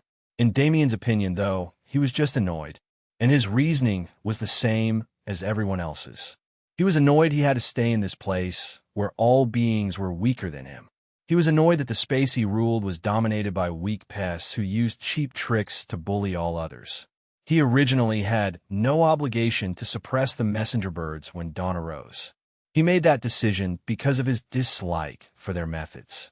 As someone who'd been struggling with a similar feeling in the past few days, Damien immediately sympathized with the desire to push everything away and live in silence, surviving with only the goal of becoming stronger and achieving one's everything left unaccomplished. Damien's sympathy aside, this emotional state was perfect for his plan. The overseer's head shot up at the mention of those two sacred words. His eyes widened in interest and wariness. He asked cautiously, "That's not important right now. Didn't I say I wanted to make a deal? If you can help us suppress the messenger birds and get rid of their hostility, we can provide you with something that'll provide you great help in the ceremony," Damien responded with a smile. "You?" Damien's smile widened into a grin. With that, the overseer was hooked. Damien dug through his spatial storage and found a pristine platinum chest plate, an artifact he'd stolen from Holy Light Star, and threw it up the tree for the overseer to observe. It was impossible for races without humanoid forms to forge or concoct. Beasts and spirits usually fell under this category, but in the true universe, both had the ability to assume humanoid form upon reaching a certain level. Thus these restrictions were removed. The severed world, as a sub-universe, had no such mechanic. Beasts would remain in their beast forms regardless of their level. Therefore, where would they find a means to obtain crafted items? The overseer curiously sent his perception into the armor, feeling the metal and understanding the complex workings of mana within. This treasure was chaos rank, so it was already powerful enough to draw extreme interest from a being who didn't know it was possible to form external defenses in this way. A few memories flashed through the overseer's mind. In the past, there were several humans he'd killed who left behind strange rings that he couldn't maneuver, while others offered him mixtures of plants that they claimed would aid his cultivation. Back then, killing them was enough to get what he wanted, but keep in mind, the item I am promising does not exist right now. After we have made an agreement, I will begin the crafting process. Damien beat him to it.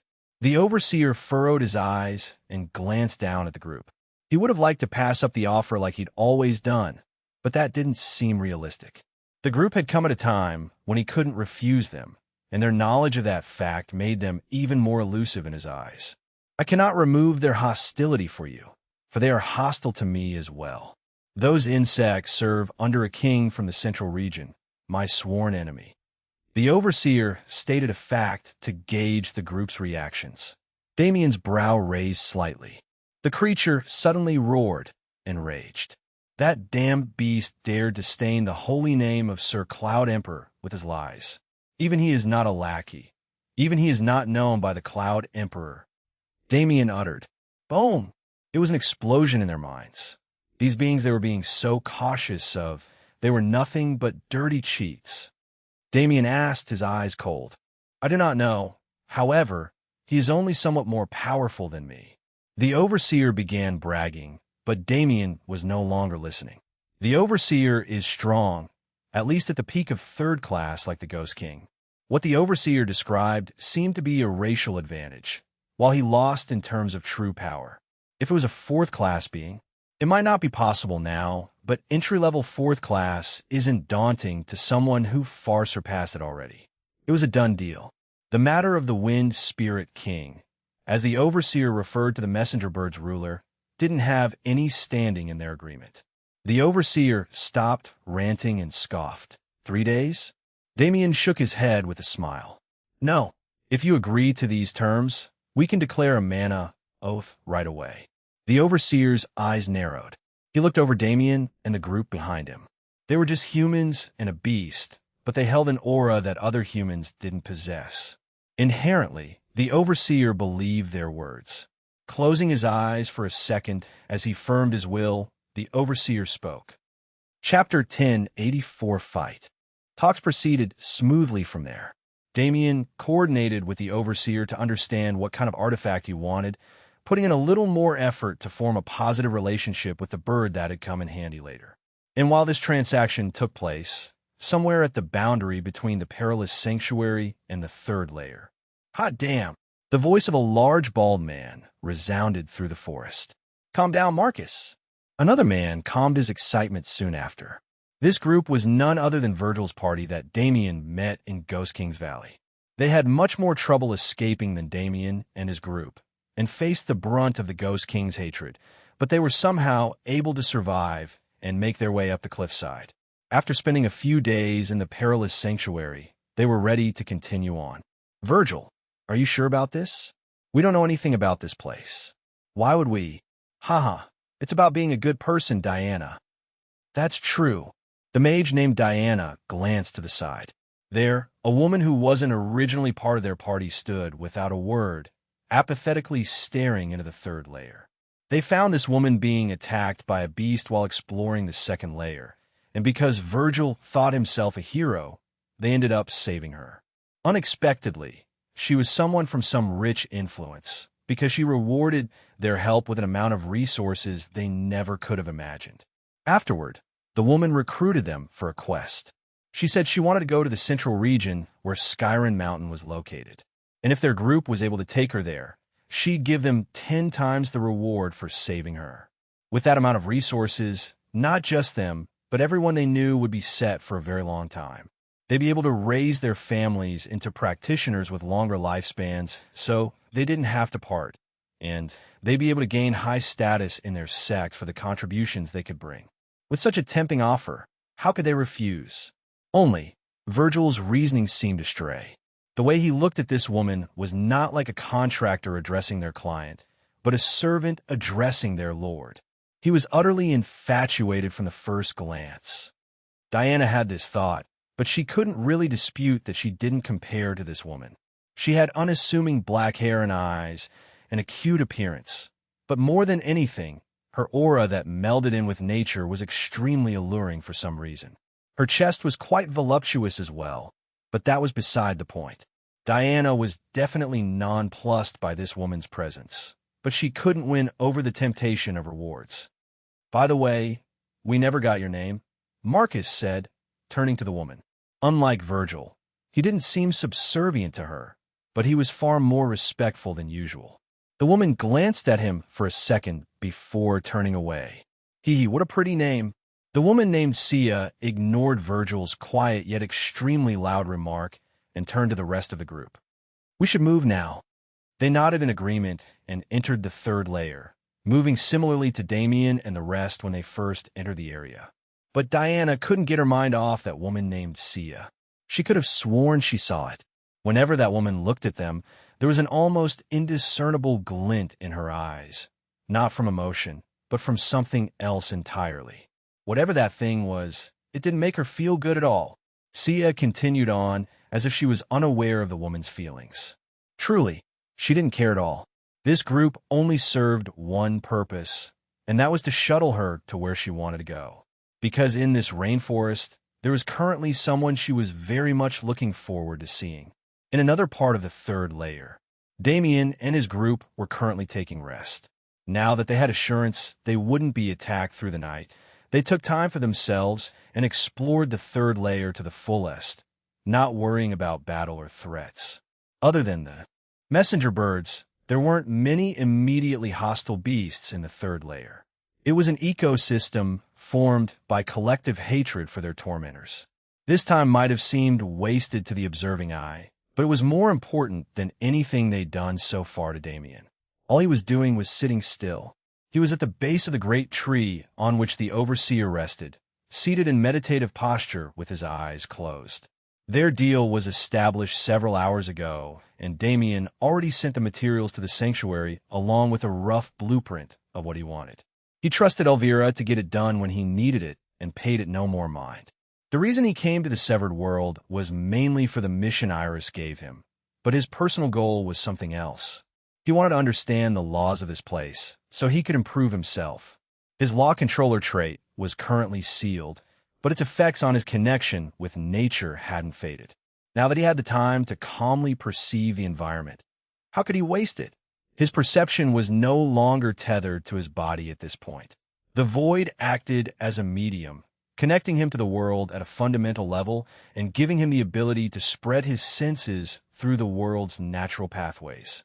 He saw the perilous sanctuary, he saw Ghost King's Valley, he saw Rose and the rest exploring the third layer, and he saw Virgil's group making their entrance. He noticed the odd woman traveling with them, but didn't pay too much attention to her. Instead, Damien's vision was filled with the sight of a heaven-piercing mountain.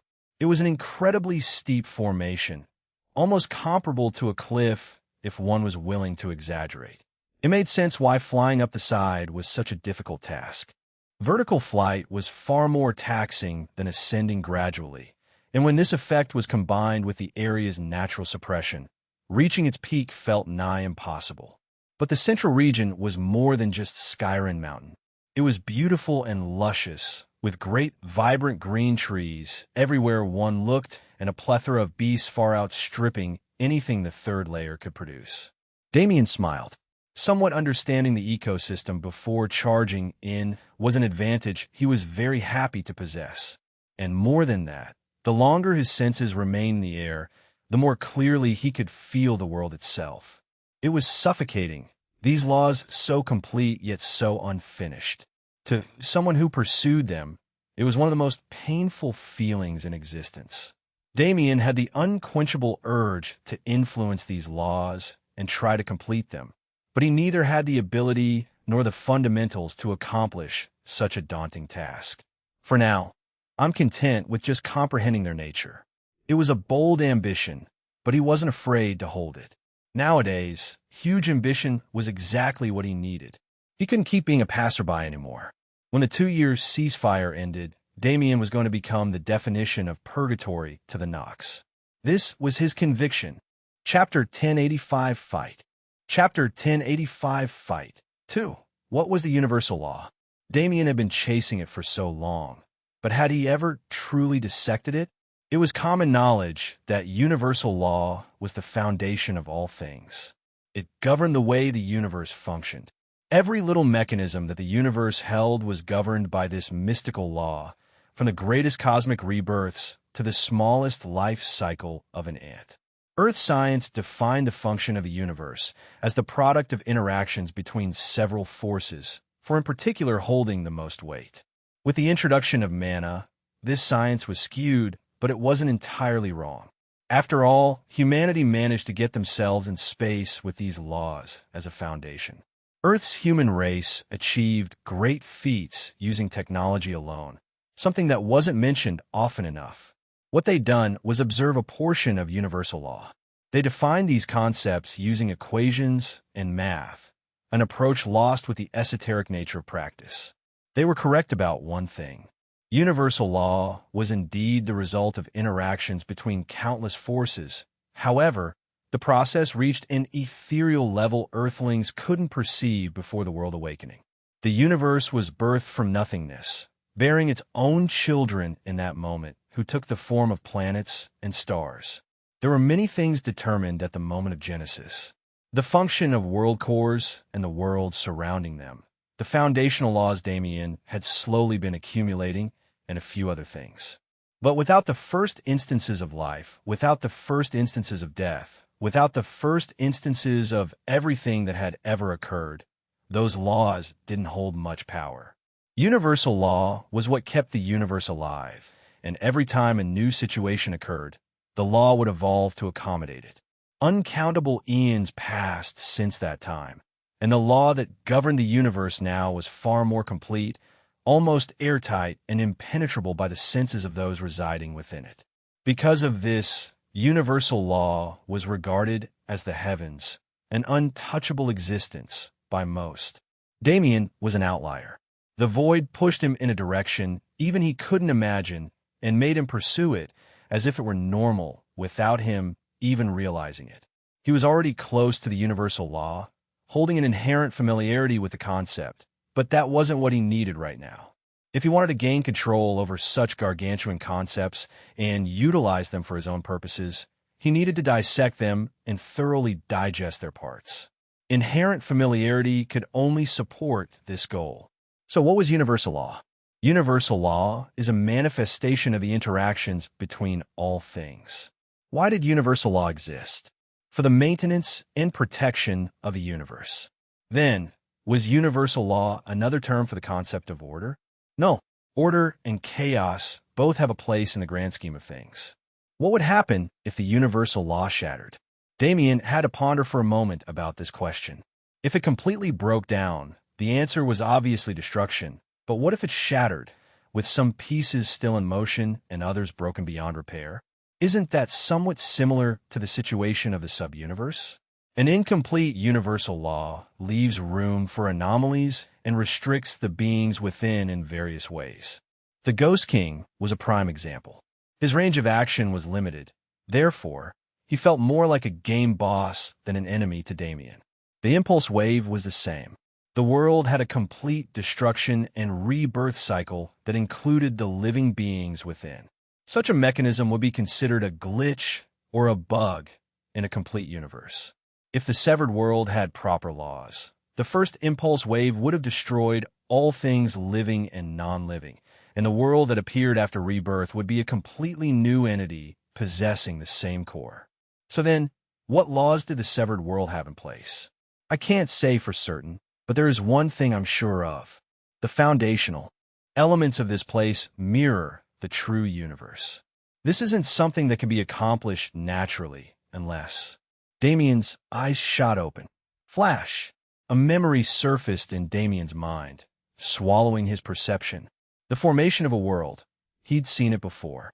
Long ago, he'd been graced with a vision where he watched from start to finish in great detail as a stray world core birthed its world. Back then, he didn't have enough knowledge to gain much from the experience, but the current him was incomparable. This memory finally found its place. The creation of a world could be considered a microcosm of the universal law. It gave Damien a more digestible perspective to start from before he continued on to greater concepts. And he realized it. There was a trace of the void in everything. Even the very greatest mechanisms of the universe couldn't escape it. In the end, it leads to the void again. Damien's eyes suddenly widened. Wait, the universal law was a measure of interactions between everything, while the void, in Damien's own perception, was the mother of everything. By this reasoning, couldn't universal law be considered a record of the void's actions? If so, why? Was it birthed by the universe not for such simple reasons like maintenance, but to try to find traces of its origin? The conclusion formed in Damien's mind was downright nonsensical. Even he, as the one who had the thought, absolutely could not believe it. Does the universal law? He thought, his body trembling. A splitting pain enveloped Damien's head and forced him out of his enlightened state. It wasn't the first time he'd faced it, but it was the first time he was aware of it happening. A strange force was trying to invade his mind and wipe the memories of his understanding. Was this also a mechanism of the universe? Damien couldn't accept it. If something like this was happening, then he was definitely on the right path to finding out secrets he wasn't meant to know. Boom! Mana raged around him in a flurry.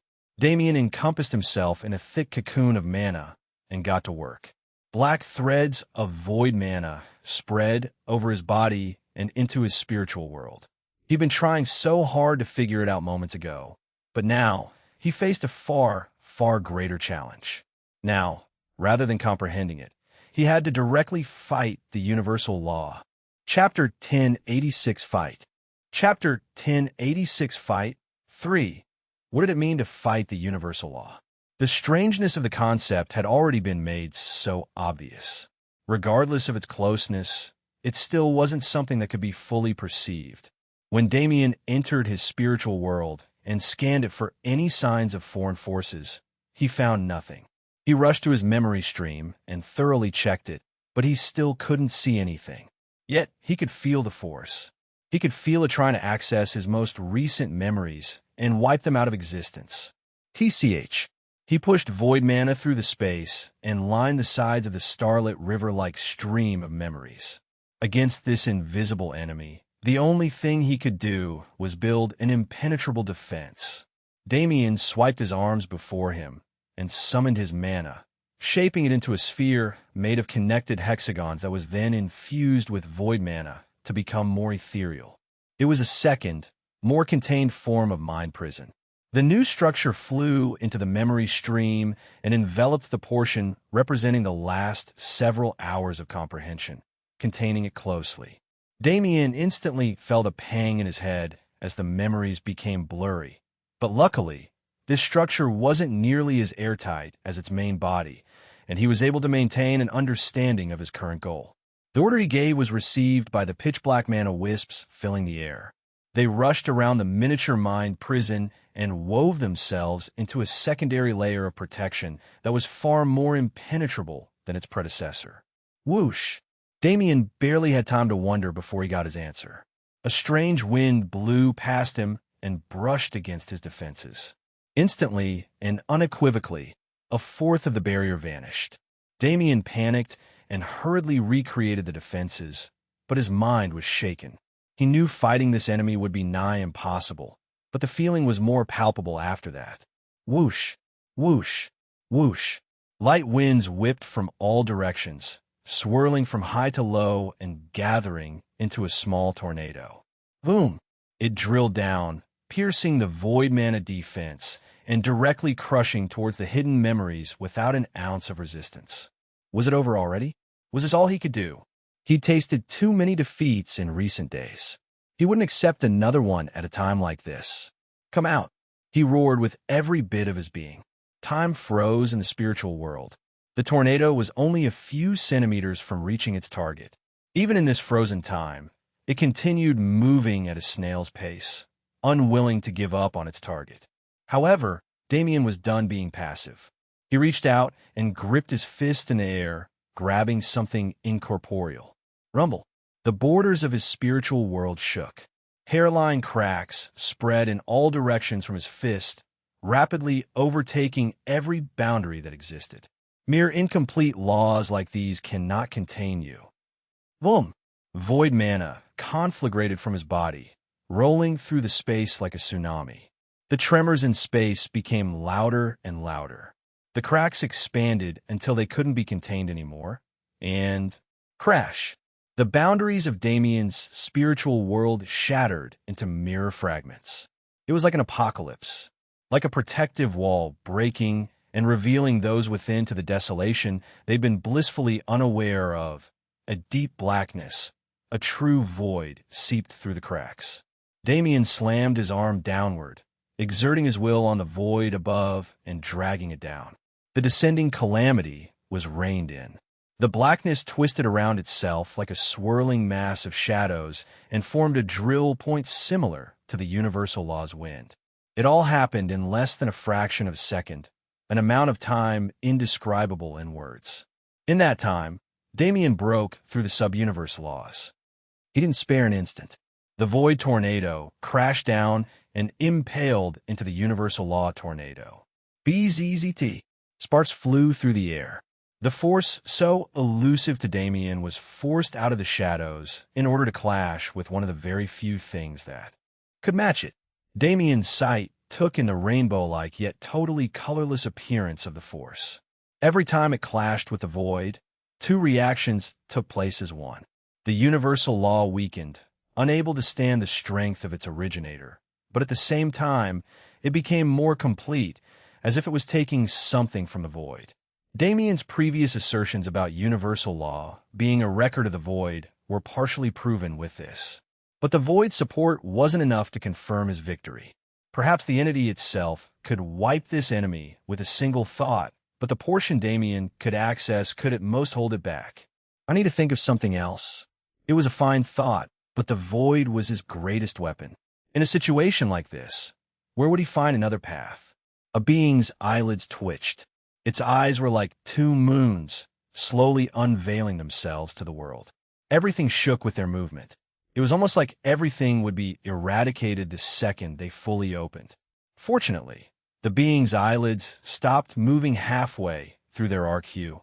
A slight breath from its mouth created tornadoes that could raise mountains into valleys. It gazed out, half-lidded, into the scenery below. Something had caught its interest, an almost impossible scenario. Its thoughts swirled to life just barely for the first time in eons. Whoosh!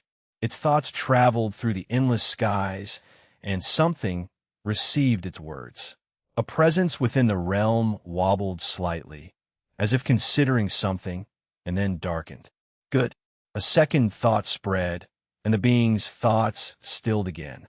Its massive eyelids dropped, and it inhaled, drawing back the hazardous entities created by its exhale. Its job was done. That was the turning point. The situation in Damien's spiritual world met a sudden shift. The wisps of universal law darkened and faded, weakening severely. Damien's eyes widened in shock when he saw it, but he had no time to ponder the reason. He rapidly controlled the void tornado and spread it to every corner of his mental space, eradicating any part of the universal law that remained. And while he was at it, a tiny portion, no more than the size of a fingernail, of universal law vanished from space, devoured by the void. Damien was certain that he was only able to triumph this time because someone or something helped him. He took mental note to search for his benefactor and focused on the actions he'd just taken. Regardless of what saved him, he was currently protected. He could feel that the universal laws had retreated, and all that was left were nondescript pieces of energy without direction. This entire scenario was a blessing in disguise, because with the remaining energy uncontrolled, Damien was going to receive great benefits. He grinned to himself and got started, uttering the very phrase that carried him to this point. Devour. Chapter 10, 87 Movement. Chapter 10, 87 Movement. 3 days passed while Damien sat in meditation, and the day of promise came. The girls had returned to the great tree, and the overseer was waiting patiently as well, but Damien still hadn't woken up. His deep slumber was not caused by the battle he faced, but by its aftermath. Not only did he destroy a portion of his spiritual world to break the void out of his shackles, he devoured a tiny piece of universal law that he had to work hard to digest. 3 days was a very long time, especially in this place where every day accounted for weeks in Grand Heaven's boundary. Many things happened during this time. Of course, Damien's group experienced peace, as they were reaching for nothing else. The girls were able to explore the severed world's ecosystems without worry, learning from its roots and strengthening their foundations along the way. The truly interesting events took place elsewhere. On the first day, Virgil and his group entered the third layer. They came across an injured beast that they ended up saving. It was just a small sparrow when they met it, and after healing it, they sent it on its way. Never would they have expected that the mother of this sparrow was quite the powerful beast who currently held the ambition to earn a place in the central region during the Ascension ceremony. However, she was sure she didn't have much of a chance and enlisted their group to help. They set off to the central region with her on the second day, prepared to defend her flight and aid her with their artifacts. To survive a night in the third layer without killing a single messenger bird, and even find a free ride to the most important event of his subuniverse. Could there be any better explanation? The woman named Sia, on the other hand, split from their group at this point, her destination unknown. She soon disappeared into the vibrant rainforest and erased herself from any perception that could have followed her. With the coming of the third day, there were only 2 remaining until the Ascension ceremony officially began, and every being near Skyrim Mountain was preparing for its arrival. Such a substantial time difference was jarring. Damien and his group entered the severed world roughly a week ago, but in Grand Heaven's boundary, it had been over 3 months already. The internal cleansing operation began in full a long time ago, and along with traders being constantly forced out and killed, an infected source world raid had already taken place. Heaven's army began in Soul World. The domain of spirits always had a strange atmosphere that was perfect for the existence of spirits, but almost haunting to all others. The infected source world in their sector was considered the weakest because the Nox had to endure this disadvantage. Meanwhile, the Allied forces had protection from the spirits that allowed them to act while bypassing it.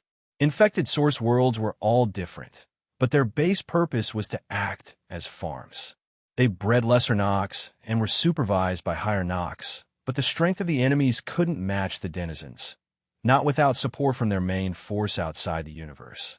The infected source world fell in 2 months.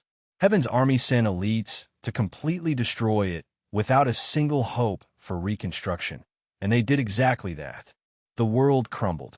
The shattered pieces of rock that floated through the starry sky were incinerated to nothingness, and every Nox on its surface was eliminated.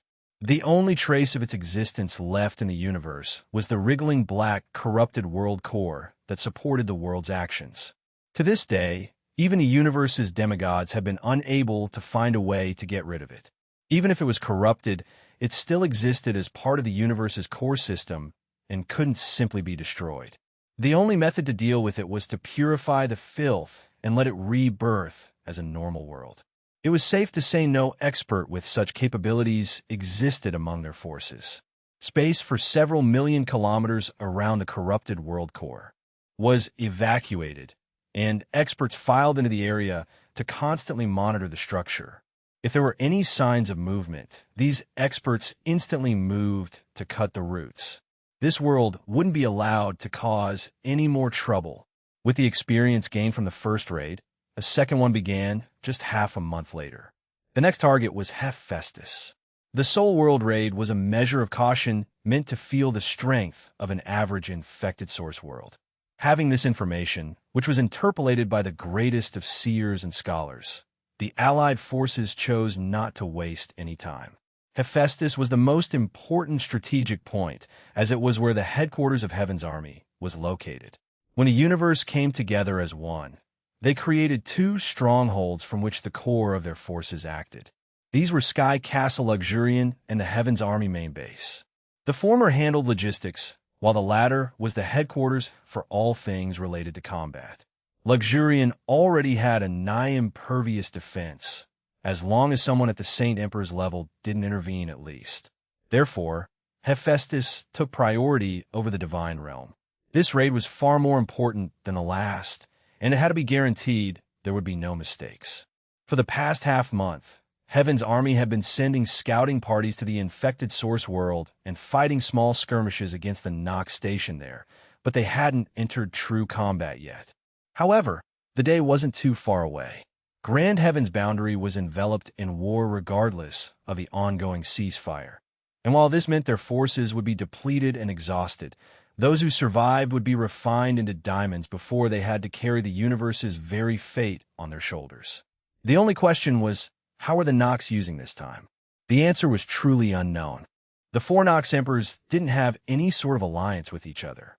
They had their own goals, and as long as they didn't interfere with each other, they rarely maintained contact.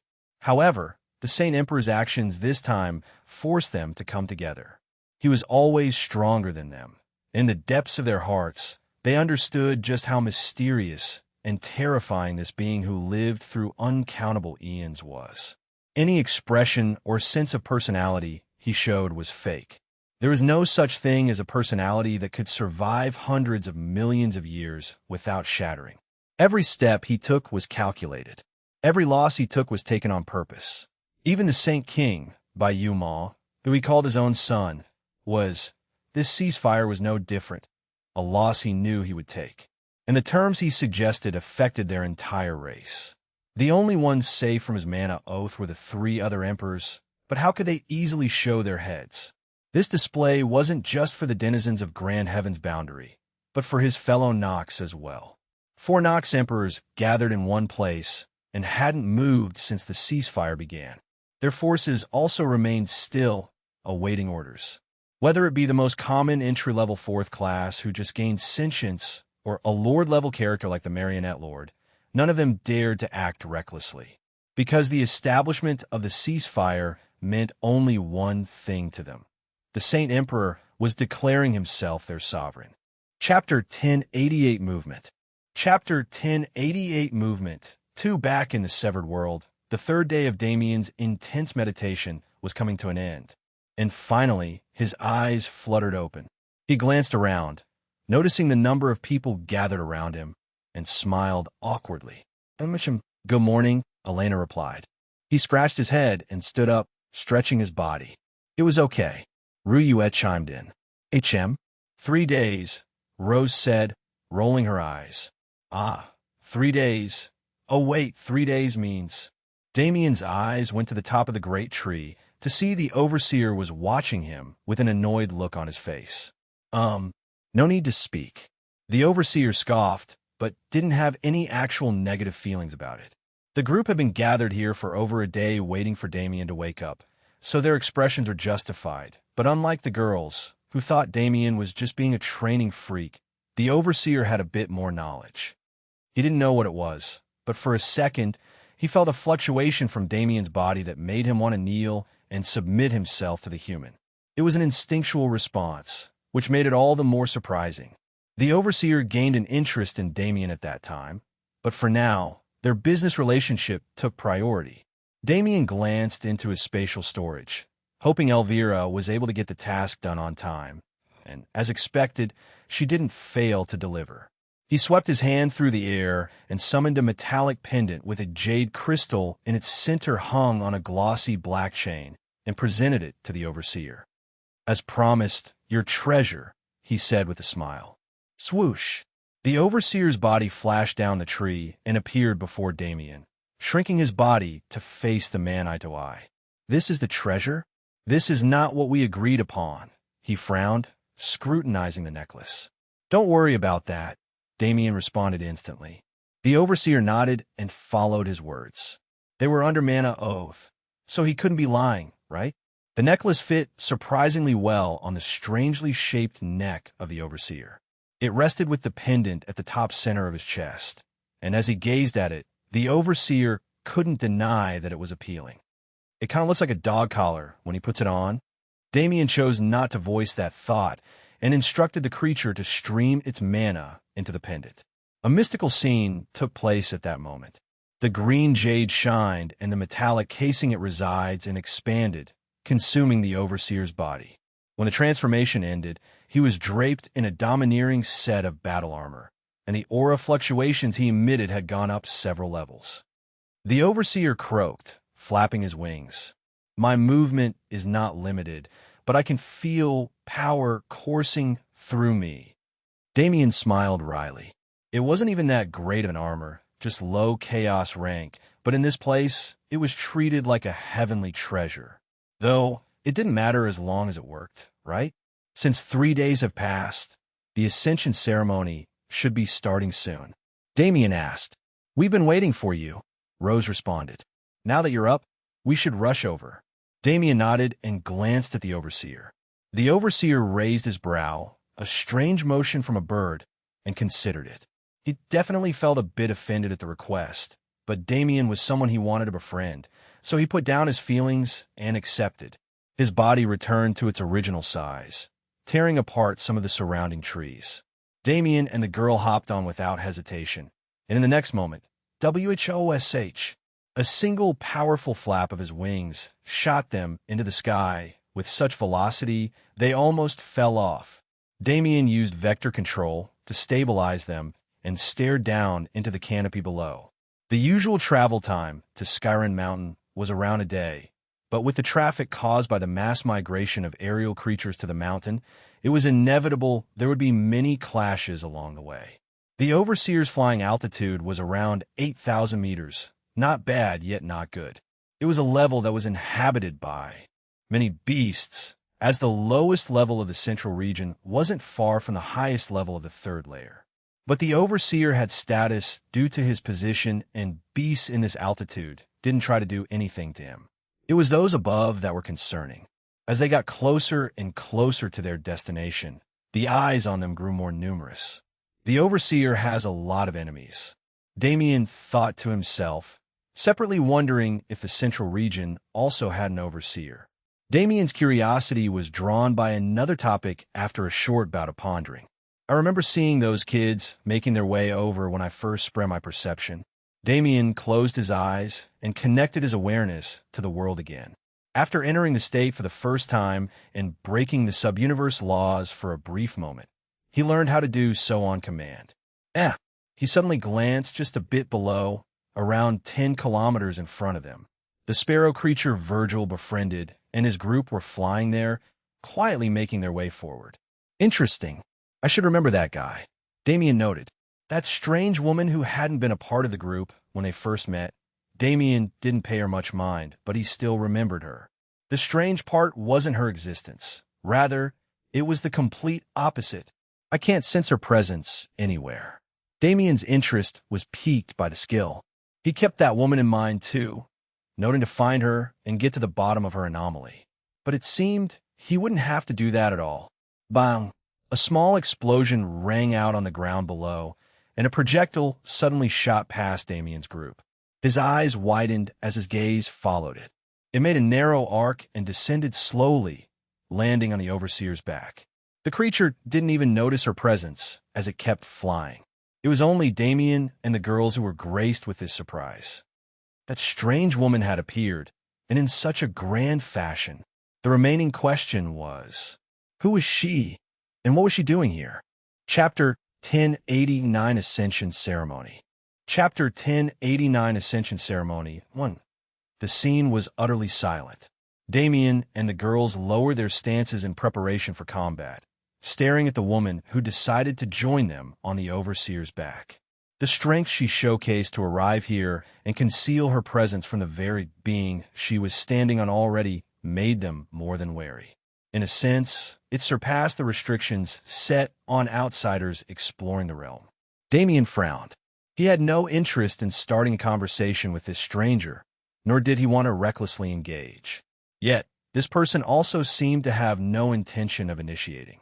She panned her gaze over their group expressionlessly, cracking a slight smile when her eyes landed on Damien. She offered a single greeting and a nod, raising her hands in the air to proclaim her innocence. She frowned slightly upon gaining no reaction from the group and continued. I did not come here to fight. Damien let out an unintentional sound of confusion. Of all things, this definitely wasn't what he expected. He echoed, making sure he heard her properly. Yes, this is my wish, the woman responded confidently. Damien's answer came without hesitation. In what world would he be stupid enough to accept some random stranger into their party? Besides, they were already so close to the goal. Was there a point in having a new travel companion at this time? The woman raised her brow, clearly surprised by Damien's rapid refusal. This won't do. Damien's eyes widened. Her lips were brushing against his ear before he realized what was happening. He clicked his tongue and stepped back, narrowing his eyes and glaring at her. Her movement ability was one thing, but how did she know about his interaction with the universal law? He hadn't even told the girls, yet since an in-depth explanation would take quite some time, there shouldn't have been anyone except him and the mysterious being who aided him who knew that the universal law invaded this sub-universe. Damien shook the thought off without hesitation. She had special characteristics in her aura and existence, but she was not the presence from that time. Damien's killing intent was nearly palpable. A stranger who was able to learn such things and evade his perception with such efficiency was an enemy to be killed. The woman's expression turned wry. Did I not say I came here peacefully? I'm not just asking you to let me join your party. I cannot tell you its specific nature at the moment. However, her words trailed off as she traced her finger through the air. A formless fluctuation presented itself, hardening Damien's expression instantly. Whatever the force she used it bore similarities to universal law that would be impossible to achieve without seeing it for oneself. If this woman followed the same path as him, it truly wouldn't be a bad idea to have her join the party, but he turned to the girls for their opinion. What? Elena asked first in bafflement. She offered something I pretty much can't refuse. Ryue asked next. This? Damien hesitated for a second, trying to find a way to concisely explain. But then he realized he had no need to do that at all. The concept of the universe's ruling power was well known, and the girls' changing expressions made it obvious that they understood the implications of those words. Rose questioned, glancing at the woman. It is. She personally. Damien's brow twitched slightly. The trio questioned his sudden halt, making him scratch his head. I've more or less figured out the situation. Let's trust her for now. They nodded at his words, albeit in confusion. There was something about this matter that Damien wasn't revealing, but they didn't ask. After all, if he didn't want to say anything, it wasn't something for them to know. Damien had become far more open after their relationships were solidified, and even secrets about the void had been shared with this point. Nowadays, there was no reason to doubt his sincerity. Their conversation took place over sound. Transmission, hidden from outside perception, but the woman was already smiling like she knew the outcome. Damien turned to her, a frown still painted on his face, and outstretched his hand. "Then, we will work together for now. I hope you can pull your weight," he said sternly. The woman, Sia, nodded and shook his hand. "That is natural." Damien voiced his agreement. From there, the process was mundane. Sia wanted to participate in the ascension ceremony with them, but their goal was too high for them to bring outsiders along. Luckily, Sis's goals differed from there. She mentioned two landmarks, the Blessing Shrine and the Lunar River, which she wished for them to accompany her to. After this was accomplished, she promised to separate from their group and not bother them. The more they conversed, the more it seemed like Sia just switched from the weaker Virgil group to the stronger Damien group to better accomplish her goals, which ended up building a modicum of trust between her and the group. But Damien had other ideas. He thought to himself with a smile. This Sia's identity was definitely more mysterious than she let on. Nevertheless, a new member of their group was added at this sudden juncture. It was unknown whether it was positive or negative. The slopes of Skyrend Mountain became clearer and clearer in the misty skies. They were only a few hours away at this point. The number of aerial beasts around them was monstrous. The airspace was crowded with tens of thousands, maybe even hundreds of thousands of bodies. Yet, they never clashed unintentionally, their hierarchy providing a clear order to their flight. Damien expected more preliminary competition, but the journey was quite smooth. He underestimated how important this ceremony was to the beasts of this realm. Status was something he never cared about, but he was only allowed to possess such a mentality because he had power. To these beasts, the only way to gain power was status and vice versa. For some, failing meant becoming prey, an inevitable death. The ascension ceremony was known as a grand and sacred occasion, but it only felt that way for the ones at the top. For those in the third layer, even if it was the overseer, this event was a battle of survival, a struggle to earn the right to life. There was absolutely no room to fool around here. Hours passed in this solemn atmosphere, and the time finally came. They'd arrived at their destination. Chapter 1090 Ascension Ceremony. Chapter 1090 Ascension Ceremony 2. It was like a scene out of a movie. Their view was hindered by mist, but cleared away once they got close. The true surface of Skyrim Mountain. In terms of appearance, it wasn't the most extravagant mountain Damien had seen. It was steep and rocky, without much vitality on its surface. It was, for lack of better phrasing, a lanky mountain. It didn't have much width, but its height was amazing. Roughly 1,000 kilometers of its body were revealed under the cloud layer, and one could only imagine what was hidden above it.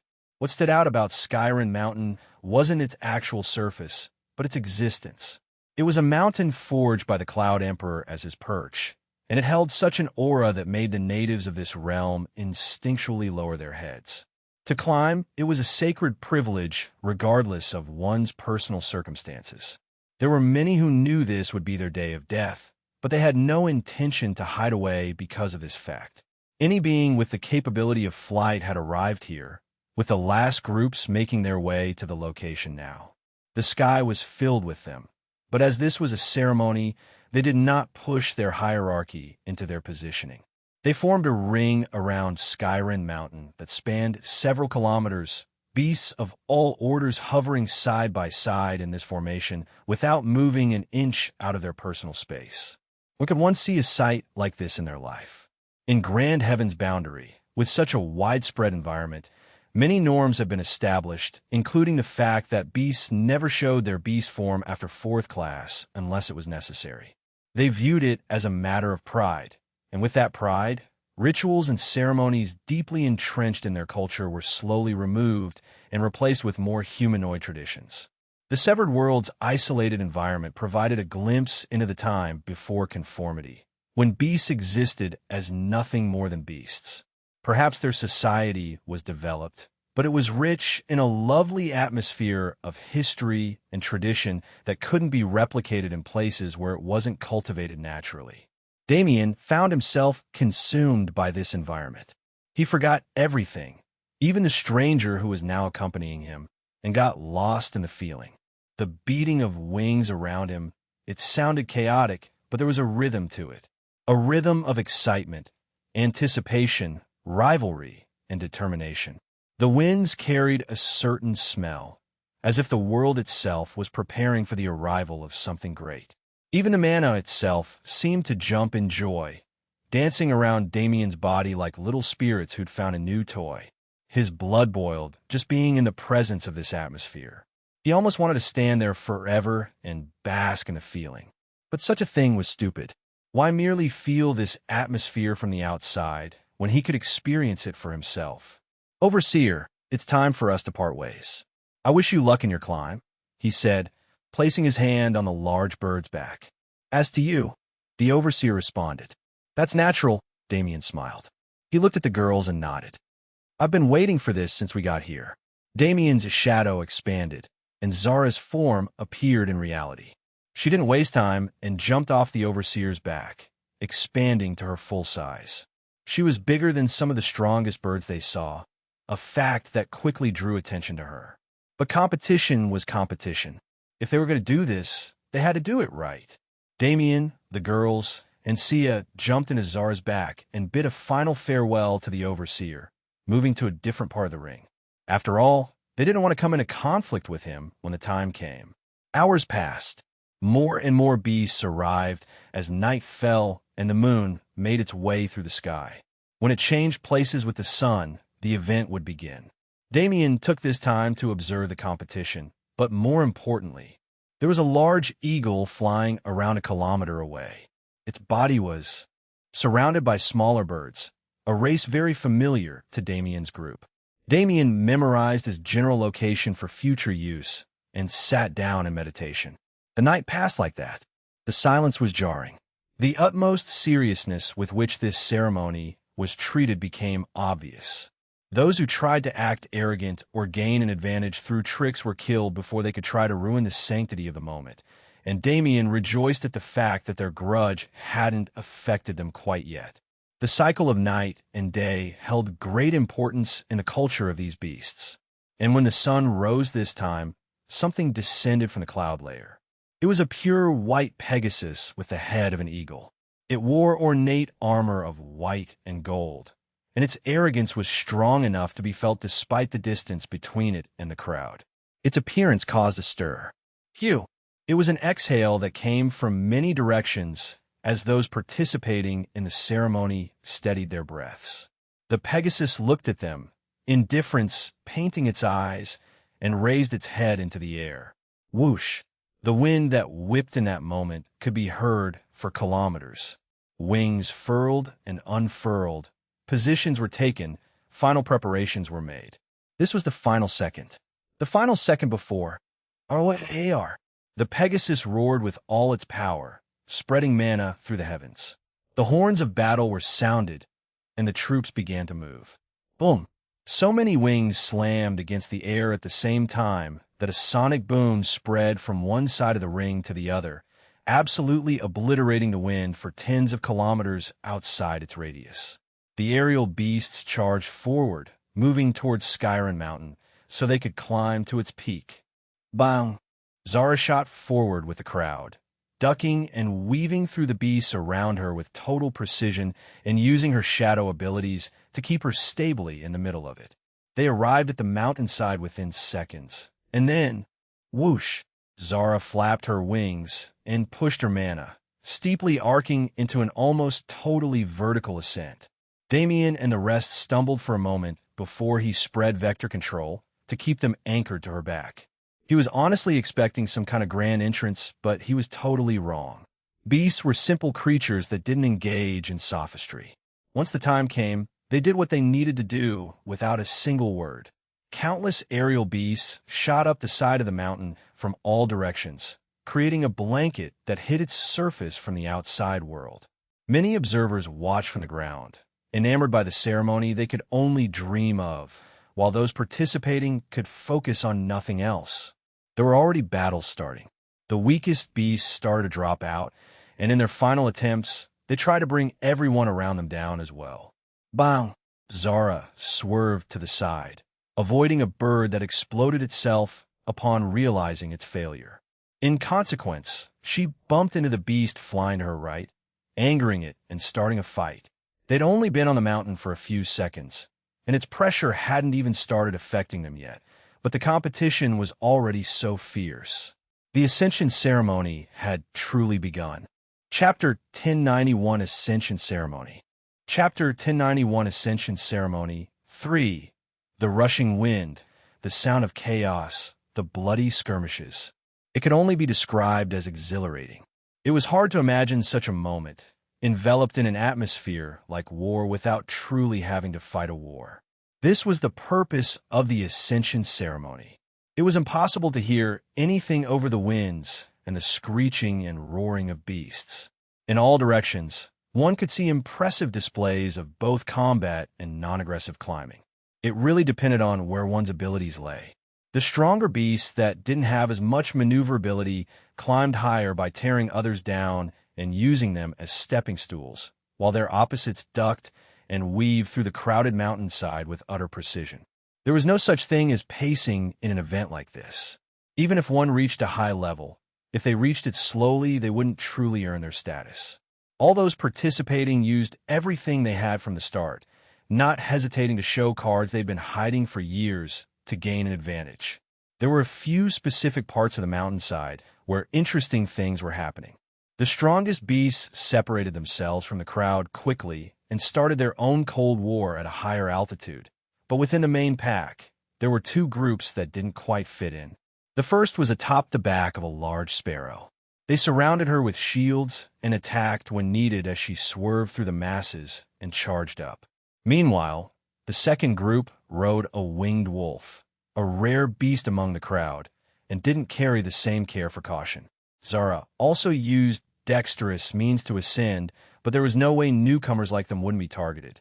Anytime they got close to another beast, it would turn hostile and try to bring them down. Of course, none of these small fry had that kind of capability. Bang! Bang! Bang!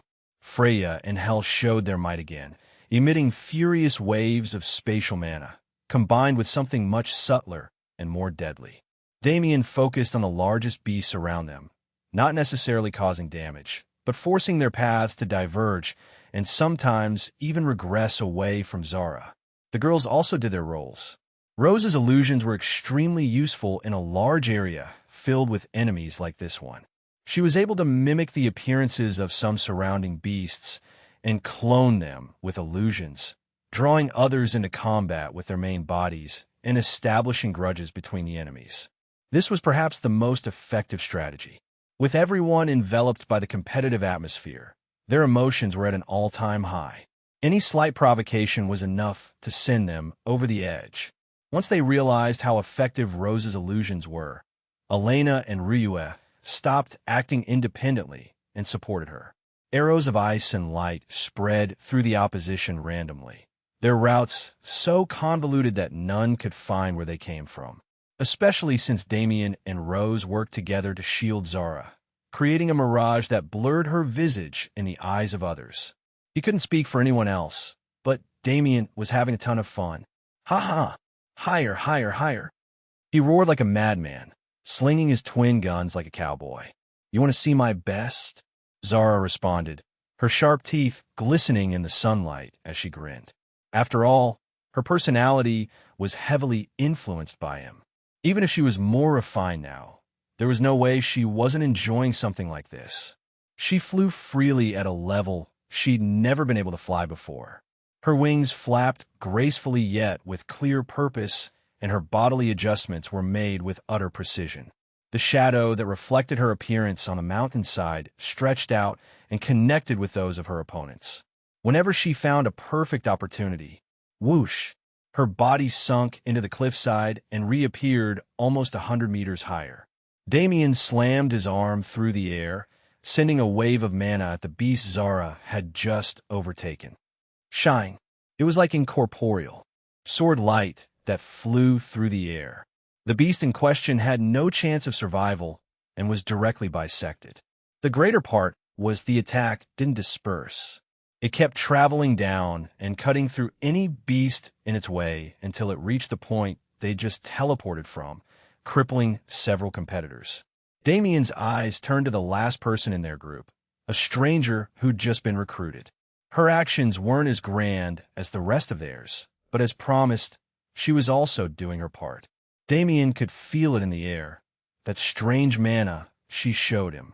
It didn't have many offensive capabilities, but it put a layer of formless protection around Zara that made other beasts inherently avoid her. It was surprising that she had room to move her wings with such freedom, and Damien could only credit this to Sia. Their current height was at least 300 kilometers off the ground. The mountain's total height was estimated to be around 1,500 kilometers, while the milestones Sia wanted to reach were 1,000 kilometers and 1,200 kilometers high respectively.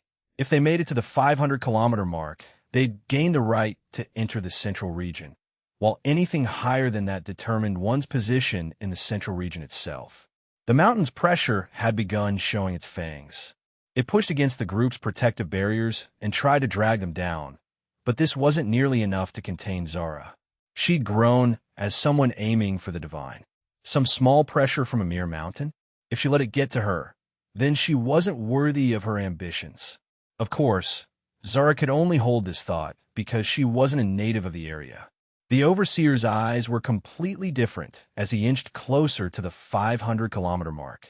A domineering armor covered his entire body, and a radiant green light seeped into his bones, constantly allowing him to surpass his limits. It was difficult. Even at the 400-kilometer mark, he had to push himself to an extent he'd only exerted a few times. When external threats were added, it became more trying than ever. The armor gave him the chance to do what he'd never done before, to push past the 500-kilometer mark, the 700-kilometer mark, and even higher. He couldn't allow his own weakness to take away this heavenly blessed opportunity. Swoosh! 425 kilometers, 450 kilometers. He could see the first landmark, the first step to achieving his goal, right in front of him. But nothing was ever that easy. In a situation like this, even if one had the power to achieve something, they had to first ask if their enemies would let them. A shadow covered the Overseer's vision. A giant eagle glided directly above him, looking down with a smirk on its face. He yelled through a gritted beak. The Wind Spirit King laughed. "My little ones say you've been tormenting them in recent days." Whoosh! The Wind Spirit King unfurled its wings to their greatest length. Attached to its underbelly and hiding under its fur were thousands of messenger birds, their eyes glowing red in anger and mockery. They'd been suppressed before, but with their ruler's protection, such a thing would happen no longer.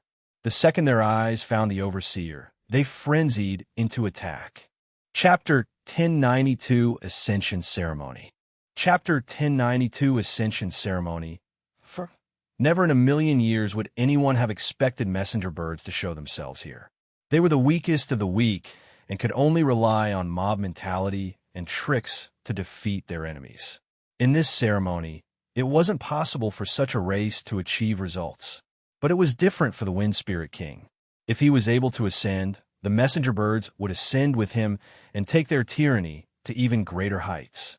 It was an unspoken fact that the messenger birds were scammers, and it remained unsaid for good reason. Regardless of their cowardice or trickery, they still had the capability to maim and kill. The Overseer's eyes widened as the sudden swarm enveloped him. From all sides, messenger birds stabbed themselves into his body and used their beaks to penetrate his armor. He swerved, trying to shake them off, but they were relentless. The skills that allowed them to reign over the creatures of the third layer were put on full display. The Overseer roared inwardly. He spread his mana, throwing the birds off him and charging upward to meet the Wind Spirit King. But it was like they'd gained invincibility.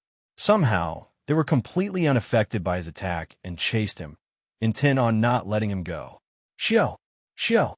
Shio! Shio! Messenger birds whizzed through the air and forced the Overseer into a defensive position.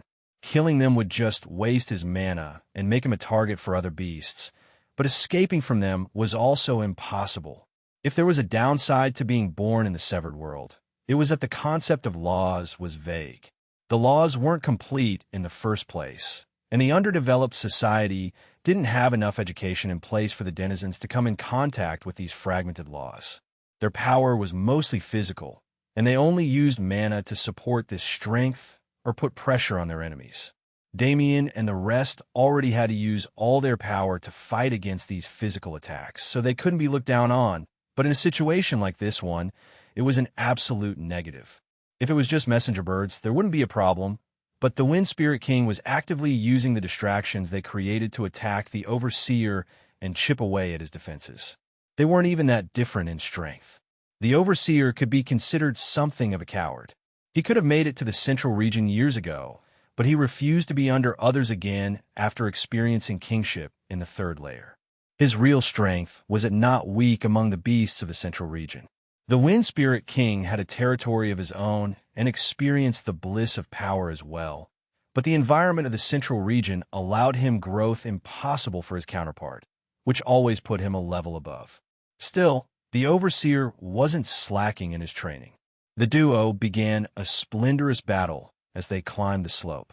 They flew around each other, using their talons and wings to slash at each other, and even getting petty enough to bite each other and tear chunks of meat off with their beaks.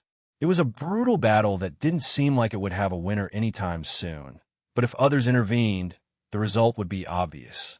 There was nobody willing to offend the Wind Spirit King for no reason, precisely because of how annoying the messenger birds were. So in this situation where the Overseer was being harassed, did he even have a way out? Unbeknownst to him, a pair of eyes was watching as the events unfolded. Damien's eyes were narrow. He could clearly see the underhanded tactics being used by the Wind Spirit King, and he could feel the vein popping out of his forehead. Those annoying little bitch birds were already bad enough, but they were being controlled by an even bigger scumbag? He'd accumulated a great deal of grudges against those sky rats in the past days, and all of that hatred concentrated on the one who allowed them to act out, the big tree that shielded the monkeys. He turned to Sia, his face twisted in an absolutely evil expression. The grin on his face would immediately scare away any woman in the vicinity, and the cold and bloody, killing intent in his eyes would do the same to men. But the words that he voiced were utterly calm. Use your mana. Plant some of it in that fat-ass eagle and make sure it's pure enough to give off fluctuations. His words were not the tone of someone asking for a favor at all, but right now, Sia couldn't really care about it. She glanced at him and rolled her eyes, accepting her fate. Since she joined this party, she had to pull her weight, right? Otherwise, she couldn't expect them to fulfill their side of the deal. These people clearly weren't as naive as Virgil's group. And Sia stepped forward and raised her arm into the air, gently flicking her finger. An imperceptible wisp of mana shot through the air, rising and curving until it directly penetrated the Wind Spirit King's head. This is quite the gift you're giving them, Sia said. Whatever. Damien's eyes turned crazier as he watched in anticipation. Nothing happened to the Wind Spirit King when the mana entered his body, but a trace of its aura leaked into his mana fluctuations. The surrounding beasts couldn't sense it, but they weren't the ones it was meant for. The Overseer and the Wind Spirit King continued their fight ignorantly. The Overseer was massive, and the suppression he could exert was enough to floor countless beasts below him. But the Wind Spirit King was different. His ability to read and move with the flow of the wind made him an enemy that couldn't be caught with effort alone.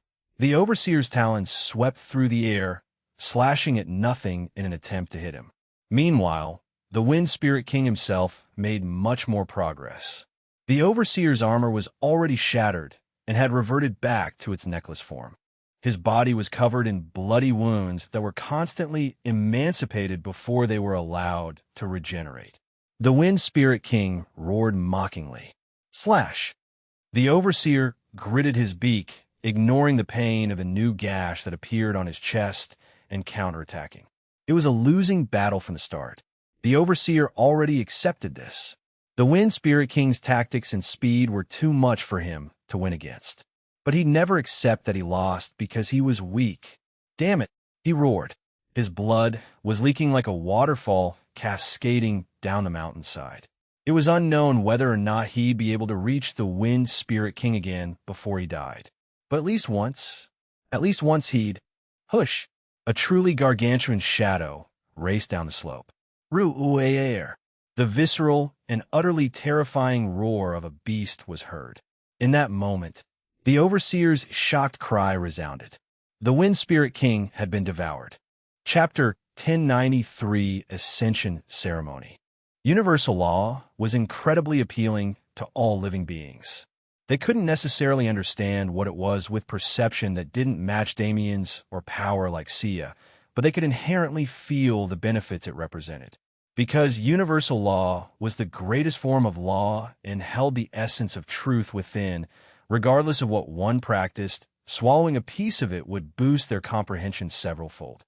It was basically a cheat item. Then, what would happen if even the slightest trace of this golden finger was emitted into the world? Naturally, those who could sense it would go crazy for it. It all happened in a single second. A massive shadow swooped down from above the cloud layer and traversed several hundred kilometers in a single second. It had no care for the ascension ceremony, nor did it bother with the beings around it all. It swooped down and swallowed the trace of aura it sensed from its perch in the heavens, its massive body causing ripples in the very space of the severed world with every movement. This beast had similar characteristics to a griffin, but rather than the head of an eagle, it had the gaping maw of a crocodile. The overseer and every beast around him froze, watching in horror as the Wind Spirit King's blood showered down on them. That griffin-like beast made an arc in the air, casting an indifferent gaze at the lowly beings climbing the mountain before rushing back up to its perch. It was an event so jarring that the ascension ceremony almost stalled, but the beasts further away from the area made sure this didn't happen. He felt a little strange saying it since he was American on Earth, but Damien couldn't suppress his joy seeing such a scourge be dealt with quickly and easily. He said to Sia, complimenting her without reservation. She asked, glancing into the cloud layer. Of course, Damien responded. It's not just a matter of killing that bitch in the grandest fashion possible. Naturally, there couldn't be only a single beast who sensed the leaking aura. The griffin might have been the first to come down, but the reason it wasn't followed was because the rest were lying in wait for his return to fight for the treasure. It doesn't matter if he eats it or not.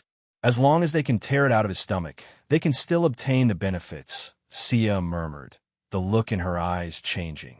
She didn't expect Damien to be a scheming person. It was surprising to see him make such an informed move. She managed to ignore the fact that this strategy was only an afterthought, though. The Wind Spirit King's death came fast and didn't give anyone time to rationalize it.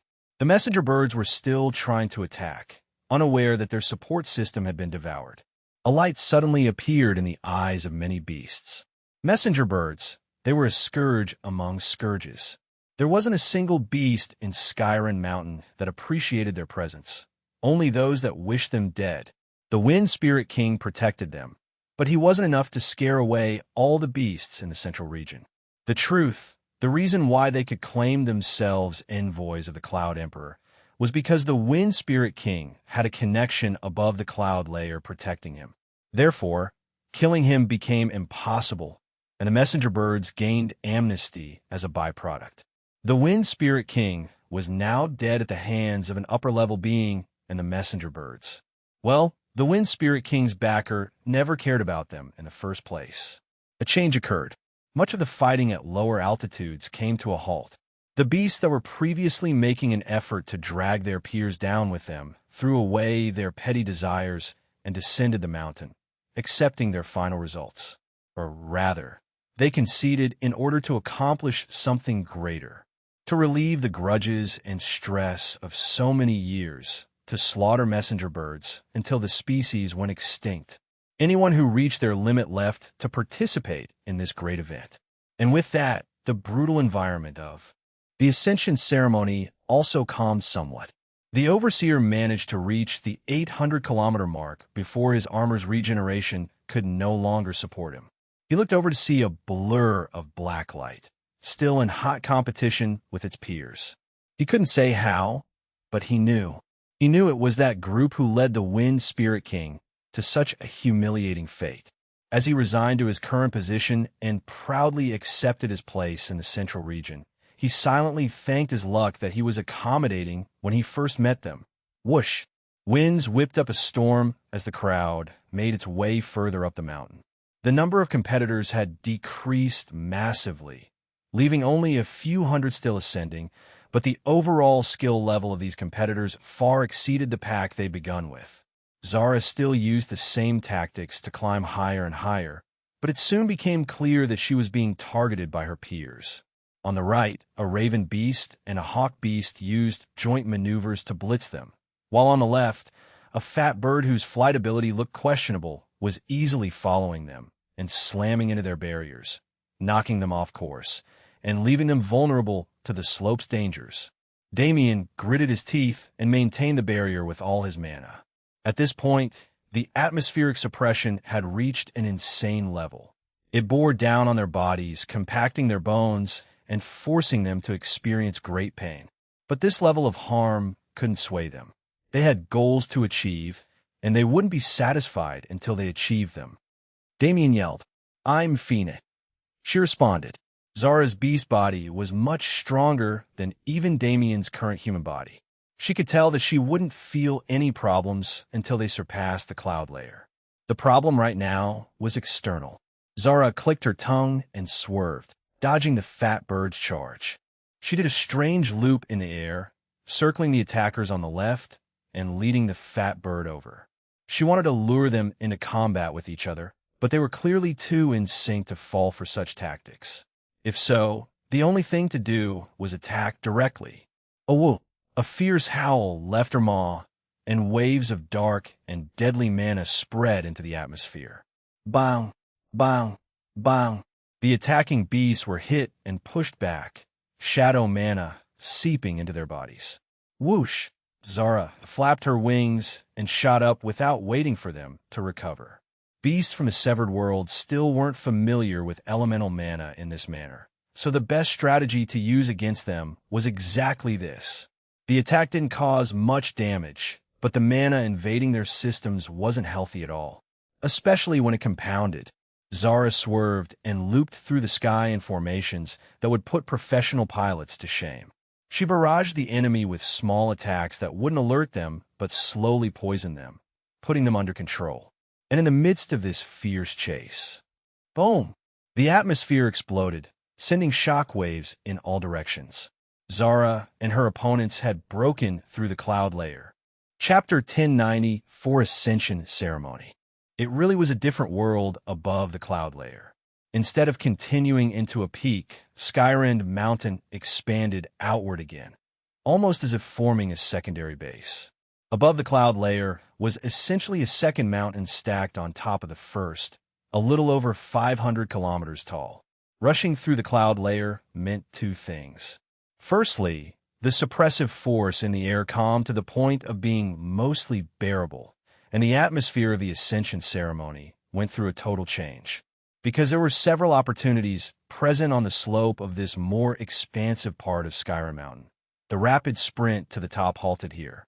From here, what mattered was how high one could get, not how quickly one did it. Because even if one took months to do it, making it to the peak was an absolute achievement. The cloud layer was inhabited by the strongest beasts in the entire sub-universe, and none of them were willing to easily give up their spots at the top. If one wanted to get past them, they'd either need to fight or pass a test, neither of which was an easy thing to do. One had to be far more careful after reaching this point. Any mistakes could lead to failure, which meant certain death. There were plenty of beasts who ascended past the cloud layer years ago, yet were still challenging their way up its side. In a sense, it could be said that the Ascension ceremony never ended in this area. Whoosh! Zara pushed up the slopes and did donuts around her pursuers, evening her flight path to match the slope's angle. Damien and the rest wanted to take a moment to admire the scenery, but they didn't have the time. The Blessing Shrine is not far from here. It's best for us to take the rest of the journey on the ground, Sia said, spreading her mana to reinforce Zara's barrier. Damien nodded, patting Zara's back and transmitting the order. His eyes never left the three beasts that still hadn't dropped their pursuit. From the looks of it, they also know about the Blessing Shrine. Good, let's land. Fighting from Zara's back was difficult because their mobility was limited and their current abilities didn't allow them to fly freely at such an altitude. Perhaps they'd be disadvantaged facing flying beasts on the ground, but it wouldn't be as much of a disadvantage as what they were currently facing. After all of them had extreme control over their mana. Boom! Zara's paws heavily landed on the ground. Damien and his group jumped off, and she didn't waste time to get back in the air. She didn't mind carrying them, but objectively, they were a burden. Without having to worry about their safety, she could maneuver as freely as she wished. She gnashed her teeth and shot through the air like a comet on a straight path towards the fat bird. It was the most annoying of the bunch, and the one that she wanted to kill the most.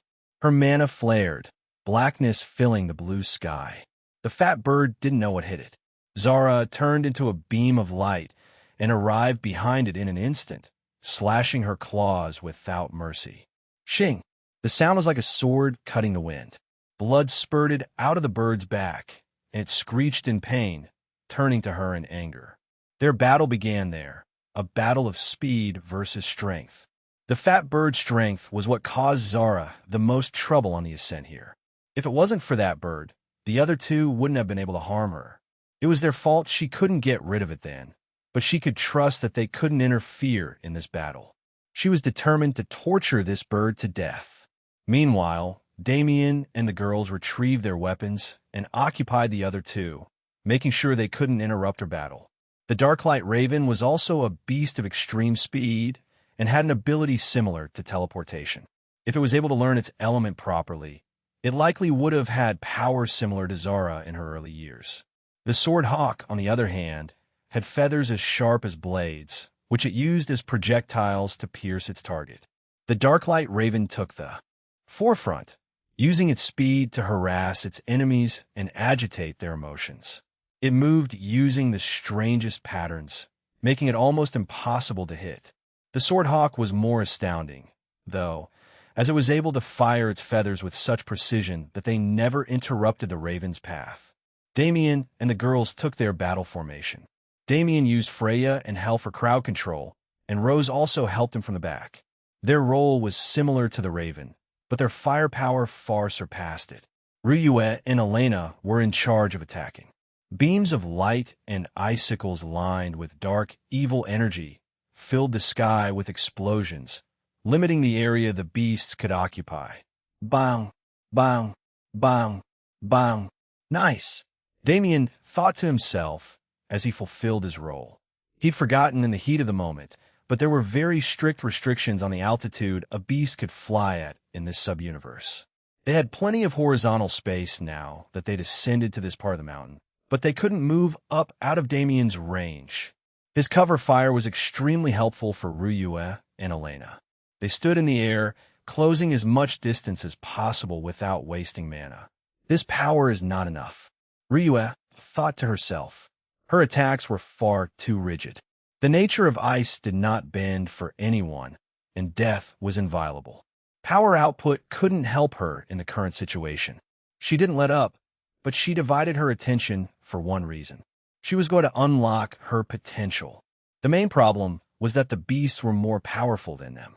They didn't reach the Ghost King's level, but they were definitely past the beginning of 3rd class.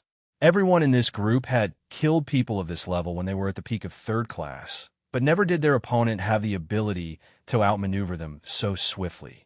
It was a new challenge, but not an unwelcome one, because even in the Severed World, growth was possible. As long as it remained within the bounds of 2nd class, one could absolutely grow their abilities. This was part of the allure that drew so many experts here. It was a place to strengthen one's foundation to limit one's strength and gain a better understanding of their strength. Perhaps this was a battle, but nobody in the group viewed it as life-threatening. For them, this was just another opportunity to train and a precursor to the reward they were soon to receive. Chapter 1095 Ascension Ceremony. Chapter 1095 Ascension Ceremony 7 Shio. Bullets streaked through the air, forming fierce speed lines that engraved themselves in the space, which was already shimmering strangely. The incorporeal walls of a domain set themselves up several kilometers around the ongoing battle and interfered with the environment, shifting it to match the owner's preference. A new form of attack overtook the airspace once it solidified. Swords almost invisible to the naked eye whizzed around, only becoming visible when they clashed against the razor-sharp feathers aimed at their allies. Damien and Rose's control ability rapidly increased with the continuation of the battle. The Darklight Raven and Swordhawk found themselves unable to use their usual tactics. Their only choice was direct combat. Ryue and Elena's frontline action became less cluttered as well. With the beasts corralled, they split off and focused on them individually. Ryue took the Swordhawk, while Elena fought the Raven. Their elements were opposed to the features of each beast, which made it much more convenient for them to act alone. Rose's Sword Phantoms cut off the Hawk's main attack method and freed Ryue from the bombardment of feathers, which gave her the opportunity to get close to the bird and let her power loose. The spear in her hands was like a heat-seeking missile. Regardless of how the hawk moved, she chased it and used impossible movements to strike its weak points. Caw! The hawk called out in humiliation. It never believed a minuscule creature that used others to ascend to this height could hold such power. Ryue didn't focus on her enemy's actions. The perfect defense was being provided to her in full, and she was on a full offensive. Her thoughts were directed inward as she tried to unlock the core of her power. Flexibility. She tried to think back to her time as a second-class being. What could she relate to flexibility? How could she ground this concept so she could properly perceive it? When she was weak, Ryue was still under the control of the Shui clan. She escaped to Tianyang around this time, but the memories that defined that portion of her life had no sense of flexibility whatsoever. Her father was as rigid as could be, and her siblings hardly paid her any mind. Most of the Shui clan genuinely despised her existence, a product of rumors spread by the patriarch.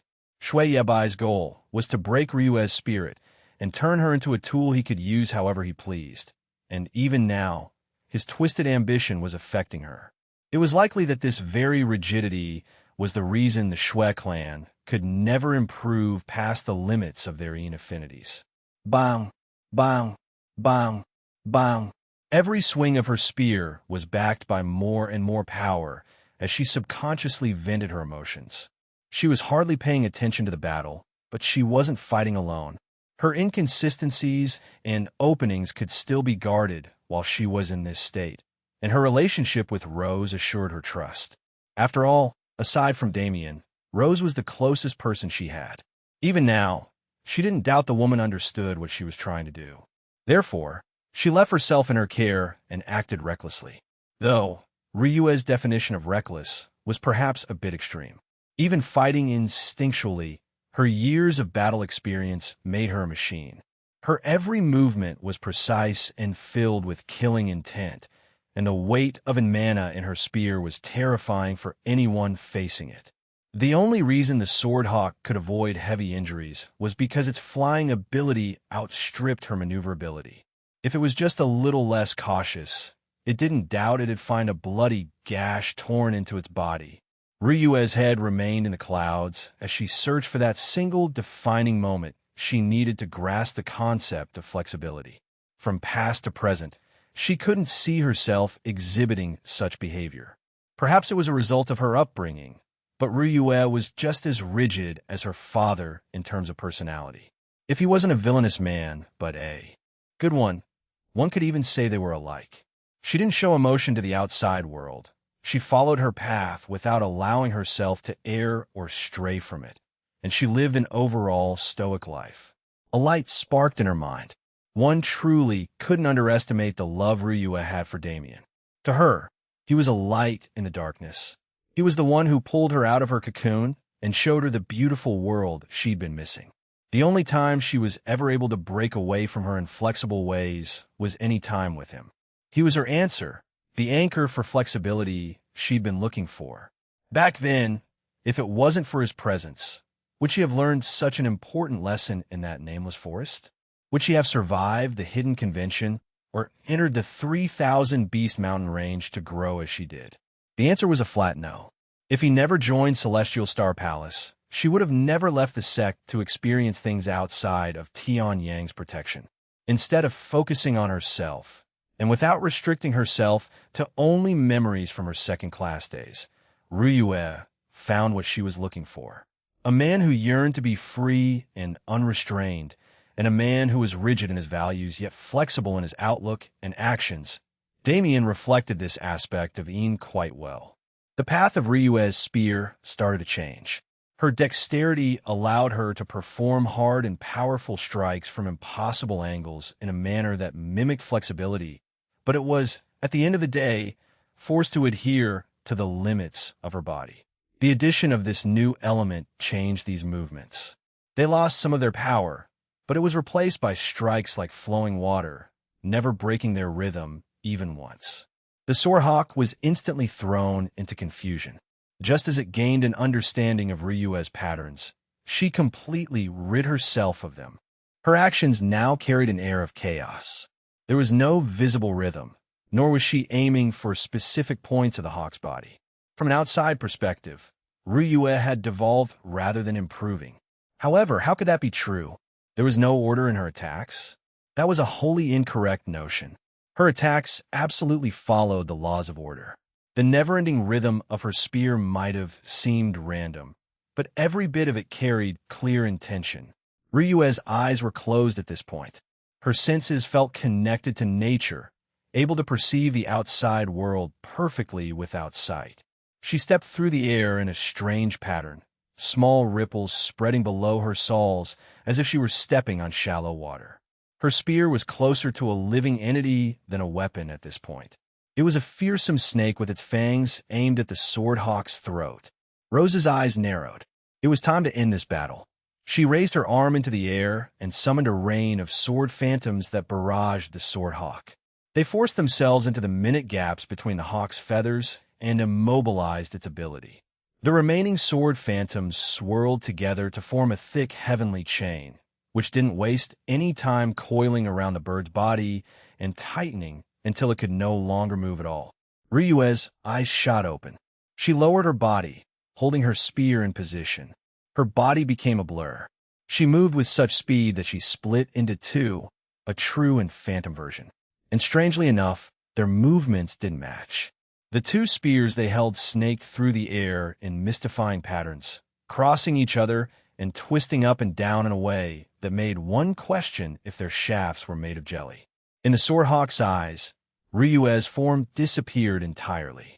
She was replaced by twin dragons, azure in color and emitting auras domineering like emperors.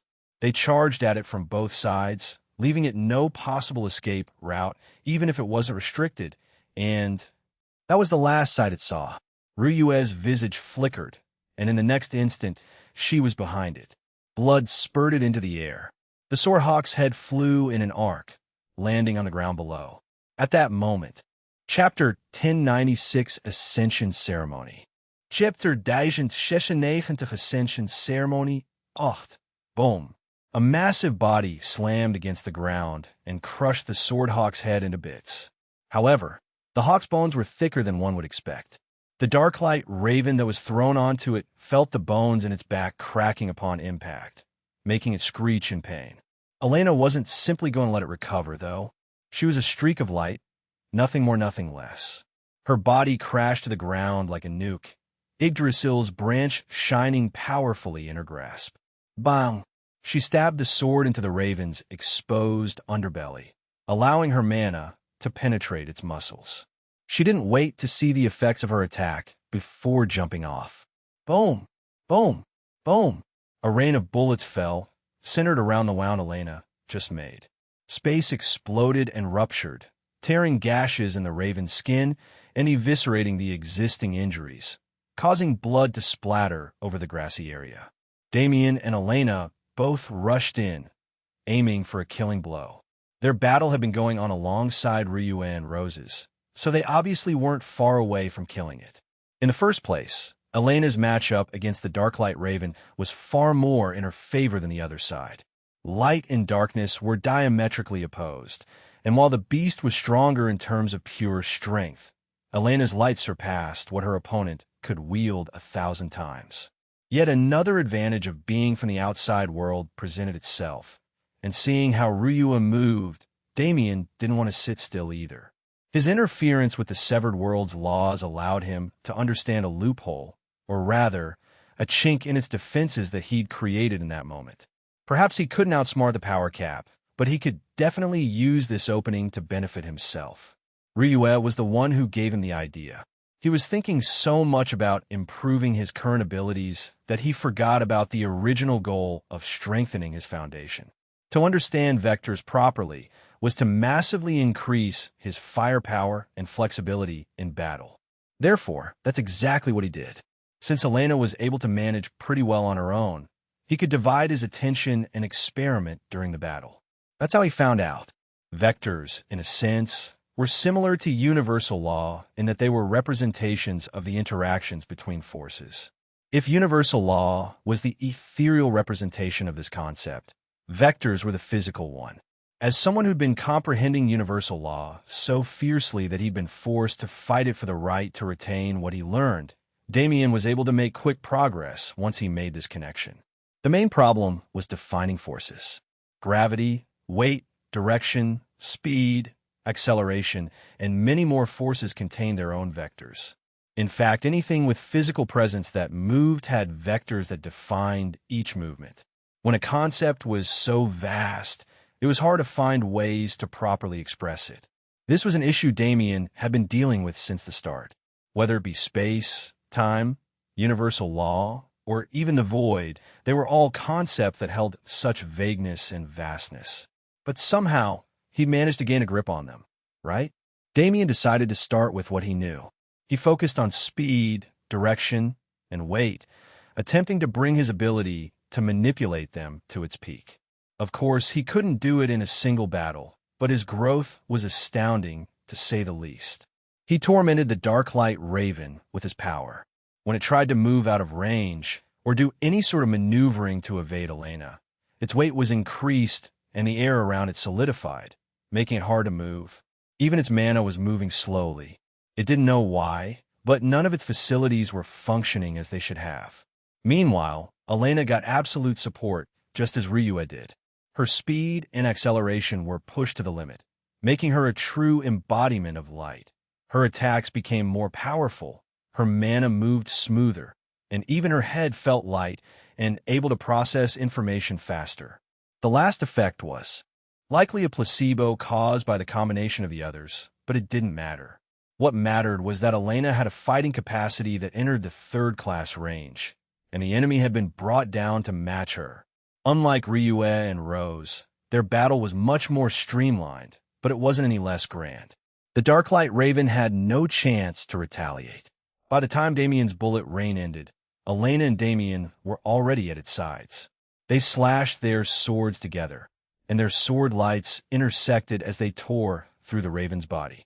The only battle left ongoing was bang. A mangled corpse fell to the ground, splattering into a pancake of meat chunks on impact. Zara landed next to it gracefully, but the blood covering her mouth and claws made her appearance anything but. She grinned as she looked at the fat bird's corpse. As she said from the beginning, it never had a chance.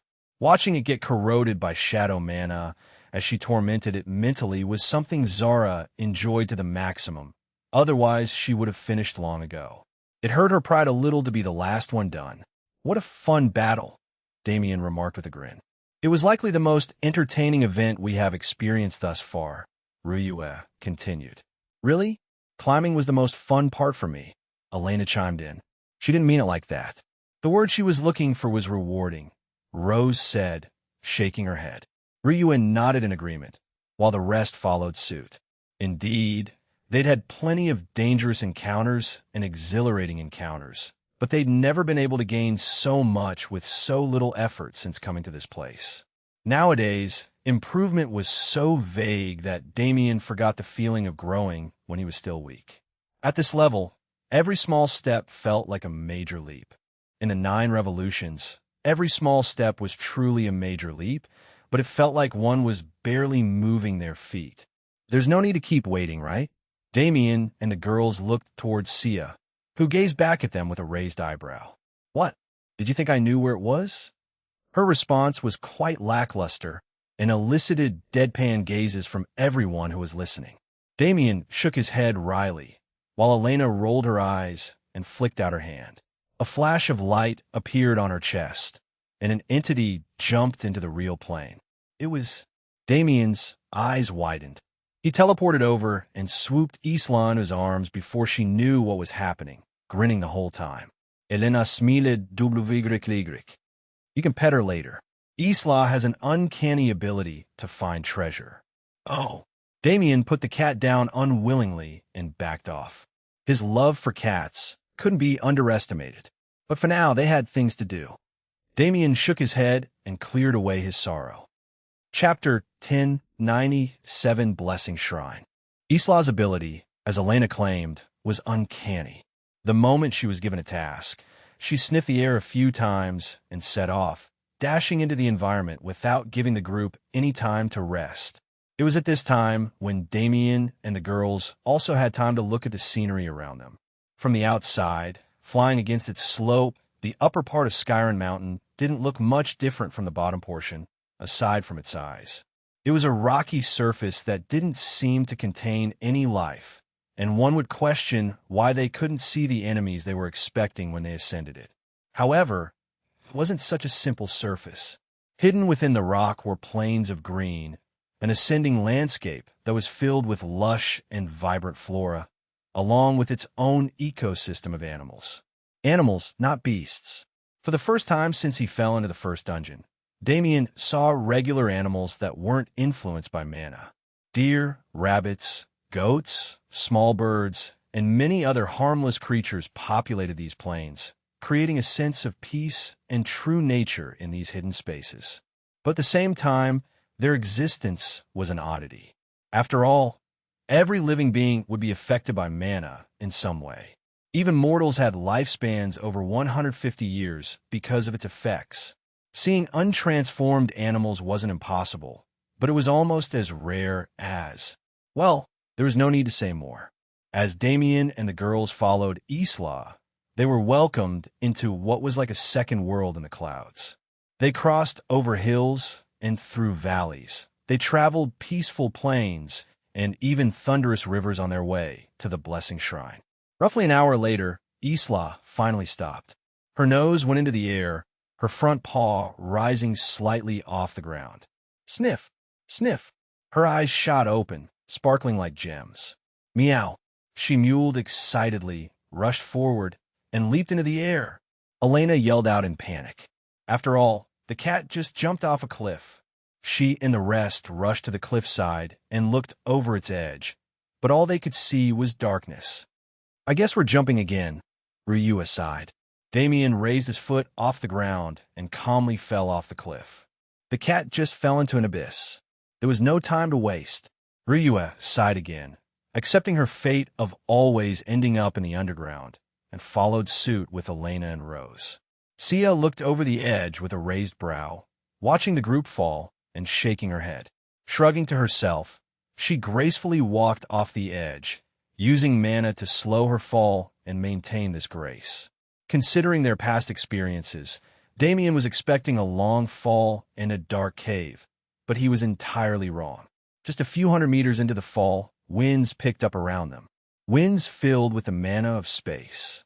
Damien thought as he grinned to himself. It wasn't an abyss, but a gateway. The swirling winds were like silver rivers flowing through the air. They wrapped around the group, and in the next instant, they vanished. Shining sunlight forced them to avert their gazes, making them aware of the change of scenery. The space was just as flourishing as the world outside, a small and nondescript plain filled with flowers, grasses, and a myriad of harmless fauna.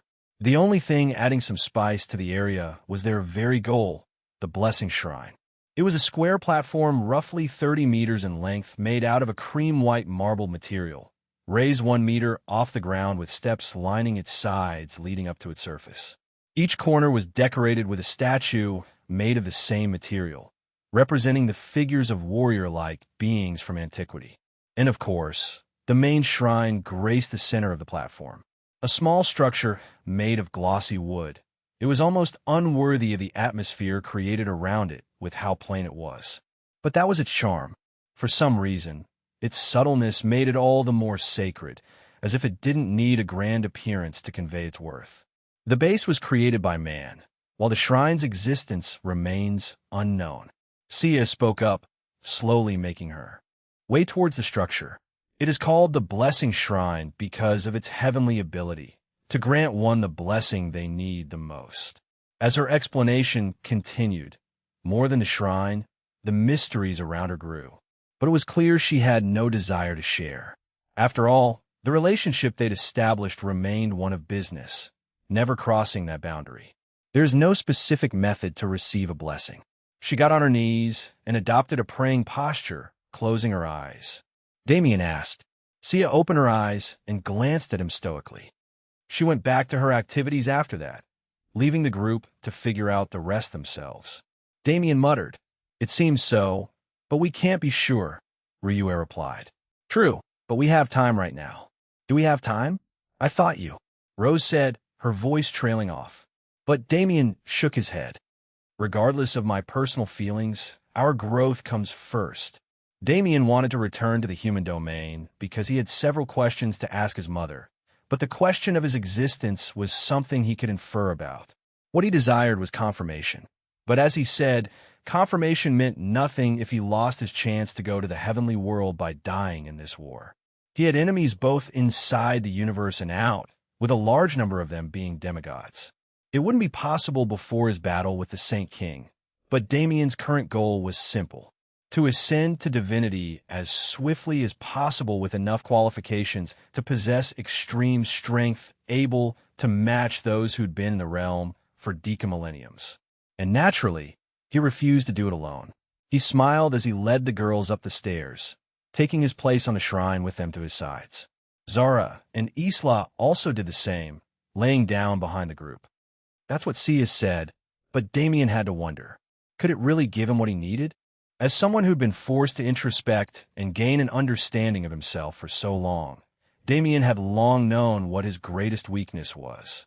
But he didn't know any way to fix that weakness but time.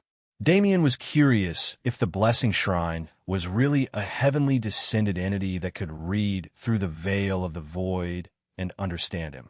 All you have to do is pray, huh? It seems simple, but... Chapter 1098, Blessing Shrine. Damien was not a faith-driven person.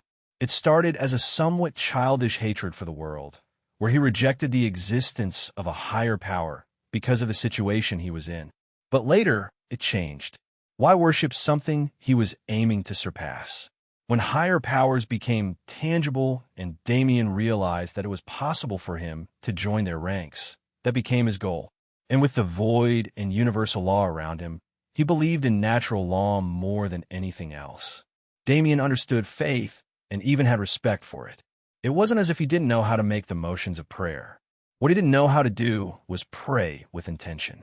What was he supposed to pray to? To the Blessing Shrine? To the Cloud Emperor? Or maybe to something even greater? The problem with a mind so independent was that it came with deep pride in one's values. Damien always refused to bow his head to anyone except his mother. A bow from him was worth more than the world itself. For someone like that, a ritual like this was uncomfortable to say the least. Still, he made the motions and closed his eyes, entertaining these idle thoughts. He never took the time to ponder on things like this. After all, faith meant something different to everyone. It may have been a bleak thing to him, but it might have been the hope that allowed someone else to keep living. Therefore, he never condemned nor supported the concept, following his same ideology to provide respect to those who provided respect. What he questioned now was his aversion to it? Was it just pride? Or was it something greater? In usual cases, a topic like this would have been ignored by him before his thoughts could even manifest, so why was it being thought in such detail right now? There had to be a reason, and that reason was likely the blessing shrine. Why didn't he just pray? Regardless of whether he was praying to anything in particular or not, why didn't he just suck it up and pray for the sake of the reward? The answer was simpler than he expected. The things he wanted to achieve, the future he wanted to see, he wanted to grasp it with his own hands. He wasn't a man without faith. He was a man whose faith lay only in himself. Therefore, what was the point of praying? Or rather, perhaps understanding this side of his nature and setting goals for the future was his form of prayer. Damien felt his mind becoming hazy. Worship was only deserved by those higher than oneself, whether that be in the sense of faith or loyalty. As someone aiming to be absolute, there should be no such entity in Damien's mind. Whether it was the universal law, the gods in the heavenly world, or even the void itself, they could only be stepping stones for him to surpass. This was his realization, and this was the moment his mind left his body. He arrived in a plain white space that expanded endlessly. There was nothing for him to do here, nor was there any sort of spirit or being that came to speak with him. He merely floated in this endlessness with no direction or thought. Maybe he was supposed to use this time to think about other things, contemplate his existence, or maybe even comprehend something, but for some reason, Damien didn't feel the need to do any of this. He let his mind rest itself in this uncanny silence. In the past, this would have been a challenge for him. He might have collapsed from spending too long in this lonely space with nothing but his thoughts. But the current him was as solid as a heavenly stone. Thanks to the blessing shrine, he was able to establish an absolute belief in himself that he had never voiced before. What was there left to ponder? Unbeknownst to Damien, time passed. Ryue and Elena were granted their blessings on the very same day they arrived at the shrine. Respectively, they received the blessing of Een and the blessing of life. They sounded common and merely based on the affinities of the two women, but they were far greater than that. These were the paths they chose to follow to reach the peak of the universe. A simple blessing related to them was already a great boon, but these blessings weren't simple at all. They could feel their comprehensive ability was majorly enhanced, and they felt an inherent closeness with their laws they'd never experienced before. It was a state similar to embodiment, yet not quite at that level. Zara and Isla awoke not long after them, each having received a blessing related to them despite them not praying at all, but instead merely sleeping at the base of the shrine. Rose came off the shrine 2 days later with a more elusive reward. She was given the blessing of truth. The power of her eyes of fate increased several-fold, and more importantly, she could almost feel the fabric of reality against her skin. Unlike Ryue and Elena, she didn't get something that boosted her, but something that defined her. The path she'd only been half sure was possible to traverse was suddenly open to her, and the doubts in her heart faded. She even felt her strength subtly increase with this realization. Sia was next, leaving 1 week after their arrival.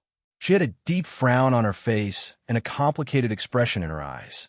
She refused to share the nature of her blessing and didn't speak much to the girls, instead finding a corner to rest alone and contemplate what had occurred.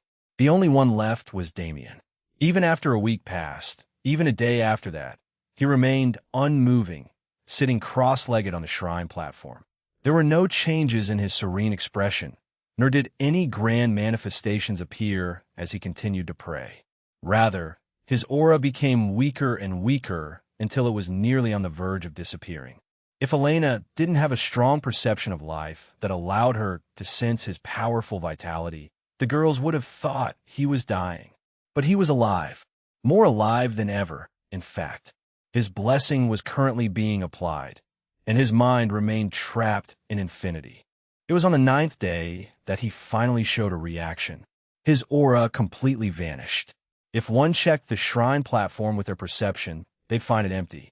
His physical presence was the only thing that remained unhidden to watching eyes. His mind, which had reached a state of inner peace in its retreat, was pulled back into his body. His eyes fluttered open. He looked down at his hands, clenching and unclenching his fists over and over again. "Understand." He smiled. The blessing shrine really didn't disappoint. His blessing didn't offer him any sort of boost, nor did it open up new pathways for him. This blessing, Damien's blessing. Chapter 1099, Lunar River. There was only one thing Damien had never been able to overcome in the decade and a half since he began training. It was his foundation. From his days struggling in the dungeon to when he was a peak powerhouse in Hidden Death Valley, the problem followed him. Damien grew extremely fast. He gained more and more power and achieved a feat nobody had ever achieved with his progression. However, his growth waited for no man, including himself.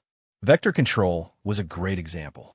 When Damien reached second class, he was too focused on escaping through the path Kurt Galloway left in the first dungeon. Afterwards on a Pyron, while he did use vector control, he never focused on its main ability, mainly using it to create plasma and boost his firepower. By the time he reached third class, he'd barely uncovered the surface of the vector control talent. Becoming a Celestial took up all his attention, and he neglected his previous talent as a result. The next time he utilized vector control was when Tianyang taught him how to hide his traces while teleporting. There were a few cases later on, but this was the extent of his journey with vector control. Yet, it was a part of his strength that could have helped him through many situations. If he was able to slow his opponents down, even by a minuscule amount, wouldn't he have been able to take victory in many close battles that ended in draws? Of the examples that could be provided, vector control was one of the smallest. Damien had a well of strength in his body that he wasn't able to tap into because of how he rushed through his training. Hell, even some abilities that he put work into in the past became irrelevant for the same reasons. He was a jack of all trades, yet a master of none. Some said such a state would make one better than a master of one, and Damien had seen the effects of this countless times. But that only applied when a master of one was at the same level. For someone like Damien, whose enemies were able to kill him with a single slap, an excess was not a good thing. If only he could become a master of all trades, someone who couldn't be compared to a master or a jack in any fashion. That was always his goal. When he got older, he tried to narrow down the abilities he focused on so he didn't end up in a situation where he was disadvantaged again. The problem wasn't one that could be solved so easily. The further he grew, the more he threw away. At this point, his arsenal consisted of only space-time, samsara, and the void. Even these couldn't be used to their full potential because of the mistakes he made in the past. It did not boost him, nor did it open up new pathways, but it gave him everything. It gave him access to that well of strength he'd been seeking for so long. He was currently restricted to second class, but he could feel it. The utter completeness he felt in his body. It was beautiful. There was no other way to explain it. Perhaps nobody else in existence knew what it felt like to be this complete. Damien stood up from the shrine platform. His appearance hadn't changed, but for some reason, he looked more handsome than usual. Nothing, se ha responded. Damien was feeling energized right now. He wanted nothing more than to go out and fight, to feel the significance of his blessing firsthand. The girl smiled without a word, letting him enjoy his moment. Zara and Isla stood up and stretched their bodies. And together, with fresh minds and rested bodies, they charged up the mountain. Asterisk, boom. Boom, boom. Explosions blasted clouds of dust into the atmosphere as a fierce battle continued. The group made it 100 kilometers up the mountain in the past 2 days. The Lunar River was 1,200 kilometers up the mountain, which meant they were halfway to their goal. Ascending the mountain above the cloud layer was much more like a path of challenge than a ceremony. Every few tens of kilometers, a new powerful beast resided, waiting for those who trespassed on its territory. There wasn't a true order to it, but the further they went, the more space there was between. Territories. The rules to the challenge were simple. If the challengers won, they had the two options. They could spare the territory lord and continue on, or they could kill the territory lord and declare the end of their challenge. And if the challenged beast won, there was no choice for the challengers but death. Luckily, the strength of these beasts wasn't too monstrous. The three beasts Damien's group defeated earlier had the strength to join the ranks above the cloud layer. Those right outside the Blessing Shrines area were even weaker than those three, while the beasts the group currently faced were roughly at the same level. Though, this progression alluded to extremely strong beasts at the higher altitudes, a fact the group was forced to stay wary of. Nevertheless, they wouldn't have any problems getting to the Lunar River. Damien was actually having a blast right now. His body swerved through the air like a fish in water. He flashed back and forth like his body had no material form, and his attacks were absolutely deadly.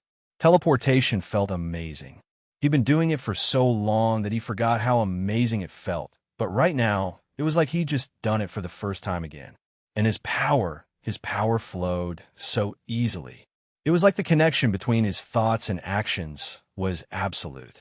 The flow of his mana followed his instincts perfectly, and as long as it was in his power, he felt like he could do anything. It was almost ironic to feel this way in a realm with such a strict restriction, so he could only imagine what it'd feel like when he was back to normal. Mirage was in his right, and Freya was gripped in his left. The current enemy was a winged crocodile, a strange-looking reptilian beast with feathered wings, and Damien was toying with it to his heart's content. The beast had an extremely hard outer defense that Damien couldn't pierce through, but it also had a soft underbelly and inside that he could exploit to assassinate it. But he was still enjoying his power, so he focused on the armor, intent on breaking it apart. Boom! Boom! Boom! 3 more shots from Freya slammed into a single spot on the crocodile's back perfectly. Damien's body descended through the air with the velocity of a comet. His arm pulled back and gathered strength, pushing out to pierce the cracked area he'd created. Void Sword Art's second form. Horizon Break, boom. Pieces of flesh and thick armor flew into the air. Blood flowed to the ground in rivers. A hole 10 times the size of the impact point blew open in the crocodile's body, creating a tunnel between its back and the ground below. Damien grinned. Even the most simple moves. Chapter 1100 Lunar River. Now, it had been a long time since Damien felt this kind of excitement, so he may have gone a bit overboard, but he didn't lose his head. He was elated, but he was still aware that this blessing only brought him to where he should have been in the first place. If he wanted to reach his goal, he needed to continue working on himself. What made him feel so elated was the fact that the blessing wasn't a one-and-done situation.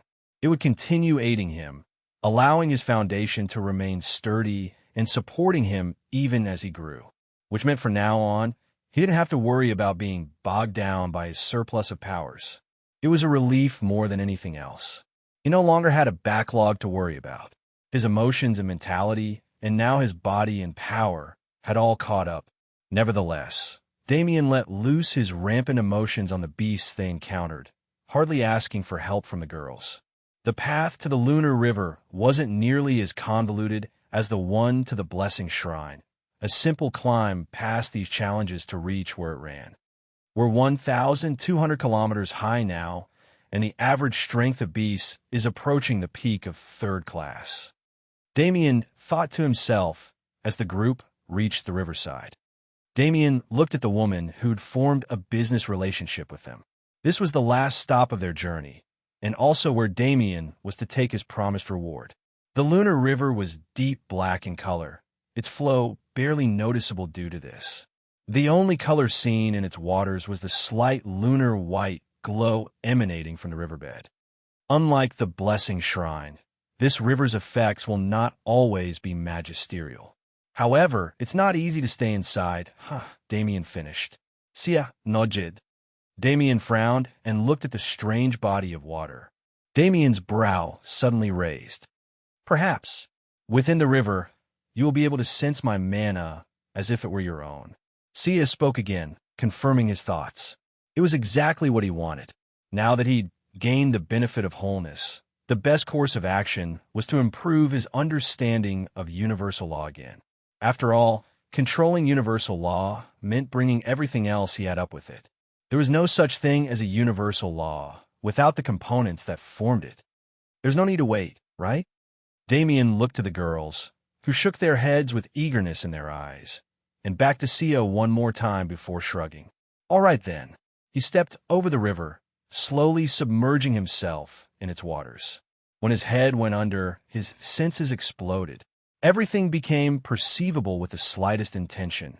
The laws of the severed world that remained completely hidden displayed themselves, a sight enough to drive anyone mad. Damien kept his eyes closed and focused his senses. He didn't feel the suppression as much because of his path, but he could absolutely understand why people left this place insane. This is an absolute comprehension. Damien could feel his soul being torn in several different directions as the laws he controlled tried to swallow him. If he allowed it, he had no doubt he could become a true master in controlling his chosen law. But that wasn't the goal. Damien concentrated and felt for any other physical presences around him. He found Rose, Ryue, and Elena soon enough, each with a multitude of expressions flashing across their faces as they saw the full complexity of the partial universal law. But no matter how he searched, he still couldn't find Sia, just like when they'd first met. Wisp.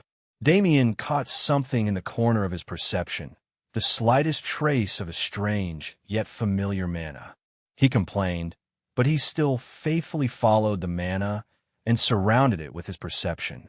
He found himself in what felt like a school of fish, yet each fish was a wisp of mana that wriggled and moved like it was alive.